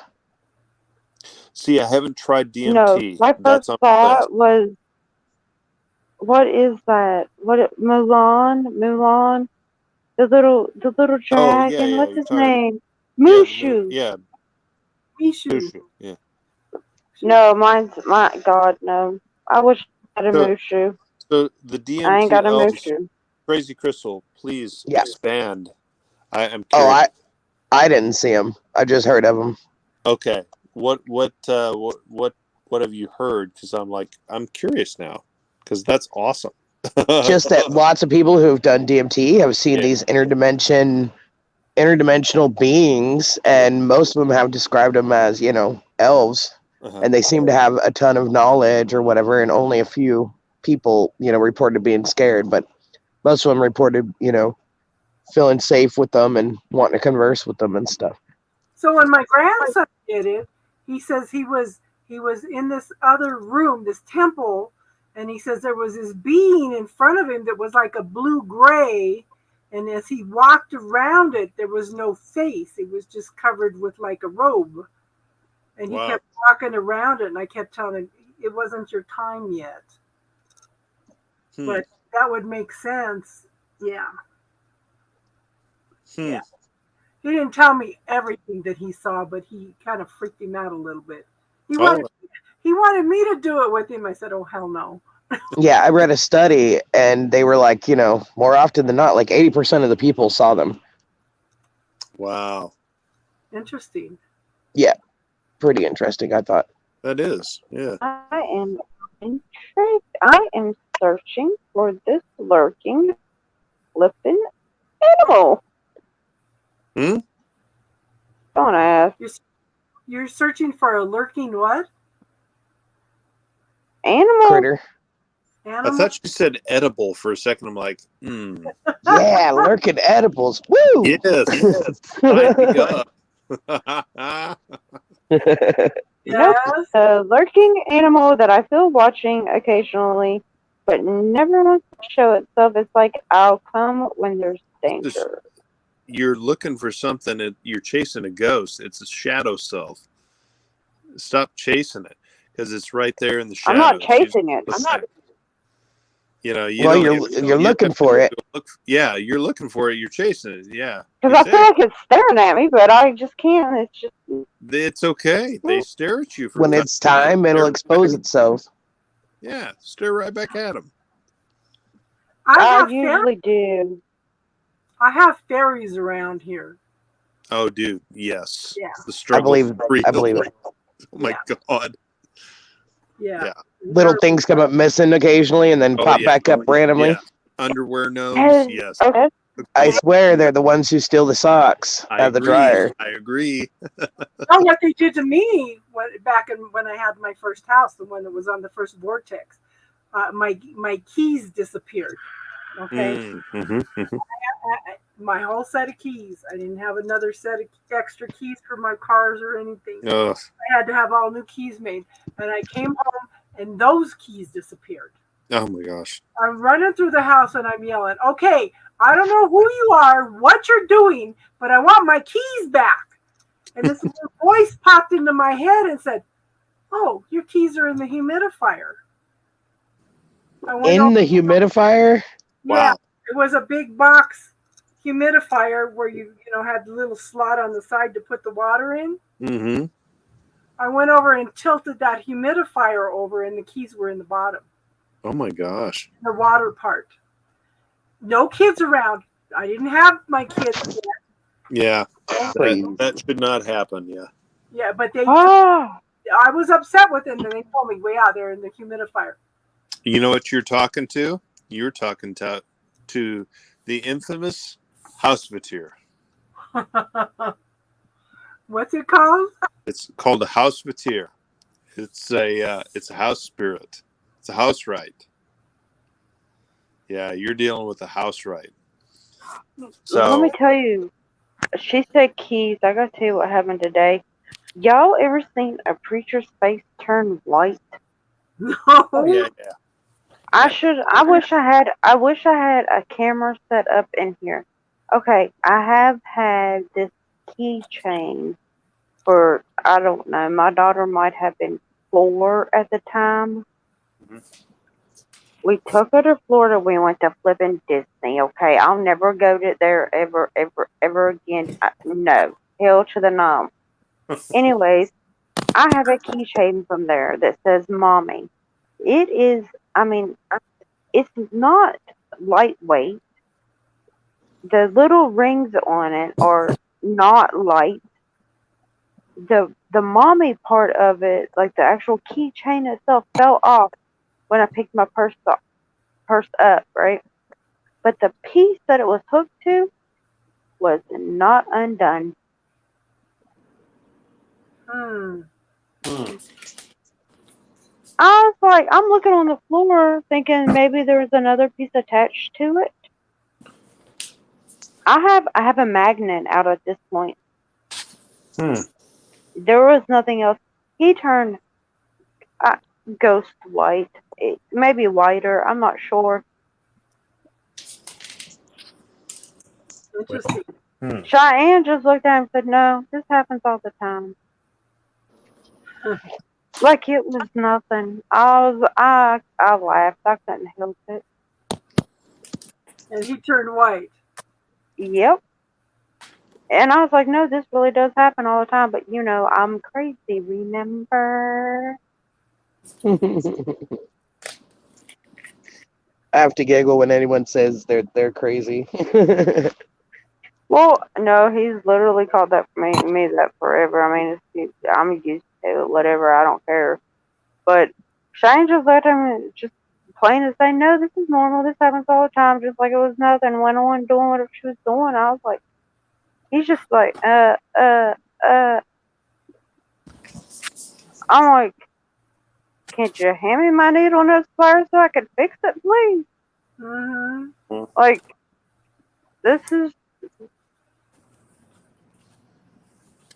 What do you want me to do? Right. But yeah, I thought that was funny. That house that I lived in, Jared, was on a vortex. Oh, really? I had so much stuff going on in that house. I had shadows walking through the house. I had little 1 foot tall men looking at the windows of my kids and running down the street and disappearing and just all kinds of weird stuff happening in that house all the time. Yeah. Yep. Yeah. I'm so used to the weird stuff. I embrace the weird stuff. I know. Oh, yeah.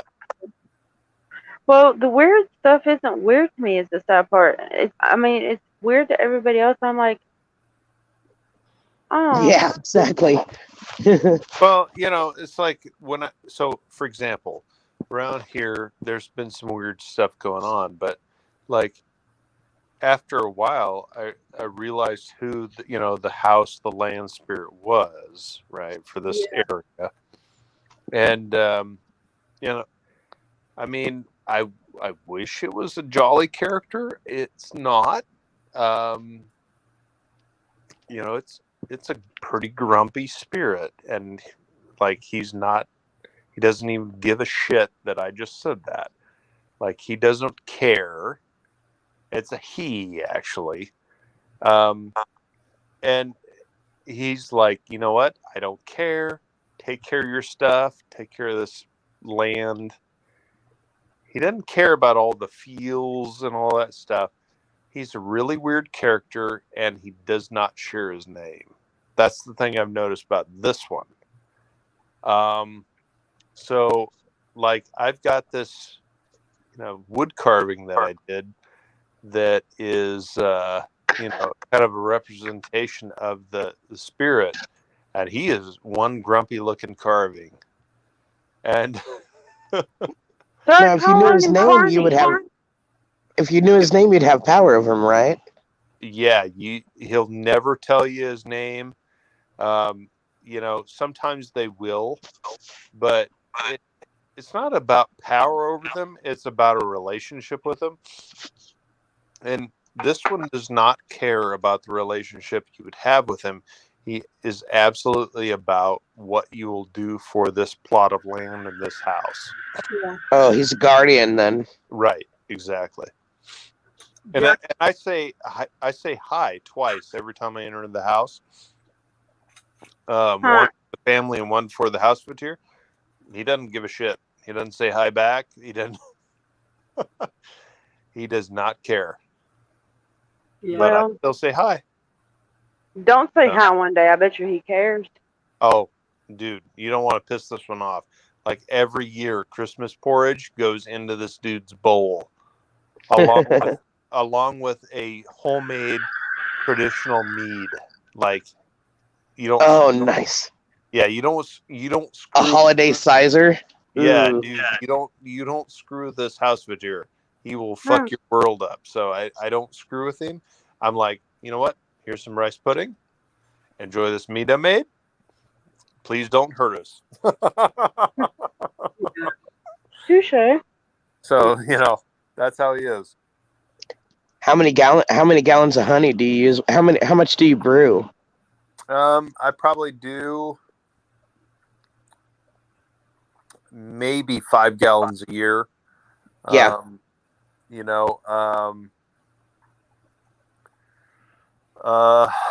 I'll make anywhere. I'll make sizers. I'll make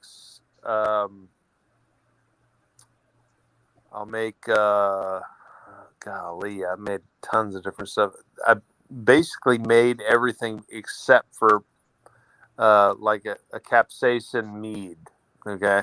Yeah. I'll be Ooh, right back, not guys. spicy, huh? Yeah, no, I've made everything except for that. I made hydromels. I made all sorts of stuff. I would say that my favorite thing to make is a traditional mead that is honey, the finest quality honey that you can find. And Yes. that for me right now is Amazon Basics brand of wildflower honey. I love wildflower. Oh my gosh, it's so good. That makes the best mead in my opinion. And then Nice. I use gosh, what is it? Jack something or others mead yeast. What is it? Jack something like Mangrove Jacks. That's it. Mangrove Jacks mead yeast. Yeast culture. Yeah, it handles the really awful environment of honey and water so much better than the D47s, the oh gosh, I'm trying to remember what I've got in my fridge right now, but like I thought I had it figured out, and then I tried Mangrove Jacks in a traditional mead, and I was like, oh my word, like it flocculates so well. Like it's 2 weeks and that shit is clear. I'm telling you. So you can strain it and it's easy. It's ready to go, huh? No, it just flocculates and drops out. Like 2 weeks from the time you rock and roll, it's already starting to settle and clear out, and you'll start to see, the striation of clear versus not. And then, 3-4 weeks after, initial, process, it's done. You rack fermentation. It off. Yeah, you rack it off and it's done. Nice.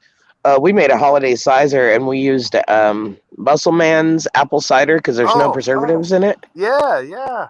And then seasoned it with a bunch of like cinnamon and all that kind of stuff. Yes. Well, whatever yeast culture we used, I don't remember. It's been years and years.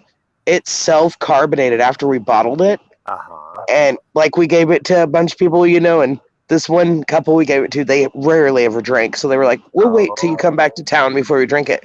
And they said like 3 or 4 months later, they were sitting there and all of a sudden they heard this pop and they hit the ground. They thought somebody was shooting at their house. No. The top popped off and it sprayed everywhere. Oh my gosh. No. That's sometimes They're like, thanks for the bomb.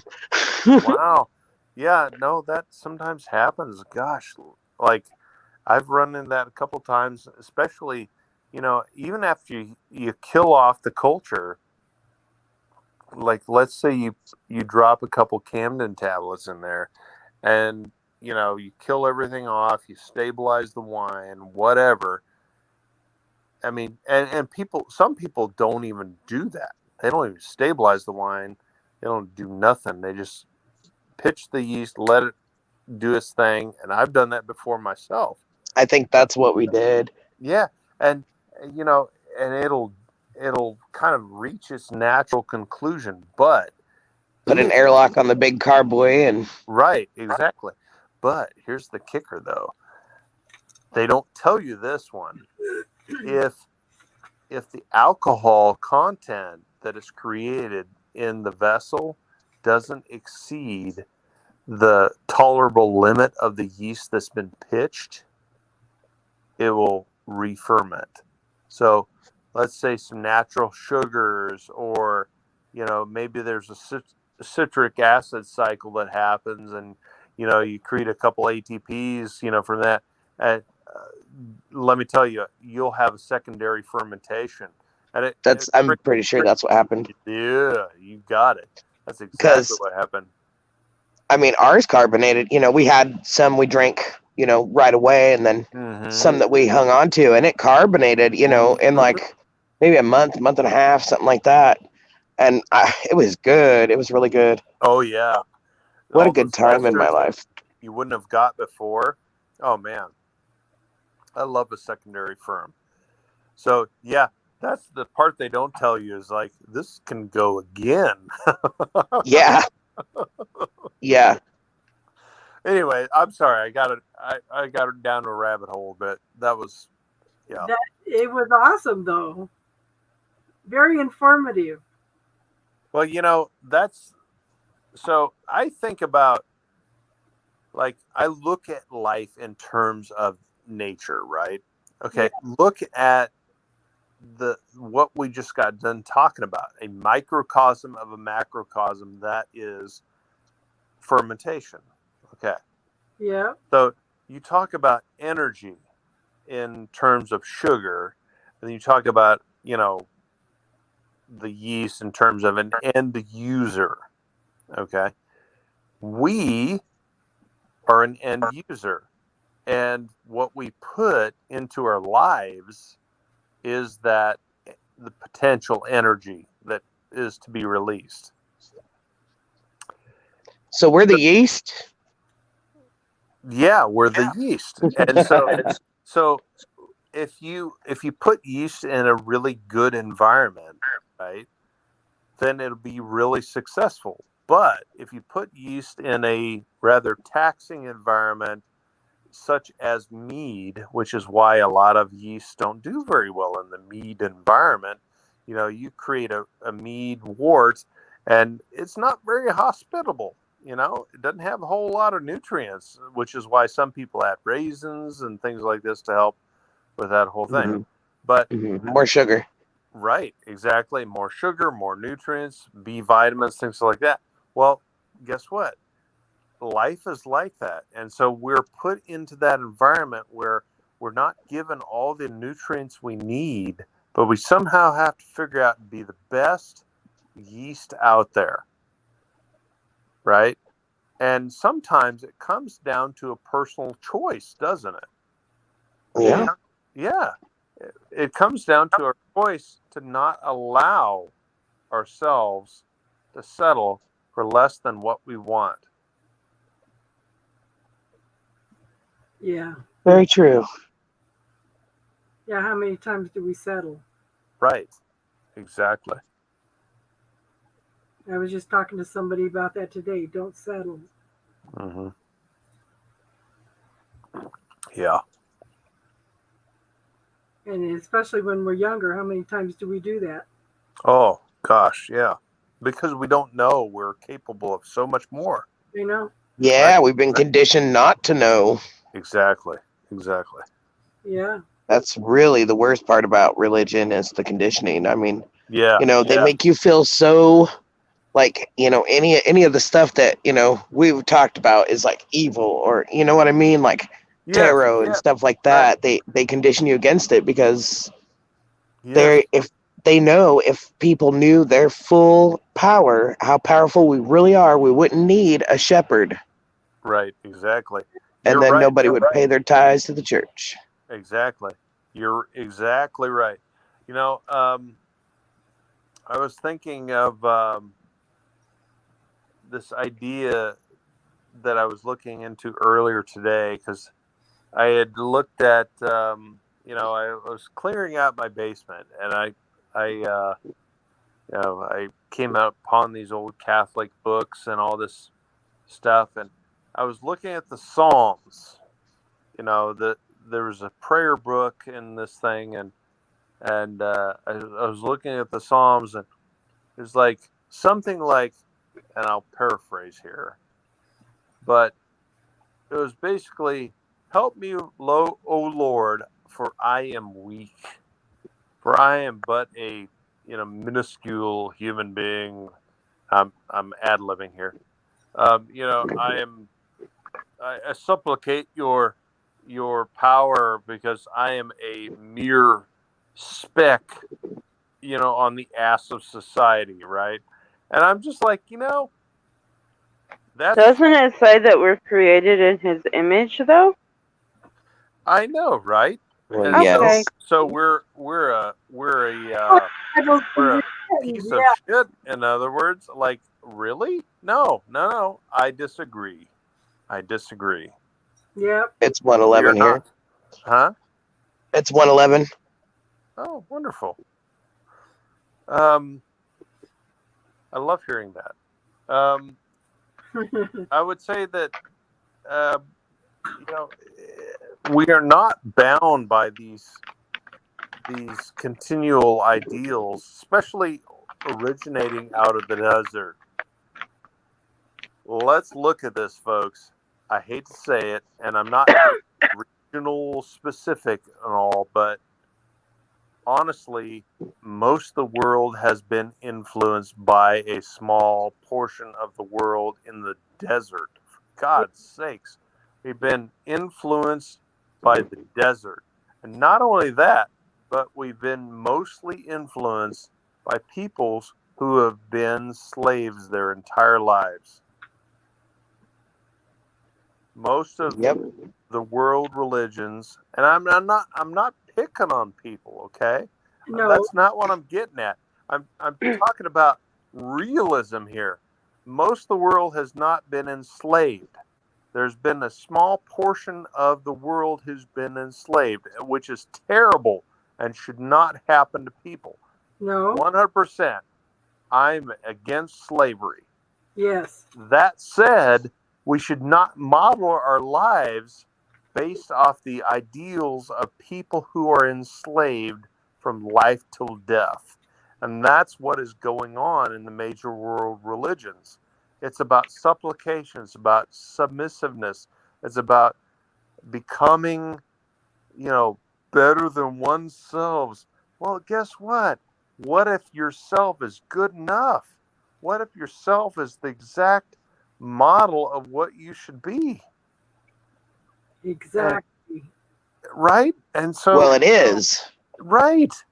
And so that's my only point. It's like, okay, why do we have to Imagine call ourselves 1,000 shit? of me. Why do we have to call ourselves a piece of shit and act like a piece of shit and like, oh, I'm sorry, I'm a piece of shit. All I deserve is the most meager scraps of society because I'm a piece of shit. Why do we have to do that crap? Because we're bringing this desert religion mentality into our lives. Most of the world has never even heard of these ideas, and this is absolutely a slave mentality, which is far beneath anyone in the world today. We have evolved past the idea of slavery. We need to leave the ideas of slavery. We need to leave the idea of submissiveness. We need to leave the idea of, well, you're the boss, not me. Yep. We need to start really leading this thing. We really need to start thinking in terms of, well, you know what? That's cool for you. That's not cool for me. So I'm going to do my own thing. You do your own thing, and we're good. And that's where we need to be. We need to leave these ideas of we got to conform to this standard. We need to do this standard. Nobody gives a shit because guess what? Here's the thing. 10 years from now, it'll be entirely different. without fail. Yep. Maybe not. Maybe it won't take 10 years. Right, exactly. Yeah. I'm intrigued now because We That's need my to, own personal gnosis. yeah. So we- please take it for what it's worth and discard whatever you don't agree with because it's a personal thing. Those are all of those programs that I talk about. Right, exactly. It's a view. Conditioning. Yeah. Exactly. You've talked about programming, Casey, for literally years now. Yeah. Since I've known you, you've talked about that stuff. Yeah. I have too. I just didn't know you guys then. Right? Yeah. Yeah. She's been talking about that for years. And like old hat, got the t-shirt, the whole thing. She's been talking about it for years. Like, I told you so. That's how she's been about it. And she's totally right. what was that one? I was on Facebook and I seen a quote, and I've seen it many times, but today it struck me differently. Really? Yes, and most of them I just look over, whatever. But it said, "Fear no man but God." I got questions now. Oh my. Why the hell should I fear someone who asks me to come to him with my issues? Exactly. Why to him and why not to her? And why do you have to fear anyone? Okay. And then I said, "Why are you trying to fear?" Oh no, I did. I left a comment. Okay. Because fear was how they got people to I did. I went, switch. oh. Well, my comment got removed because apparently they didn't like it, but I think someone in there might have caught it before it got removed. Oh.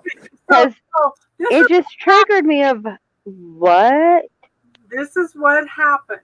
When you change, okay, if you speak more than one language, you know that sometimes it's hard to translate one word to another word. They were translating a lot of things. Everywhere during Midrash. Everywhere it says fear the Lord, it should say love the Lord. The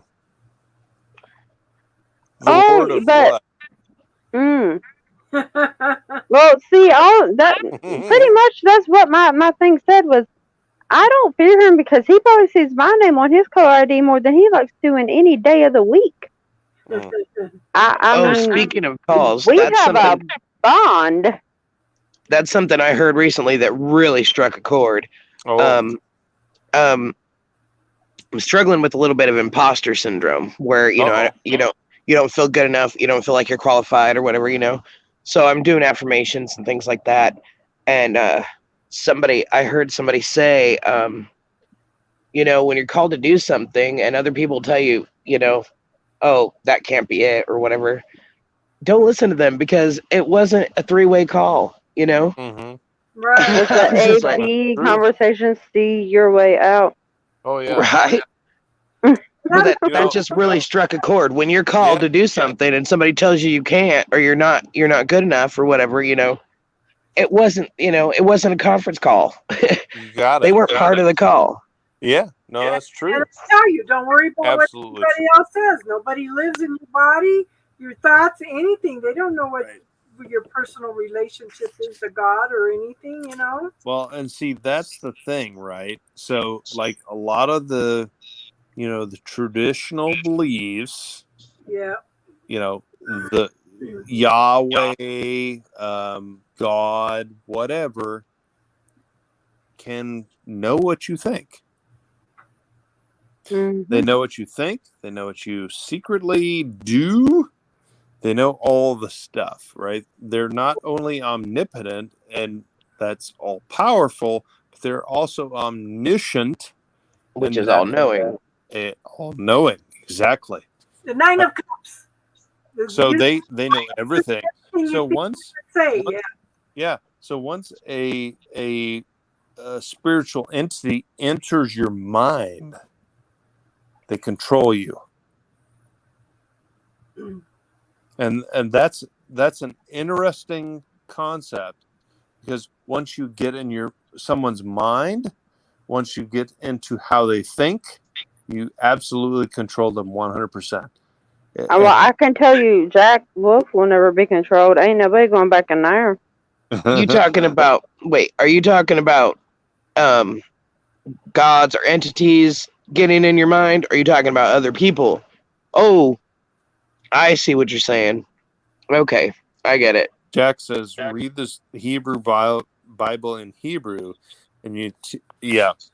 So It lost so much translation during Midrash, it's not even funny. Yeah. well, Yeah. not to mention, right, that the Hebrew Bible, it's expressing words that We don't have translation for it. don't express in English language. Yeah. That's what Midrash was. It was where all the scholars were translating it. Yeah. Mm. It's like the Greek concept of love, for example. There's agape, right? And then there's, of course, all the other forms of love that you're like, well, okay, well, I guess you're right there.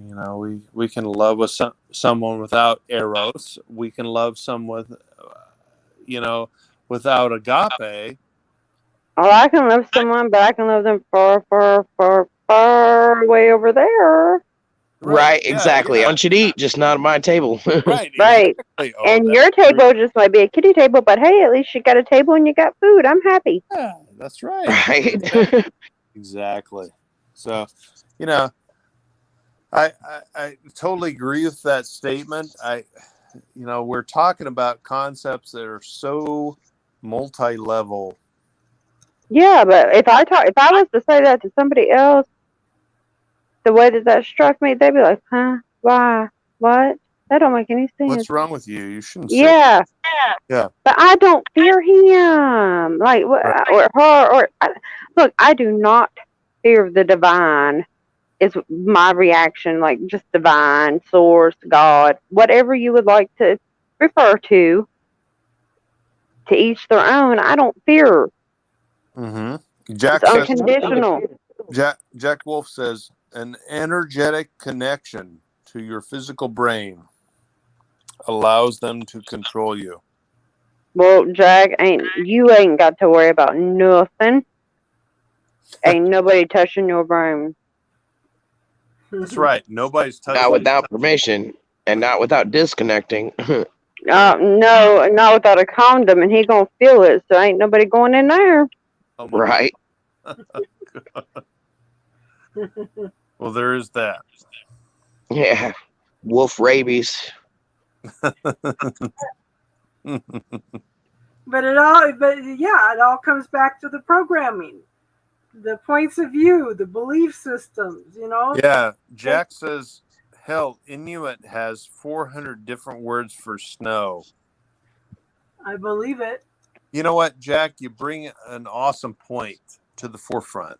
What is most important to us, we have so many different ways of describing, because it's so important that each one of us is able to give our personal experience. Like, Imagine 1,000 me's. No one would want that. Oh my gosh. I wouldn't want that. Oh my gosh, stop it. But let's talk about snow. We talk about all the different permutations of snow. You got the heavy snow, you got the light snow, you got the powder, you got the super packable stuff. You got all But no snowflake is the same. Right. Well, that's like in most of the Native American languages, there's no word for love. They call everything beauty. Mm-hmm. Wait a minute, Starcrossing, are you calling me a snowflake? Yeah, I did. But they're very beautiful and unique. Yeah, that's the thing. Too. People want to put this pressure on, what a snowflake is. So right around Christmas time, I'm a creator, and so I create, Santa ornaments and all, snowflakes and chip carvings and various things, and people want to put like a label on what a Christmas ornament is. But I mean, It's a symbol. it's a symbol. Exactly. It's a symbol of an idea that mutates. I have Pinky and the Brain with red scarves as ornaments. I mean, come on. Well, Okay, yeah. well, to take it back around, so our current version of Santa Claus with the long beard and the all the things is based off of Odin. Pretty much. A little bit. So here's the thing. Well, they call him. I think it was the Allfather at the time, and long robes, long beard. He knew everything. That's what he is now.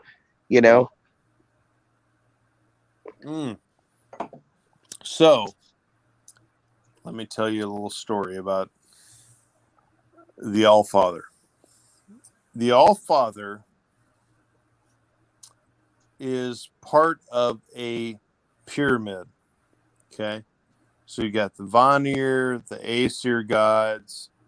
There's this very complex relationship between them. You got some Aesir gods that used to be Vanir gods, but they were bargained for when the Great Wars happened. I mean, you can chase that all over the place. But here's the thing that I've found out that's my own personal gnosis. The Vanir gods are mostly focused on what happens day to day. The Aesir gods are mostly focused on what happens in the political spectrum. The two of them are not diametrically imposed. That's the problem. Like, people put this, well, there's political and then there's animism. They're not unrelated. They are one and the same. Yeah. Our natural world is connected to our own political beliefs. We got to stop looking at them as separate. We have to start looking at our political motivations. We have to start looking at them as our natural inclinations as to what is important. We're worried about, fossil energies or whatever, Resources. Right. We were an energy independent country a year ago. Yeah. Why are we stopping that? Because, right? I know. Capital gain. I'm going there. Like, I'm totally doing this. I'm sorry. But why are we stopping being? What had happened was he fall off bicycle, bump his head, go owie, and he, right. Here we are. And why are we doing this when we are buying energy from energy independent countries? Like, what makes us different from them? Are we better because he fell off bike, bump head, go owie, and like, no, this started way before he fell off bike. If you think about it, like, why do we think we're better than them? Like, well, I only buy my products from Russia because Russia is the, epitome of fossil fuels. And you're like, well, but you had the epitome of fossil fuels at your own home and you turned it down. So why are you buying from someone else? Oh, I get it. I think the big reason why is because they want to run out the world's resources before our own. Exactly. Dude, you are so spot on. Like, but that doesn't make any damn sense right now. Like, that is so spot on. Like, why do why are we doing this to ourselves? Like, it's like if we were a Bronze Age civilization, okay, and we were like, we could do sort of okay, like we could make decisions based off of 25% awesomeness, or we could make decisions based off of 100% awesomeness. Which would we choose? And most people like coach 100%. Put me in, coach. Better. And you're like, you know what? It's funny. I was singing that in my head. You're exactly right. We should base our current activities off of, like, oh my God, like, why are we doing this? Why are we doing this to ourselves over and over and over and over again? We continue to do this. Greed. It's all based off greed. It comes down to greed. Got it. Or I mean, it's pretty simple, but it looks complicated. But it's pretty simple. You They got just make it. it look complicated. Got it, my Well, man. yeah, because look, Totally. Trump bought all that oil and stored it away at a low price, and they're selling it at a really high price to China right now. It was literally, we couldn't give barrels away when Trump was in office. It was literally below zero, the value of a barrel. It was crazy. Yeah. This country was so independent and so good, so comfortable. We were so well off. And people didn't like him because he did a bunch of mean tweets. He was an orange asshole. Right. And then when he got told to shut up, and he did, he was still an asshole. Why? Because he shut up. Right. Exactly. So, Just people are going to judge. It doesn't matter what you do. Exactly. So now this is what I believe we have, though. I have a theory. I've watched. I don't watch the news, but I do catch a few things here and there. I've noticed that when Brandon gets a little nervous, He starts showing his card. No, there's like this button that goes off that says, "He shall piss himself now. Get him out of there now." Oh. Weird. Anybody else? He's just there because he's a that? puppet and he's manipulatable. Exactly, but has anybody else noticed that? Well, That's why they got Trump out of there. They couldn't manipulate him. Yeah. Yeah. He didn't play the game. Because he was an actual part of the grand design, and it bothered those who were not. It bothered those who didn't want power to the people, who didn't want us to be independent. They want us to have a damn shepherd. Yeah. I didn't think I was Sheep. a They sheep. want to keep people sheep. Sheeple. Sheeple. I'd rather. I'm gonna need that house built in a hill or a mountain somewhere real soon, y'all. Same. Totally the same. I keep telling you, we should all pitch in and buy some land down in West Cliff and build something down there. The land is cheap down there. Over in Colorado. Yeah. Oh, How well did the I plants tell grow you? there, because we're going to need to grow our own food, you know. Oh, did I tell you? She said she may never, ever be able to sell What? the farm. Why? There was a catch-22, and I don't know how she found it, but oops.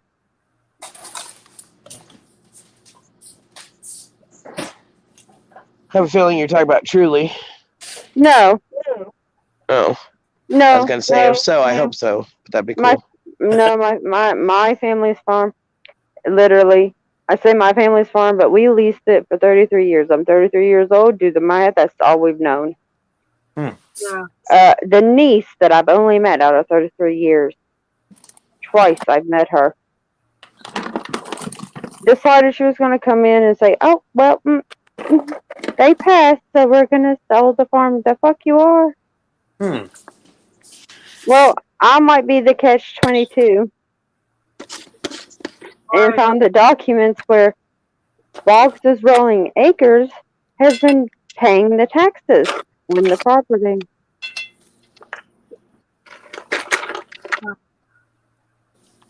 It sucks when you try to screw someone and then, you know, Mm-hmm.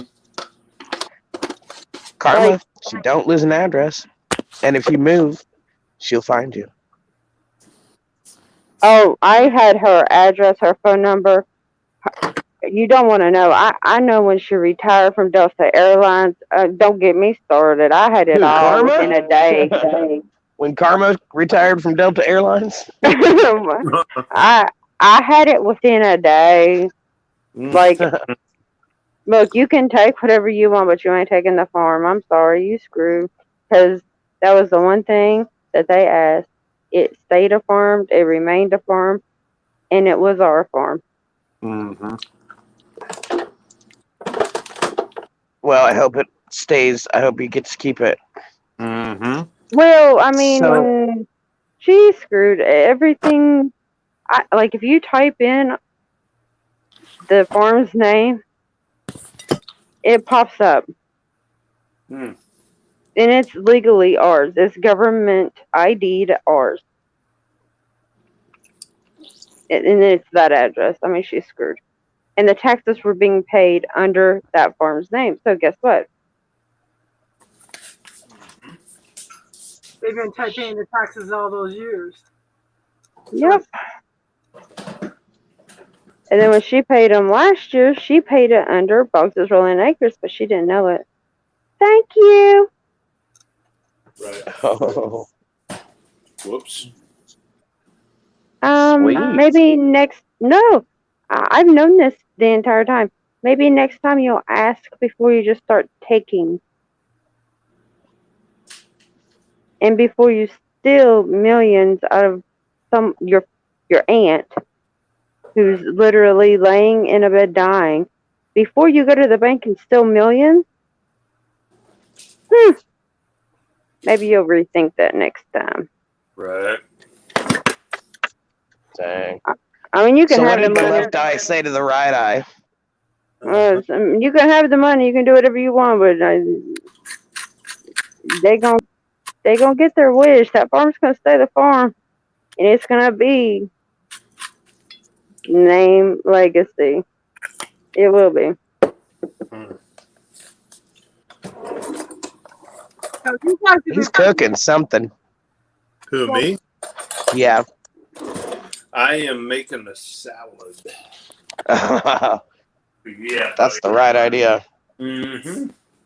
Have you seen this? Oh, you haven't seen. Make some awesome sourdough bread. I don't know anybody who makes sourdough bread. I used to before I got celiac.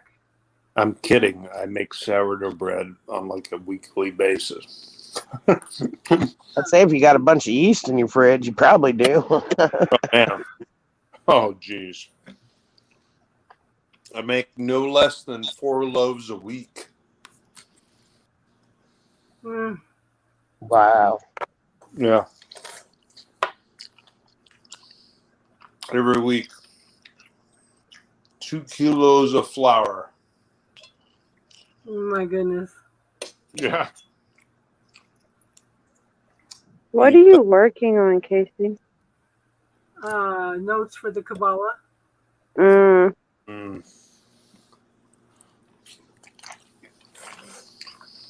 See, I look at the Kabbalah as this kind of proto-Judaic idea. I look at it as a spiritual business plan. Oh, okay. I like it. Yeah.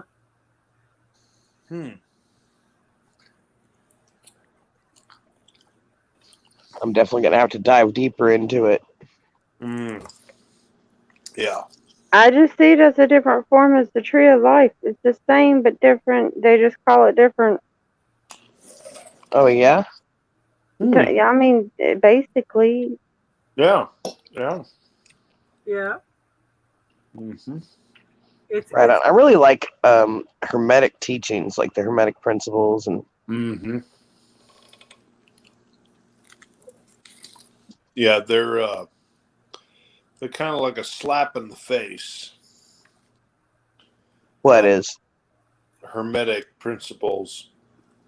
Oh yeah. You Well, know, it's very, very stark, you know. yeah. Oh yeah. Yeah. Absolutely. You know. Yeah. But it just breaks it down, like, I mean, simplifies it too, I guess. Mm-hmm. Yeah. Mm-hmm. Yeah. Well, you know, I think if you believe in a certain idea, you know, you have to invest your effort in that. But that may change as time goes on. Yeah. That's what happened to me. I've found bits and pieces of everything resonates. Not everything and every single thing resonates, No, but yeah. bits and pieces from every single thing can resonate. Yep. Yes, exactly. There's wisdom in everything. I mean, don't throw the baby out with the bathwater. Exactly. I agree, Jack. Mm-hmm. Because FYI, there's no Kabbalah. There's a collection of higher level discussions. Mm-hmm. Yeah. Yeah. I dig it. Mm-hmm. Yeah. Yep. Kind of like another form of the tree of life. Yeah. I mean, you can only get so high on that tree, and then, well, it's I'm not coming back. I shall be your guide. I promise I'll find the smallest crystals I can and just, Mm-hmm. kind of toss them at you. Mm-hmm. Until she's up there and she says, I think I want to go back and I want to learn this time. Mm-hmm. Right? I'll be like, y'all She ain't always tricking says, me I this ain't time. coming back. I'm going to be up there. I'm going to be like, nope. I know what you're doing. I know. Even up here, I know Well- what you're doing, and I'm not doing it. You cannot force me. I shan't go back to hell. Well, I think in astrology, they say that, Pisces is the last. So Aquarius, you'd have to come back one more time. Actually, Pisces is my north node. I am living in my true north. Thank you. And here I am, a Libra. Uh-oh. You're in trouble. I'm sorry. Didn't you say you were Aries rising? Oh, no. Who, me? Yeah. Yeah. Sorry. But what's your sun sign? Virgo. I was going to say it's a Virgo. It's got to be Virgo. I feel... Mm-hmm. That explains a lot. Yep. It's true. What's your north node?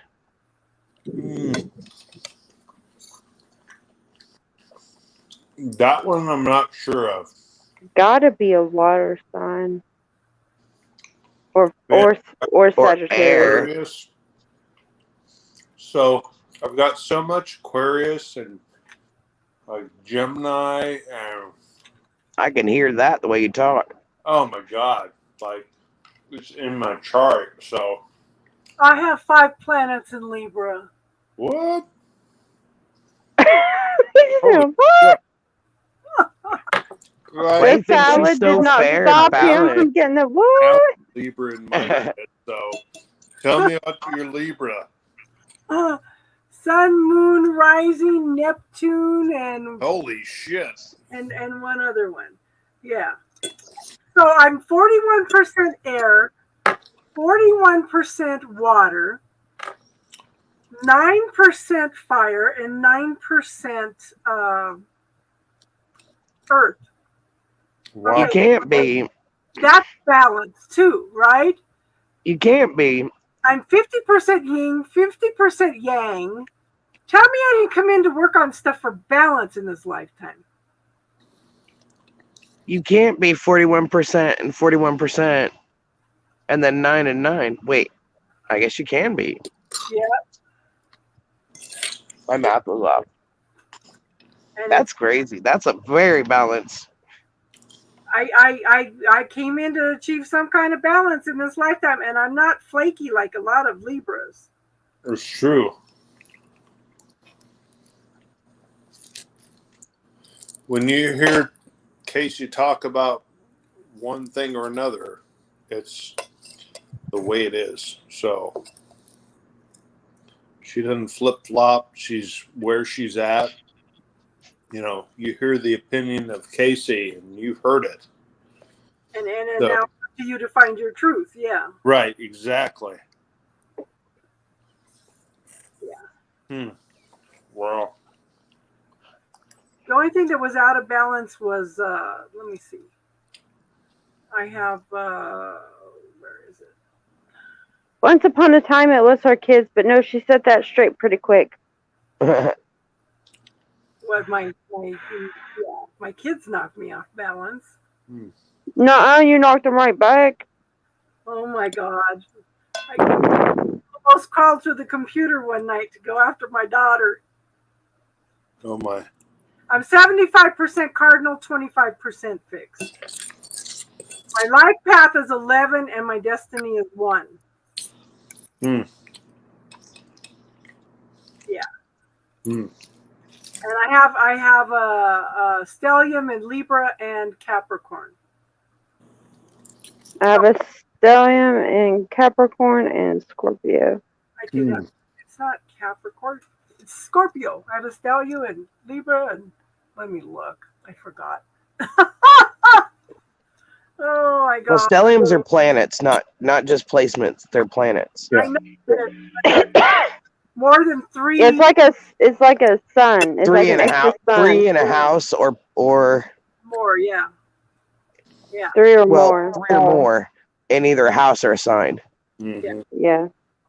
But it's planets. Okay. It's not just placements. Now, and I've always been puzzled because, you know, I read all the Libra horoscopes and stuff and it doesn't resonate.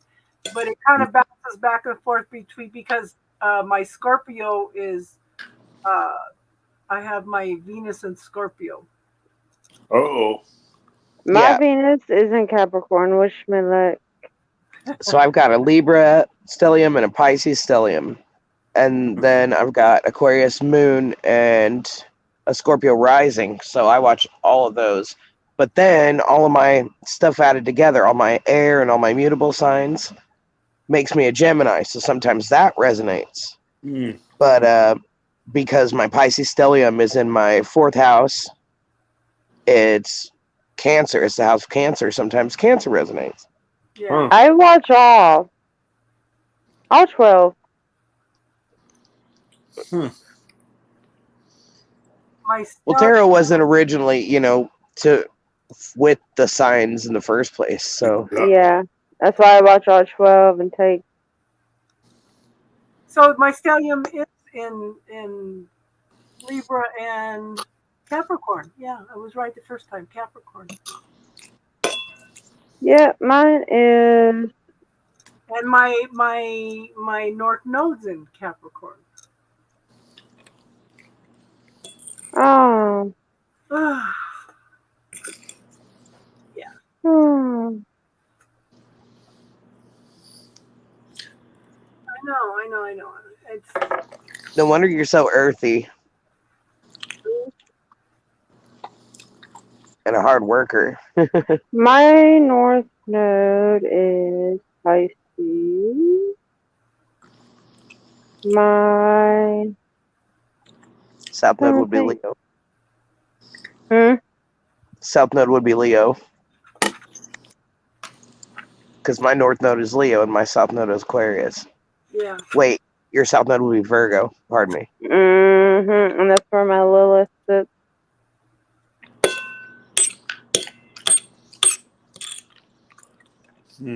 Somebody's scraping the plate.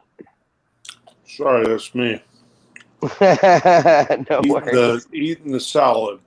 Got to be a good salad, huh? Oh, man, it's spectacular.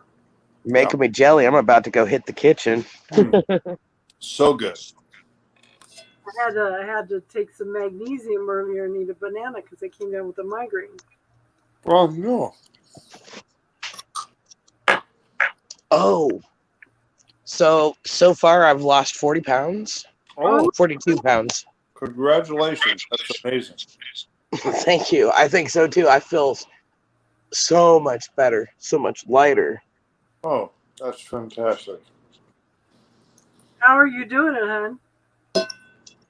I eat like whole grain snacks, fruit, and I only eat one regular meal a day. I'm just usually snacking all the time, like a little fruit cup or canned fruit or whatever, or fresh fruit if I have it. These Nature Valley granola squares, they're real small. And cucumbers, a lot of cucumbers. I take Caraluma because after about 2 months, I quit all soda and I drink only sugar-free stuff now. After about 2 months, I started feeling hungry all the time, like insatiable hunger. So I started researching, and apparently whenever you start losing weight like that, your body produces the hormone that makes you feel hungry even more. Yeah. So I started taking a supplement called Caraluma. It's something they use over in India for like times of famine. It's like part of a cactus that takes care of. It helps with hunger, and it has helped. So wow. How do you and very rarely any dairy, and it's only cheese or yogurt if I do. Yeah. Wow, that's wild. Cutting out the sugary drinks was probably the biggest biggest thing. Yeah. That's huge. Yeah. I mean, I can't really notice it in the middle, but I have lost a couple pant sizes. But I mean, I see it in my legs and arms and stuff. Cool. Yeah. If I exercised, it'd be a lot better. I'm moving around a lot more, but I'm not like exercising. The Mid-Rat, Zohar, and Kabbalah are merely discussions, just like we're having. So astrology lists Libra as the ascending first sign. Astrologers hate my chart. Lilith is conjunct mid-MC and Capricorn. Jack has all this knowledge. I keep telling him, come on. Yeah. Jack is a well house of knowledge. Yep. Yes. So are you guys. And I'm still learning. Yeah, I absolutely. was gonna say I never stop learning. Right? I feel like it's my quest. Yeah. To learn, and like Jack put it in one of the comments. I thirst for knowledge. In community, Jack goes, "If I've learned anything, it's that I know nothing." Yeah. I know that I know nothing, but I am willing to learn everything. Yep. Exactly. I think there's a few things I don't want to learn, but, for the most part, I'm open.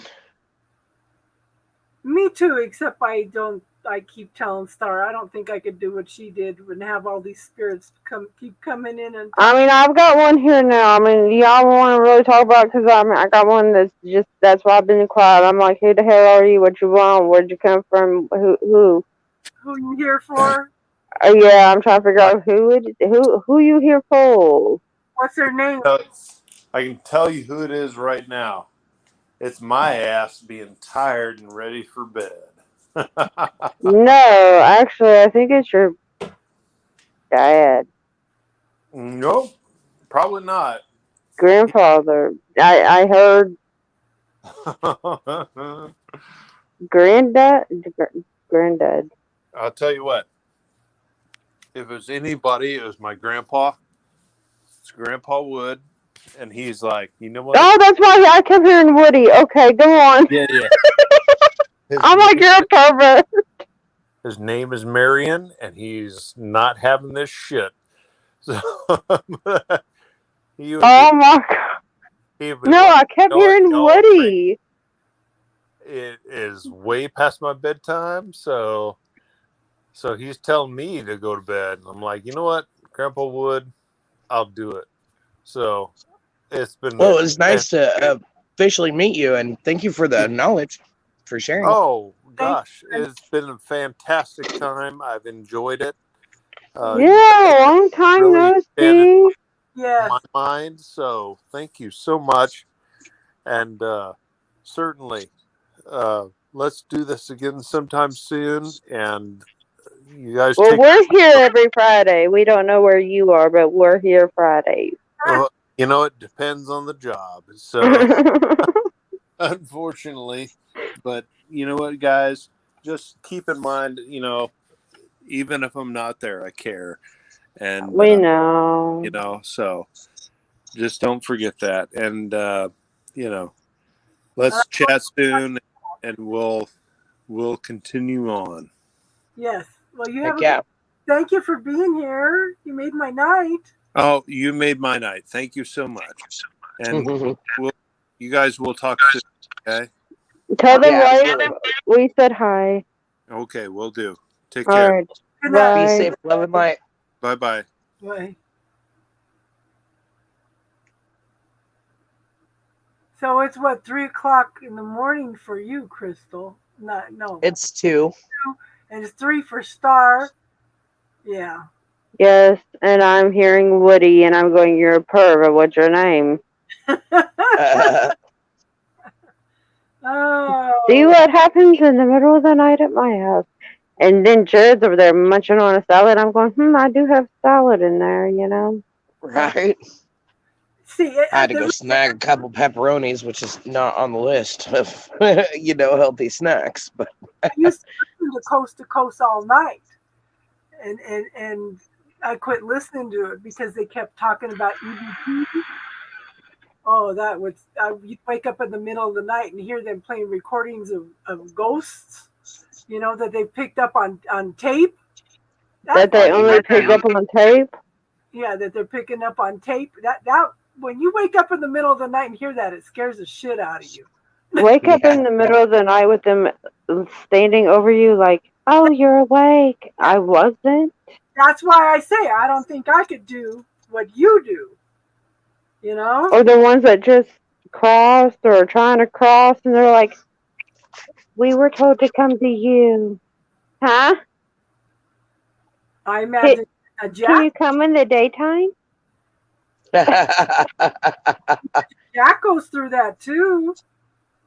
I know. I'm just like, can you come in the daytime? There's the... No? Okay, over there's the bridge. Over there. I had to push my sister across the bridge. She kept turning back. Yeah. I remember that because she came in, my daughter was sick. She just loved my little one. She abused my son. And, but Brianna was still pretty much a baby. And after she passed, I was sleeping one night and it felt like a cold raindrop touched my toe. I woke up, touched my toe to see if it was wet. I'm looking around to see if the ceiling's leaking. And then I heard Brandon crying, Mom, Brianna's sick. She was waking me up because Brianna was sick. So, and then I realized that she was hanging around at the house. And that's when I went in and crossed over the bridge. Yeah, that was it. Yeah. I mean, it's something I've done. I'm trying to think how long. I know at my daughter's age I was doing it. How's Fitz the goat? That fucker ate all my damn animal crackers.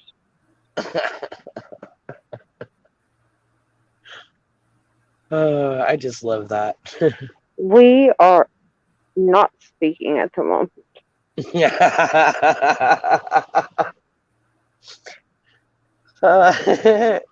How's Buttons doing, Jack? Oh, Buttons is great. Buttons loves me. Oh, I'm sorry, you asked Jack.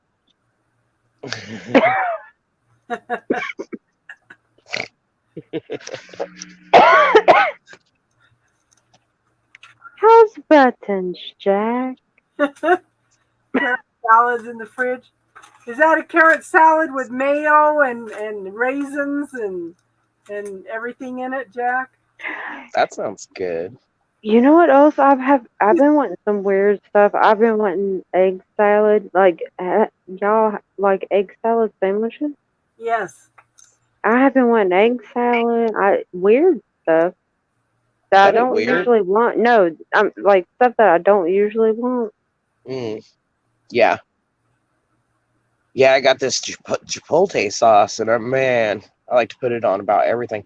I've been doing like I did some cauliflower wings. Those are pretty good. I'm gonna make some cauliflower steaks. Ooh. My son's really opening up to the different foods too, so I'm liking that. Yeah. Yeah. Have you seen the price of eggs? Yeah, like No. $5 for 18 of them. I was gonna say no. I've got chicken. I I found used to. some Go ahead. extra large eggs for $2.89 at King Supers, and it was like $14 for 5 dozen eggs at King Supers. But I went to Walmart and I found some for $11.50 for 5 dozen. Man, yeah, I used to get that Jack? 5 dozen all the time, and I was like, oh man. You're a little behind in the chat. Could you speed it up some?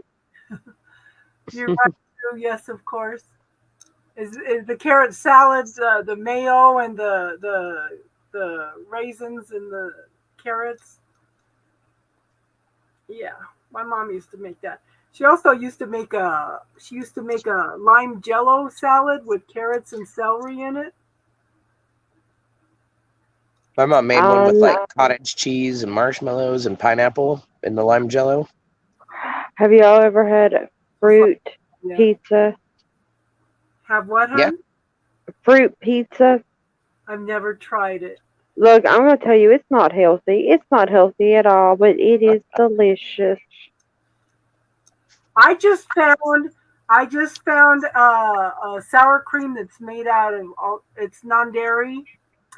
I went in and made me some cucumber salads and Nice. a bunch of other stuff. I said, "Oh my God, this is so good." You know, I have to say one thing that's kept me successful on this weight loss journey is when I get a weird like when I get a craving, because I don't hardly ever crave sweets or anything like that. But whenever I do, just go ahead and eat it. Just not very much. Yeah. Treat myself, and that really keeps me keeping on. Yeah. Man, I got this canned citrus salad, and it's like white grapefruit and regular grapefruit and oranges in a light syrup, Yeah. And I was like, oh, this is going to be great. I opened it, and my face went bitter beer face. It was so sour. That would have been something to see. Yeah. Yeah, right. Like, I'm like, okay, if I force myself to eat this crap, I'm not going to want to do this diet, Yeah. I'm not going to want to stick to it if that's my choices. Yes, we're reading it, Jack. I'm reading it. I've been reading it. I told you that you were behind because you're answering a little slow here. I'm charging the other phone. Actually, I guess I could click on the chat here. Well, we've been on for 5.5 hours. You think maybe it's time to wrap it up? Possibly. We'll have. Oh, I miss you guys. I know.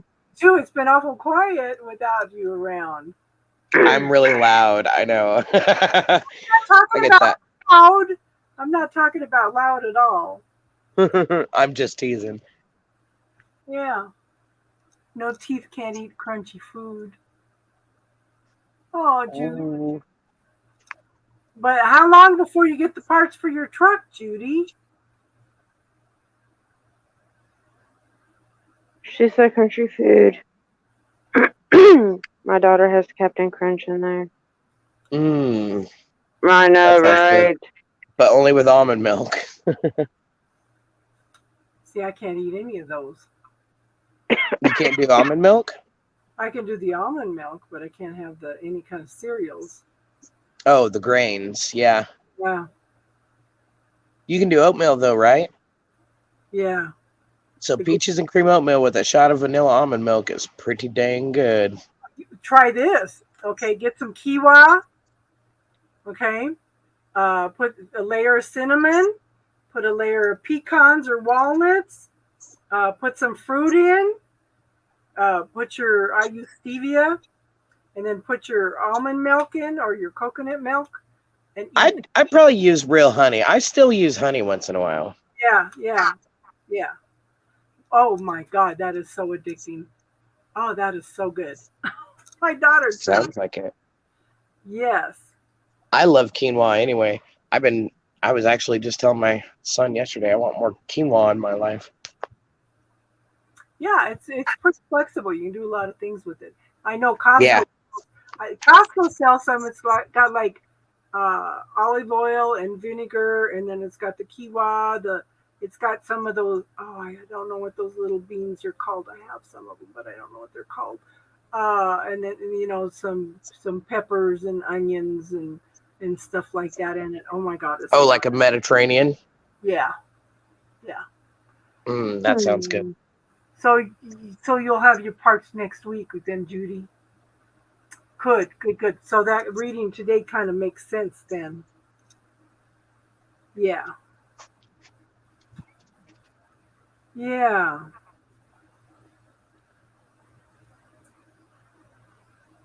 Well, I sure am glad things fell through for tonight with my friend and I got to actually chat. He said tomorrow is going to work better. So New keys for the truck. Yeah. That's cool. It worked out. Yeah. I'm so happy we got to see you though. Yeah. Do what? I'm happy we got to see you, and I'm so happy that you shared the remote viewing, and yeah, and we'll help you practice anytime. I appreciate that. That's a little different from what you what normally I do. Yeah, I figured it was. And, I mean, there's a technique to it. I was like, that just fascinated me. What else you got? But let's do this a while. So excited. So thank you guys so much. Oh my gosh. So excited. But what's funny though is I was telling Star, I said my first husband was being a real butthole one night and said, I'm leaving you. I'm not giving you no money for the groceries and all this kind of stuff. And he's looking at me and I looked at him and I just knew exactly where he hid the money. I walked over, picked up the Bible, and there it was in the middle of the Bible. And he goes, "You're a witch! You're a witch!" Oh my God! So I just knew, Don't they say don't put money in a Bible? I don't know. He did it. He thought. Well, he was thinking about it so hard, his thought projected out, and you caught it. Yeah, I sure did. Oh. And my oldest daughter, because her auntie told her that I did witchcraft and I did spells, she believes to this day that I did spells. And I told her, you know what? believe what you want, but I never did any spells. That was all on your aunt. Yeah, is that aunt still around? Oh yeah. Okay, thought so. So if all of a sudden you have a short little Hispanic lady with buck teeth show up and blonde hair, Well, her. uh, hmm. But she showed up in my dreams. It was interesting. She showed up in my dreams, and Yeah, no, she's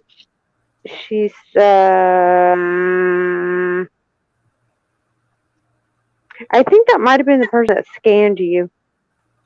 You think so? Yeah. Good girl.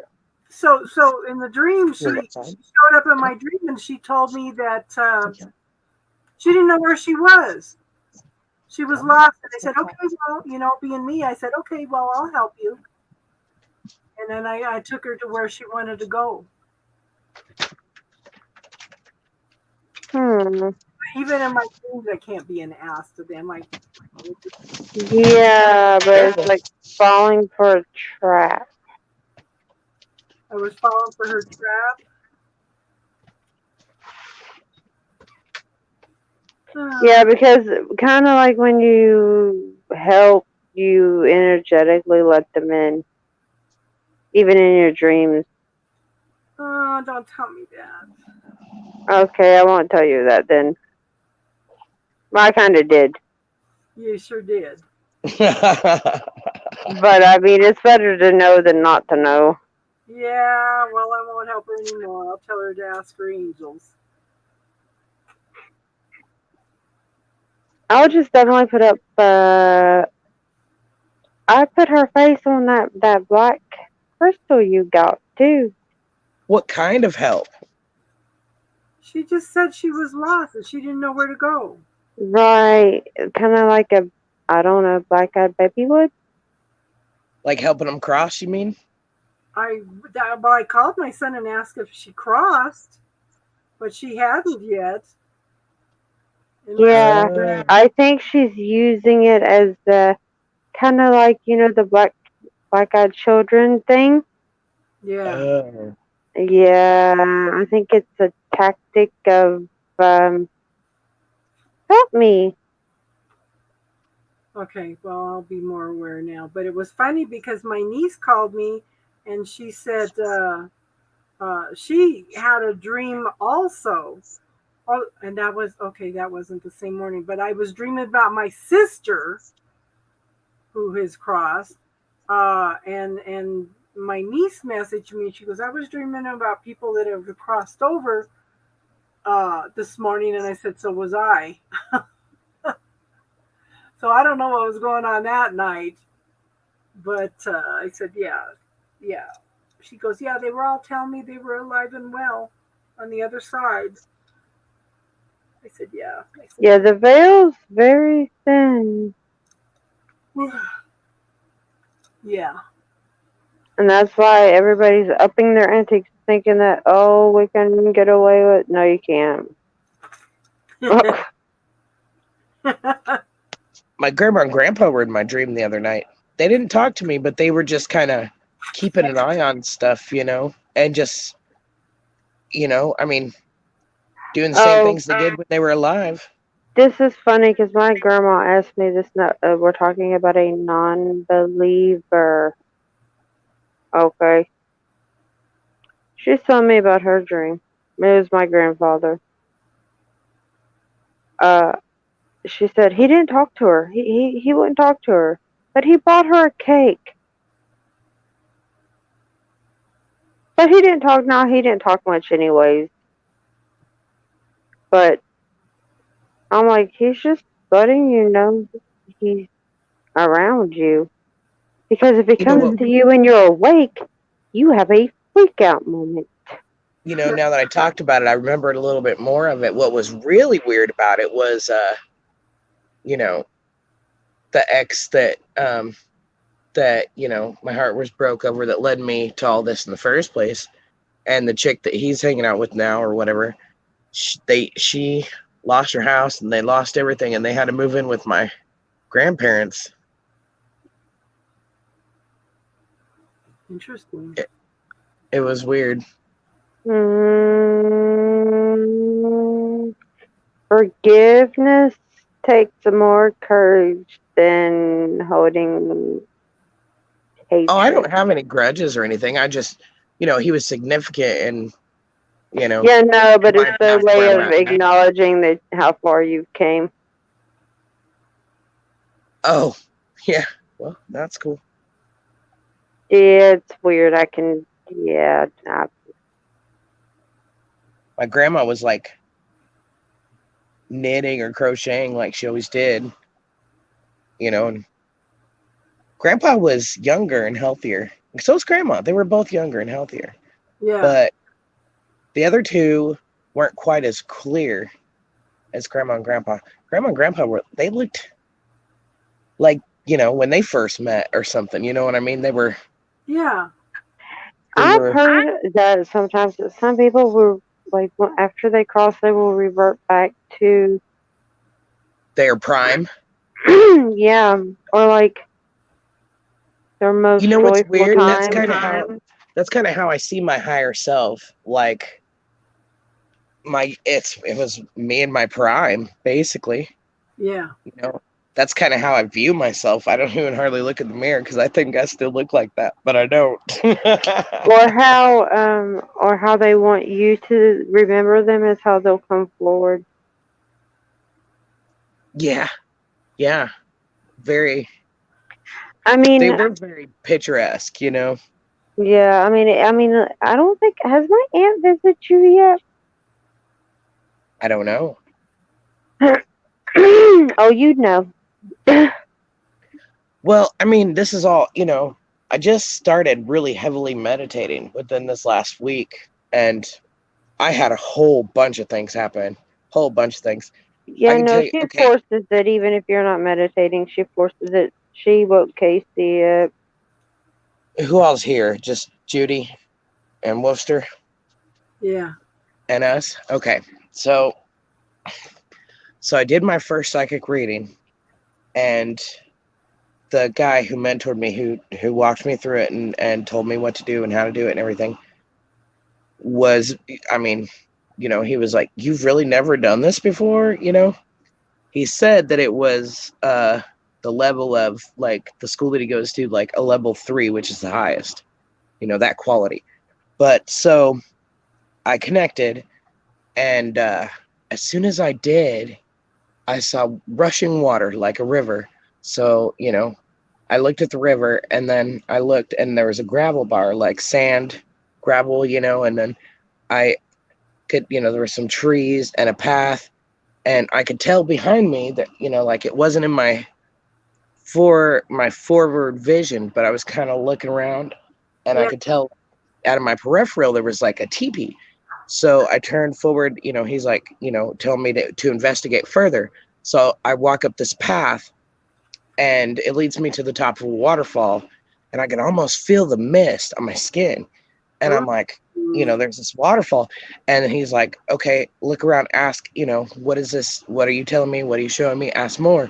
So I look, and there's an eagle in a tree. And, I look at the eagle, and I'm like, okay, spirit, what is this showing me? And the eagle took flight. And next thing I know, I'm behind the eagle, flying with it behind it. And I'm laying on my couch, and I could not feel my couch. I was almost scared. Like the air was tight from elevation, like it was hard for me to breathe in my physical form, and I couldn't feel my body touching my couch. I was like really behind that eagle, and I was like, I had to stop because I was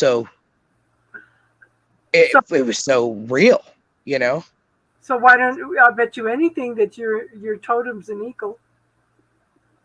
Mine? Yep. Well, I connected with him. I did a reading on him. Oh, you did a reading on him. Yeah. Ah. And he is very much he is native, and he is very much into, traditional beliefs and stuff, and he is very connected with nature. And it, to me, like there was moss on the trees and ferns and stuff. So to me, it looked like Northwest. He's from Oregon. But I'm thinking, okay, so I went through a meditation like that one time. The gal that was with me was a red-tailed hawk, and I was an eagle, and we were both flying, and we flew into this area. You know how the reds and whites flow through the areas in Utah? Have you seen that part in Utah where the winds have smoothed it and you have the red and white rocks intertwined? I think I know what you're talking about. I've never been there or seen it in person, but I think I know what you're talking about. I've never seen it either, but I flew. She was the red-tailed hawk. I was the eagle. We flew into this. Okay, I was flying over this area, and it got real warm. And as I'm flying in, I'm seeing two circles. And you know how they have the symbol of man in Da Vinci's pictures, where he's standing with his arms out and his legs out? Yeah. Okay. There was two people laying in circles like that. There was a feminine and a masculine energy. I went over and I woke that woman up and I said, "Don't you ever put me through that again." So I told him what I thought it all represented. I felt calm and I felt peaceful. And then at one point, I did, he told me to look further into the eagle. And before I stopped, I looked further into the eagle. I asked it, "What is it showing me?" And it showed me a rock. So I felt, like the eagle represented boldness, strength. And then the rock was like solid, and soaring with the eagle, I felt like that meant elevation, like he was elevated, I felt that's what, and I told him all that stuff. And he was like, "Are you sure you've never done this before?" I was like, "Not on purpose." That's cool. Oh gosh. I thought so. Yeah, that's awesome. That's exciting. It freaked me out a little bit being, I trusted it. He said, because I told him I can't feel my couch. And he was like, "Trust it. It's okay. Remember, spirit's got you, trust it. It's not your body, And so I tried to trust it, but I'm scared of heights in the first place. So, and I was above the clouds too. So I told him that part too, that I felt like, that means that you have, that you're much, much higher elevated than most, and stuff like that. He's a shaman. Yeah, when I asked my eagle what was the importance of the connection between us, he looked at me and he says, "The ability to soar in the heavens with God." I started bawling. Yeah, I'm telling you what, I've been crying for a while now, but like every time I just get to feeling so grateful, and I get this overwhelming feeling of just love, and like I am being cradled. Yes, I am being like led and cradled, and to know that, and to know that I am protected, that I'm that loved, that feeling, and just that I'm on the right path, and it's real. It just makes me weep. Yep. Yep. Oh yeah. It makes you feel very humble too. Yeah. Very humble, very humble. Yeah. Yep. But also that I'm worthy, Exactly. Because how many other religions tell us, well, you're a sinner. You're not worthy. Especially with my track record, my past and my usage and whatever, of different substances and whatnot. Well, regardless of what they say, that's who it's created who you are now. Those are lessons you had to learn in order to be able to go through what you're going through now, Yes, exactly. I wouldn't know the light if I didn't know the darkness. So, exactly. And I was thinking about that earlier today. When we first started talking earlier, I was talking about, where does it come across, because when Bray keeps telling me, she goes, "You've gone through so much. You've gone through so much pain. You've gone through so much." It's like, okay, I don't look at it like that anymore. I just look at it as lessons, you know? Yes. And it's like, so that still brings up to me, where is that line crossed, where it's my story, or where is it a teaching lesson, you know? Yeah. But it's if I had not gone through all of that, it would not have led me to the path that I'm on now, you know? Yes, exactly. I'm grateful for it. I'm grateful for it now. And I'm just, Yes. I just get Everything, doesn't it? I get a little weepy thinking about it. Like, just, Yeah. you know, that's why that statement about, you know, it wasn't a conference call meant so much, because, you know. Mhm. Because you have Mhm. a relationship, you know, with God yourself. And why are you worrying about what other people are thinking or feeling when they don't leave You're you? the one that has to sleep at night, not them. Yeah. I've hardly worried about it since last Friday, when the storm and you know, it wasn't really a storm. It was just some sprinkles, and it cooled off and there was a rainbow. Yeah. But, oh yeah, it was thunder and lightning off in the distance. And I said, even Mother Nature needs to yell sometimes. And it'd thunder and I'd yell. Yeah. Where'd you guys go camping at? Just out here at the lake, my lake that we always. Yeah. Oops. Lost her.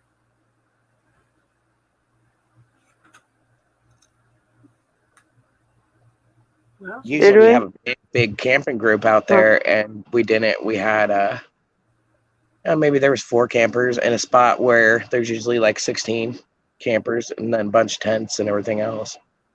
cool. Wow. Yeah, Oh, we had well, blue-green algae blooms, so no one can swim. yeah. I want to go camping so bad. Maybe by October.